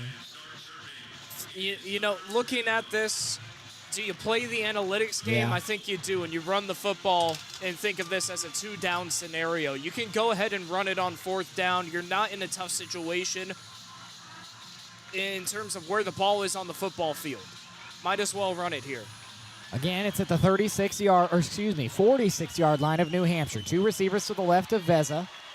He brings another man in motion. It's Perez. Play action. Looking downfield. He'll let it fly. He's got a man open. Caught with some space. Shifting his way in is Burke. And Burke taken down at the 12. Dialing it up on 3rd and medium. New Hampshire 12 yards away from a score. Man, Will Yates has been so good all day, but he just missed right there. Yeah. Missed. And left his man wide open. You see it along the far side, or at least we do. Just wide open. 5 yards of separation for the kid. And that's a tough break for Ball State. Red zone time for New Hampshire. Got to capitalize. Incredible pitch and catch from Matt Veza to Caleb Burke. Now a fresh set of downs at the 12-yard line. Inside 6 minutes to play from the left hash. Veza rolls right out of the gun. Gets a good block in front of him, and he is dragged down from behind. That's a strong play from Nathan Vorhees, because there was a lot of green grass in front of Matt Veza between him and the end zone. And that might go down as a sack as well, just behind the line of scrimmage, his second of the day. Vorhees, he's clearly starting to stand out as an absolute star on this defense. And Nathan Vorhees was preseason 4th team All-MAC, which is not even an award they give out in the postseason polls, but he's making his presence felt here today. 2nd and 11, 5 minutes, 17 seconds to play. The band is loud. The fans that are left are loud. Under center goes Veza. He's got 2 backs behind him. Sends a man in motion. He will give it to Thomason. Thomason gets a good lead block, hesitates, then works his way toward the 10-yard line. He's brought down at the 11, so only a 2-yard pickup. 3rd and long again. Interesting spot here for New Hampshire. I mean, a field goal doesn't really do you much good unless you come up with a quick stop. So I think you're still thinking end zone here. If you're Coach Santos, maybe you just run a straight-up pass, no play action, no funny business. This is a tough spot. This is a tough call. Well, they're showing that they could go anywhere. Thomason is the lone back, trips to the left, ball on the 11-yard line, 3rd down and 9. Ball State, an interesting defensive formation, showing a little bit of pressure. Veza stands at the Ball State 16-yard line. He will drop back. Ball State brings pressure. Throw to the end zone. Burke again out of his hands. He had it in the breadbasket and couldn't haul it in. Jamad Harmon on coverage, and it's 4th down and 9. Give him a helmet sticker if Ball State gets a victory. Jamad Harmon, he has been so good all day. He's been aggressive, but just before the point of PI. And, I mean, that is also a pass breakup right there. He's able to wrap around Caleb Burke to the point that he can't haul that one into his chest. And now you force the field goal. And now Nick Reed is on to attempt his 4th field goal of the day. He is 1 for 3. This one should be another chip shot, a 29-yarder, to make it 34-29. Good snap, good hold. Kick is a laser and is through the uprights. 5-point ball game. 4 minutes, 16 seconds to play. This will be our last timeout before the 2-minute timeout. But Ball State's offense has some work to do after giving up the safety last time out. It's SL Digital Radio presented by Victory Honda of Muncie. We got a close one when we come back. For the best stories, access, and coverage of Ball State sports, follow SportsLink on social media platforms Twitter, Facebook, Instagram, and Snapchat. Search @BSU SportsLink. Well, together, we're all in it together. And I said it in my press conference, it's not just the players, it's not just the coaches, it's the administration, it's the trainers, it's the strength staff, it's the alumni coming back, it's the people in the community supporting our program. Together to me is just moving as one cohesive unit. I feel like I could just go back to like our conditioning, like our workouts together. You're building a lifelong brotherhood with this team. When I hear that word, it fires me up because I feel like it explains, football in a sense. New episode of Together is out now. From the bell tower to your smartphone, anywhere in the world. Never miss Ball State Sports with SportsLink Digital. It's score lines like this that make you love college football. 34-29. Ball State with the lead over New Hampshire with 4 minutes and 16 seconds left to play. The last field goal from Nick Reed in New Hampshire makes it a 5-point game. Ball State will get the football back. We've already seen an attempted onside kick from New Hampshire that was called back for an offside. We'll see if they dial up any trickery here or if they trust their defense. But Brayden Carroll, this has been an unbelievable football game that at the start of this quarter looked like Ball State was in full command, but now New Hampshire's battled back. It's been so chaotic of a football game that chaos has almost kept both teams in this game. I mean, you think about from the stance of Ball State, well, 2 missed field goals by one of the best kickers in the CAA has let you have the lead here instead of being down 2. You look at it from New Hampshire's standpoint, well, punt block return, fumble deep against their own end zone from Ball State on a punt return as well. Missed extra point off a hold fumble. Yeah. And then that penalty that gifted, it ended up not doing much on special teams. No field goal made, but it stopped Ball State from doing anything at the end of the half. And then that one targeting on Joey Stemler that gives them a touchdown. There's been so much chaos, and this is kind of why we love college football, isn't it? Oh, it's fun, ugly football, and we've got 4 minutes and 16 seconds left of even more action. Reed will kick it away from the 35 of New Hampshire. Back deep to return it is Quay Ashley. That kickoff goes out of bounds. Add it to the laundry list of crazy things that have happened today. Great field position coming up for Ball State. I think both of these special teams groups is going to have a long, hard meeting tomorrow. And if you're Ball State and you're Nick Fiacable, you cert the special teams coordinator. You're just counting your lucky stars that you've got the lead. Because if you make the kind of mistakes that they've made on special teams today and end up losing this game, conversations get a little tougher. Yeah, 2 coverage penalties, a fumble, a punt block, and a hold that was fumbled on an extra point. Certainly some things to consider as we move forward and approach MAC play. Next week, of course, Ball State takes on UConn, but they got 4 minutes and 16 seconds left to get their first win of the season today. From the 35-yard line, right hash, Kyle Kelly has 2 men out to his left. Running back is Quay Ashley. He'll get the carry and moves right up the gut of that defensive front for New Hampshire. Clock will continue to roll, but only a 2-yard pickup. Actually, the officials say only 1. 2nd down and 9. The playbook is still wide open for Ball State. You can throw the football because we're 2 minutes away from the 2-minute warning. So New Hampshire still has 4 timeouts. So you can't really take clock off yet and it have much effect on this New Hampshire team. I'd like to see a pass on this set of downs. Ball State showing a possible pass here. 1 receiver out to each side. Man comes in motion. Kelly's instead going to give it to Ashley. Ashley has a big hole, keeps those legs churning, and just short of that line to gain. The linebacker core for New Hampshire did its job to haul him down a yard short of the first down marker. 3 minutes, 23 seconds to play, a 34-29 lead for Ball State. Well, I take it back. How about a QB power for a first down? Well, Ball State has 2 men to the right, 1 to the left. It is a QB power for Kelly. Kelly works toward that line to gain. Had to get to the 45, doesn't get there. Regardless, a flag comes in, so this could be coming back for 3rd and even longer. Number 66, 10-yard penalty, 3rd down. That's Chris Hood, who is usually on the money. The redshirt junior, 6'10", 318. He's a monster out there, but a big mistake on 3rd down. Yep, and he was going up against the 290-pound Justice Akinmoladen. Wow. What else are you going to do? He's a big body at 6 foot. Think about it, 6 foot, 290. That's a lot of mass for a guy that short. And he beat him, and Chris Hood was kind of forced to hold. Akinmoladen had the safety on the last drive for Ball State. Now a 3rd down and 11 after the 10-yard penalty. 4 wide. Ashley is still the back. Kelly drops back between the hashes, has decent time, rolls left, out past the hashes, up to the 40, gets a block, cuts his way back toward the middle, and dives forward to pick up the first down. Kyle Kelly, that's not the first time we've seen him do it with his legs on 3rd and long, and the clock rolls inside 3 minutes to play, fresh set of downs. And the people will forget it, but Eric Weatherly on Darren Burton II, he doesn't block Burton II. What he does is he turns his back to Burton and walls him off.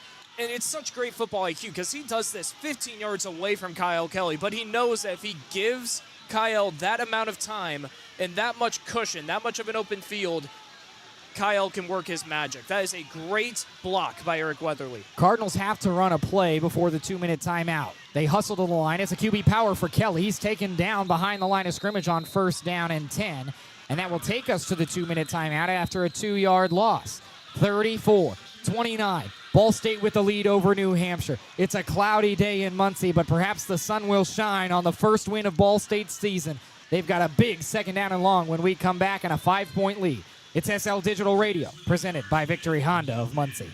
Victory Honda of Muncie. We're not just another car dealership, and here's why. We stand behind every car we sell and are dedicated to helping our customers save time and money. All our pre-owned cars undergo a rigorous 182-point inspection and come with a 90-day warranty to ensure that you're getting a Victory quality vehicle. Plus, you'll get 2 years of complimentary oil changes and tire rotations. We're part of a top 15 dealership group and have an enormous selection of vehicles with access to inventory at over 45 locations. You always get more for your trade and the best possible rates with us. We have an excellent relationship with hundreds of lenders. Our exclusive car dock maintenance and membership program will help you save hundreds of dollars in the process of maintaining your vehicle. Lastly, our state-of-the-art body shop and certified technicians perform high-quality repairs and paint work on most vehicle makes and models. Victory Honda of Muncie. We're not just another car dealership. From the bell tower to your smartphone, anywhere in the world. Never miss Ball State Sports with SportsLink Digital. Okay, college football nerds, 34-29. Not a scoreline you see very often. Max Gillie, have we made a little history today? Yes. This is actually 34 that 34 and score. That's the first time on seasons Ball State guys better than a score. First time in Ball State history, 34-29. I love that we're talking about scoregami right now, by the way. John Boyd, shout out to the man from SB Nation. He's actually releasing a scoregami video essay set, 4-part series. Episode 1 was brilliant, talking about a tractor team, literally a team of guys who worked on a tractor field playing an NFL squad for scoregami. It's such a great topic, and yeah, the Sickos committee will love this final score if it ends up hitting their shelves. This has been a blast of a football game, perhaps in its ugliness.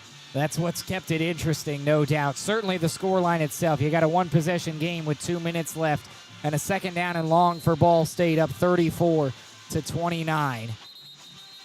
What does Mike Uremovich have to have dialed up here on a second and long? New Hampshire has all 3 timeouts. What's the look here out of the break, Brayden? Keep running the football. Yeah. And just take away, think of it as a timeout game right now. You're just trying to take away New Hampshire's timeouts. Adam Saul is such a good punter. You got to trust him. You got to trust the Gunners to make their blocks and pin New Hampshire if it is a 4th down. Well, running has been the name of the game. 306 yards on the ground for Ball State. They'll set up shop at their own 44-yard line. Second down and 11. Kelly has 4 receivers out wide. He'll pitch it to Quay Ashley. Ashley gets a good lead block, but only picks up 3 or 4 yards. He's taken down at the 47-yard line, and a quick timeout spent by New Hampshire. Only 4 seconds come off the clock, 1:56 to play, and still a third and a pretty long ways to go. And that was Patel, the redshirt junior backup wide receiver, the Z position. Yeah.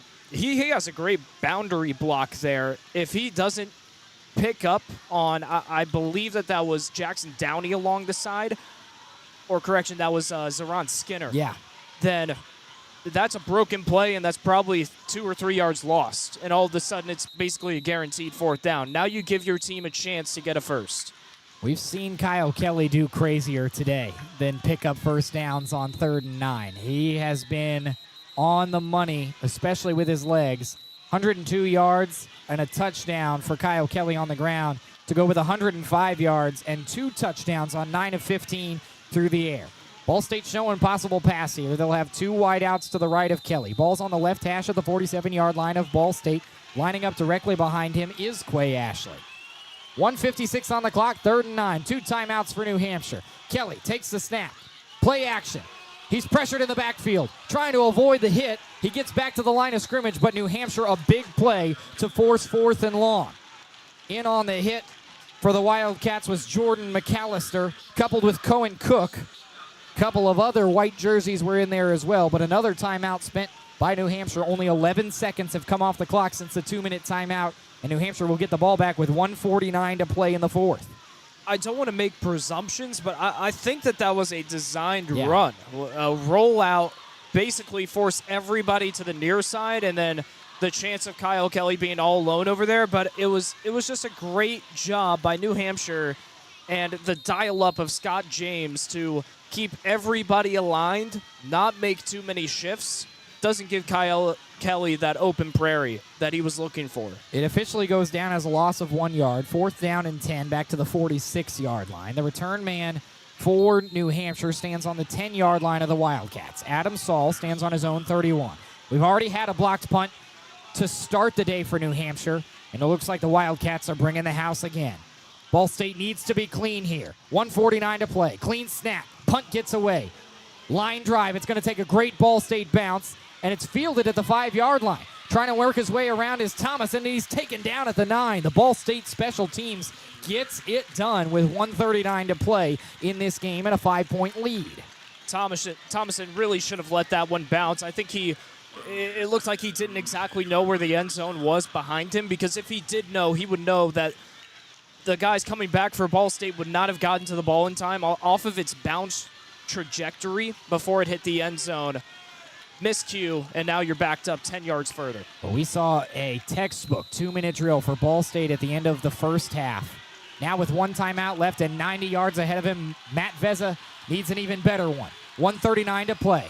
He takes the first snap out of the gun, looks right, throws right quickly. It's caught, and working forward for about a 6-yard pickup is Josh Fillion. Clock will roll, 90 seconds to play. No huddle. Quick signals coming from Matt Vezza. 4 receivers out there. There is still a running back in Miles Thomason. Another quick snap. Vezza, more pressure this time, finds a receiver over the middle, and it's in and out of the hands of Josh Fillion again. He was wide open, takes a shot at the end, but he would have hauled that in at the 35-yard line of New Hampshire. Absolutely. That was a close call and a big miss by New Hampshire. Josh Fillion has to corral that one. 3rd and 4, tough spot, but at least the clock stops and you get to draw up something a little more defined. 1:19 on the clock officially for this 3rd and 4. 2 receivers out to each side. It's the power back Elliott Main in the backfield with Matt Vezza. Ball State rushes 4. Vezza takes it from the gun. He's forced to his left. Steps forward. He's going to have to use his legs. Trying to get past the linebacker. He's able to do so. Picks up the first down. That will stop the clock at 1 minute 11 seconds until the chains move. And 2 Ball State players are down in the backfield. That will absolutely stop the clock. First man to get up for the Cardinals is Micah Wing, the rush.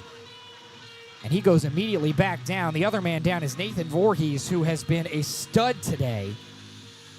Scary scenes for Ball State defense that is already lacking Joey Stemler, who was ejected at the end of the first half with targeting. And Vorhees, he's on his feet. He bounced up quickly. He was frustrated. I mean, as he's getting up, he slammed his helmet into the ground. It probably just out of the fact that he's going to have to be off on the sidelines for this one. Yeah. Much more concern for Michael Wing, who is still on the ground. And it looks like the athletic trainers just helped him up, hobbling off the field.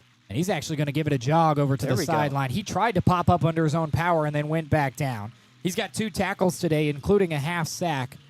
Nathan Voorhees, 5 tackles, 1.5 sacks, including 2.5 tackles for loss.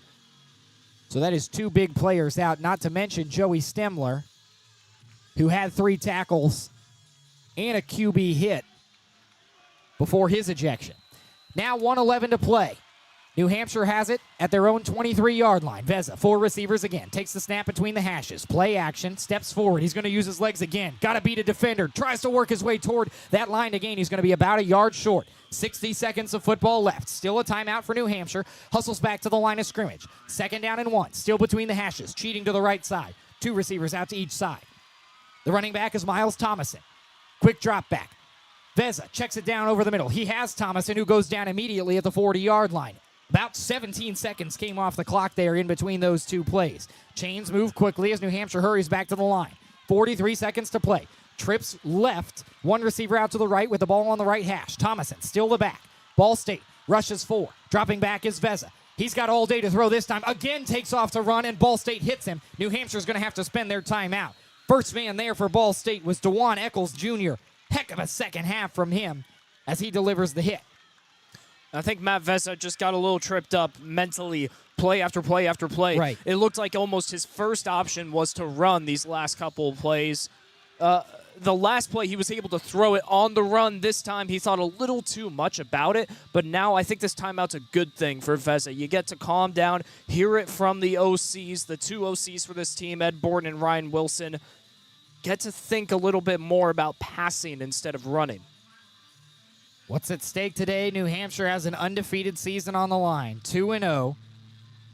They were the underdogs by 1.5 points heading into this game. Ball State, 0-2. They faced 2 incredibly difficult opponents to start the year. At Purdue, at Auburn. They got manhandled in both. We've had one of the crazier games you'll see in college football all day. Special teams mistakes all over the place. and it comes down to 34 seconds and no timeouts. Ball State leads 34-29. Dark clouds loom over Matt Vezza as the stands come to their feet with music blaring. Trips left. Ball in between the hashes. One receiver to the right of Vezza. There is a running back in.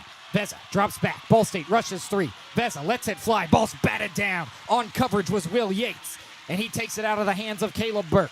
29 seconds to play and a 3rd down and 9 from the 41 coming up. As the game has continued, we've seen the secondary step up more on these curl routes and not be so far behind the receivers. That time, Will Yates is able to press so hard that he can bat it from behind and get the deflection. We've talked about the Coach U culture. It's been tested by an FCS opponent today. Can it produce its first win of the Mike Uremovich era? 3rd and 9. Trips left. Ball at the 41. Vezza again from the gun. Has some time to throw. Steps up. Looks downfield. Has to take off and run. He's hit and dragged down. DeJuan Eccles Jr. again. Throws the quarterback to the ground. Clock rolls. He stayed in bounds. 15 seconds left.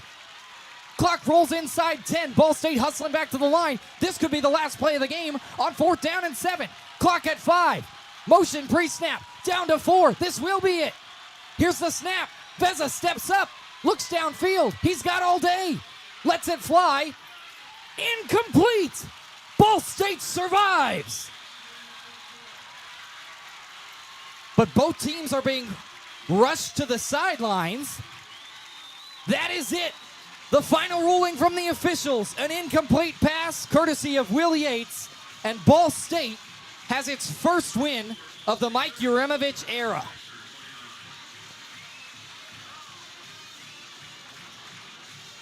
Nathan Vorhees goes to the Cardinal logo, immediately helmet off, arms wide open, looking up to the sky. What does that tell you about what this win means? Relief.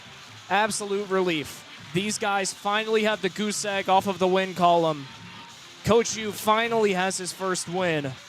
And at home, the Cardinals are 1-0, and they're 1-0 today.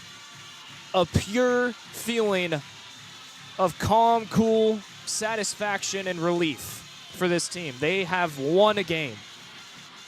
34-29, the final score. Maybe winning one game doesn't sound like a lot to some folks around the country, but to this Ball State team, the adversity they've had to face with a new coaching staff, the work they've put in this offseason and the first 2 games that they only had 3 points on the season heading into today. They post 34 at home, and this will be a very enjoyable fight song for the Cardinals in front of their fans in the south end zone.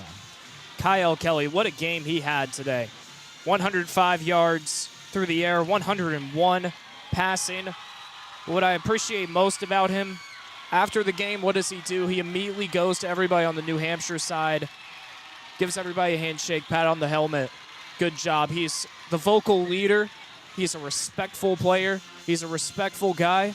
There's a reason that despite the challenge, Coach U and this team has not let off the gas pedal of believing in Kyle Kelly. Out of anybody on this football team, I think you got to feel most happy for him. It's been a long time since he has started and willed his team to victory, and he did so today. An impressive performance from Kelly, an impressive performance from that Ball State offense, and a chance to be 500 at the end of next week. Kind of crazy to think about after the first 2 weeks we had. Ball State advances to 1-2 on the season. Their next game, the 20th of September, on the road. They've got a national audience again, 3:30 p.m. against the UConn Huskies. And if you want a little taste of what UConn brings to the table, you know, you look at their game against Delaware right now. Yeah. It's in the 3rd quarter. Delaware, brand new FBS team. 31-28 is the score. Struggling a bit against the Blue Hens. Don't have stats for that game. But what does that tell you? That this, despite how good UConn was last year, is a winnable game for Ball State. And there's no reason to lose faith in this Cardinal squad. Storrs is the place you should have your eyes next week. As for New Hampshire, they had a little magic last week on the game-winning kick. Not so much this week, but not a lot to hang your head about if you are the Wildcats. They do fall to 2-1 on the year. At least for the moment, they remain ranked in the FCS coaches poll. But next week, also on the 20th, they'll be on ESPN Plus on the road to take on Dartmouth in a Northeastern showdown at 1 o'clock against the Mean Green. That is a rivalry that means a lot to certain people up in the Northeast. Absolutely, and for New Hampshire, it's a great opportunity in the final stretch of the season, or at least in the next few weeks. Or you have a home game at UAlbany after that, and then you think about Dartmouth. The Ivy League has not started football yet, so you're getting a team that's fresh, still learning their identity. That's a real chance for New Hampshire to snag a win against a rival. And then after those two games, back-to-back games against top 15 teams in the FCS rankings with Villanova, and then you're on the road at Rhode Island. So although this is a loss for New Hampshire, and it's the first loss of the season, and they had a chance to win, you got to be feeling good with how you competed against an FBS squad. Put it down to the wire on the last drive. You didn't come up with it, but, man, they're probably going back to Durham with their heads up high saying, we put it all on the line today. They certainly did. What an incredible finish to this game. Ball State shut out in the fourth quarter. New Hampshire 5 points in the fourth quarter, but the Cardinals do get the win. We saw a little bit of everything today, Brayden. What stat line jumps out at you? There was so much to dissect between these two teams. What stands out to me the most is Quay Ashley finally had a breakout game today. Yes. 154 yards, 12.8 yards per run. He was fantastic. 2 touchdowns on the ground and then 1 touchdown in the air, or I guess receiving, with 33 yards. He was fantastic. I mean, one of his best performances in his collegiate career. And finally, he makes his mark as a Ball State Cardinal. Ball State gets its first win of the season, 34-29 over New Hampshire. This has been a fun one to call, Brayden. A lot of football left this season. You know, you said at the end of the Purdue game, they were 0-1 at that point, 11 chances to go 1-0. They've gone 1-0 this week. What are your final thoughts in the first win of Ball State's 2025 year? Coach U impressed me so much today with his play calling. It was brilliant. I mean, throughout the entire game, he was a great play caller. He talked about in the midweek press conference they have to be better on first down so that they can open up space on second and third downs. So much creativity on first down plays, not just inside runs. You had the outside, you had the jet sweeps, the play actions, the straight-up throws, and it all worked brilliantly. And if you want a stat line that shows that, on the season, third down percentage for this team was a grim 19%. Today, 70%. That's all you need to say. It certainly is. What a fun day in Muncie. Gloomy day, but that'll be not what is remembered about today. It'll be remembered for Ball State's first win of the season. Cardinals are 1-2. They win 34-29 over the New Hampshire Wildcats. That's going to do it for us here on SportsLink Digital Radio, presented by Victory Honda of Muncie. So from our pregame and halftime host, Roen Elbert, our main man down on the sidelines, weathering out the storm, Max Gillie, and Brayden Carroll, our great color analyst, I am Sam Neiger, saying so long from Schumann Stadium. Again, final score, Ball State 34, New Hampshire 29. We'll catch you on the flip side. This has been a production of SportsLink Digital Radio.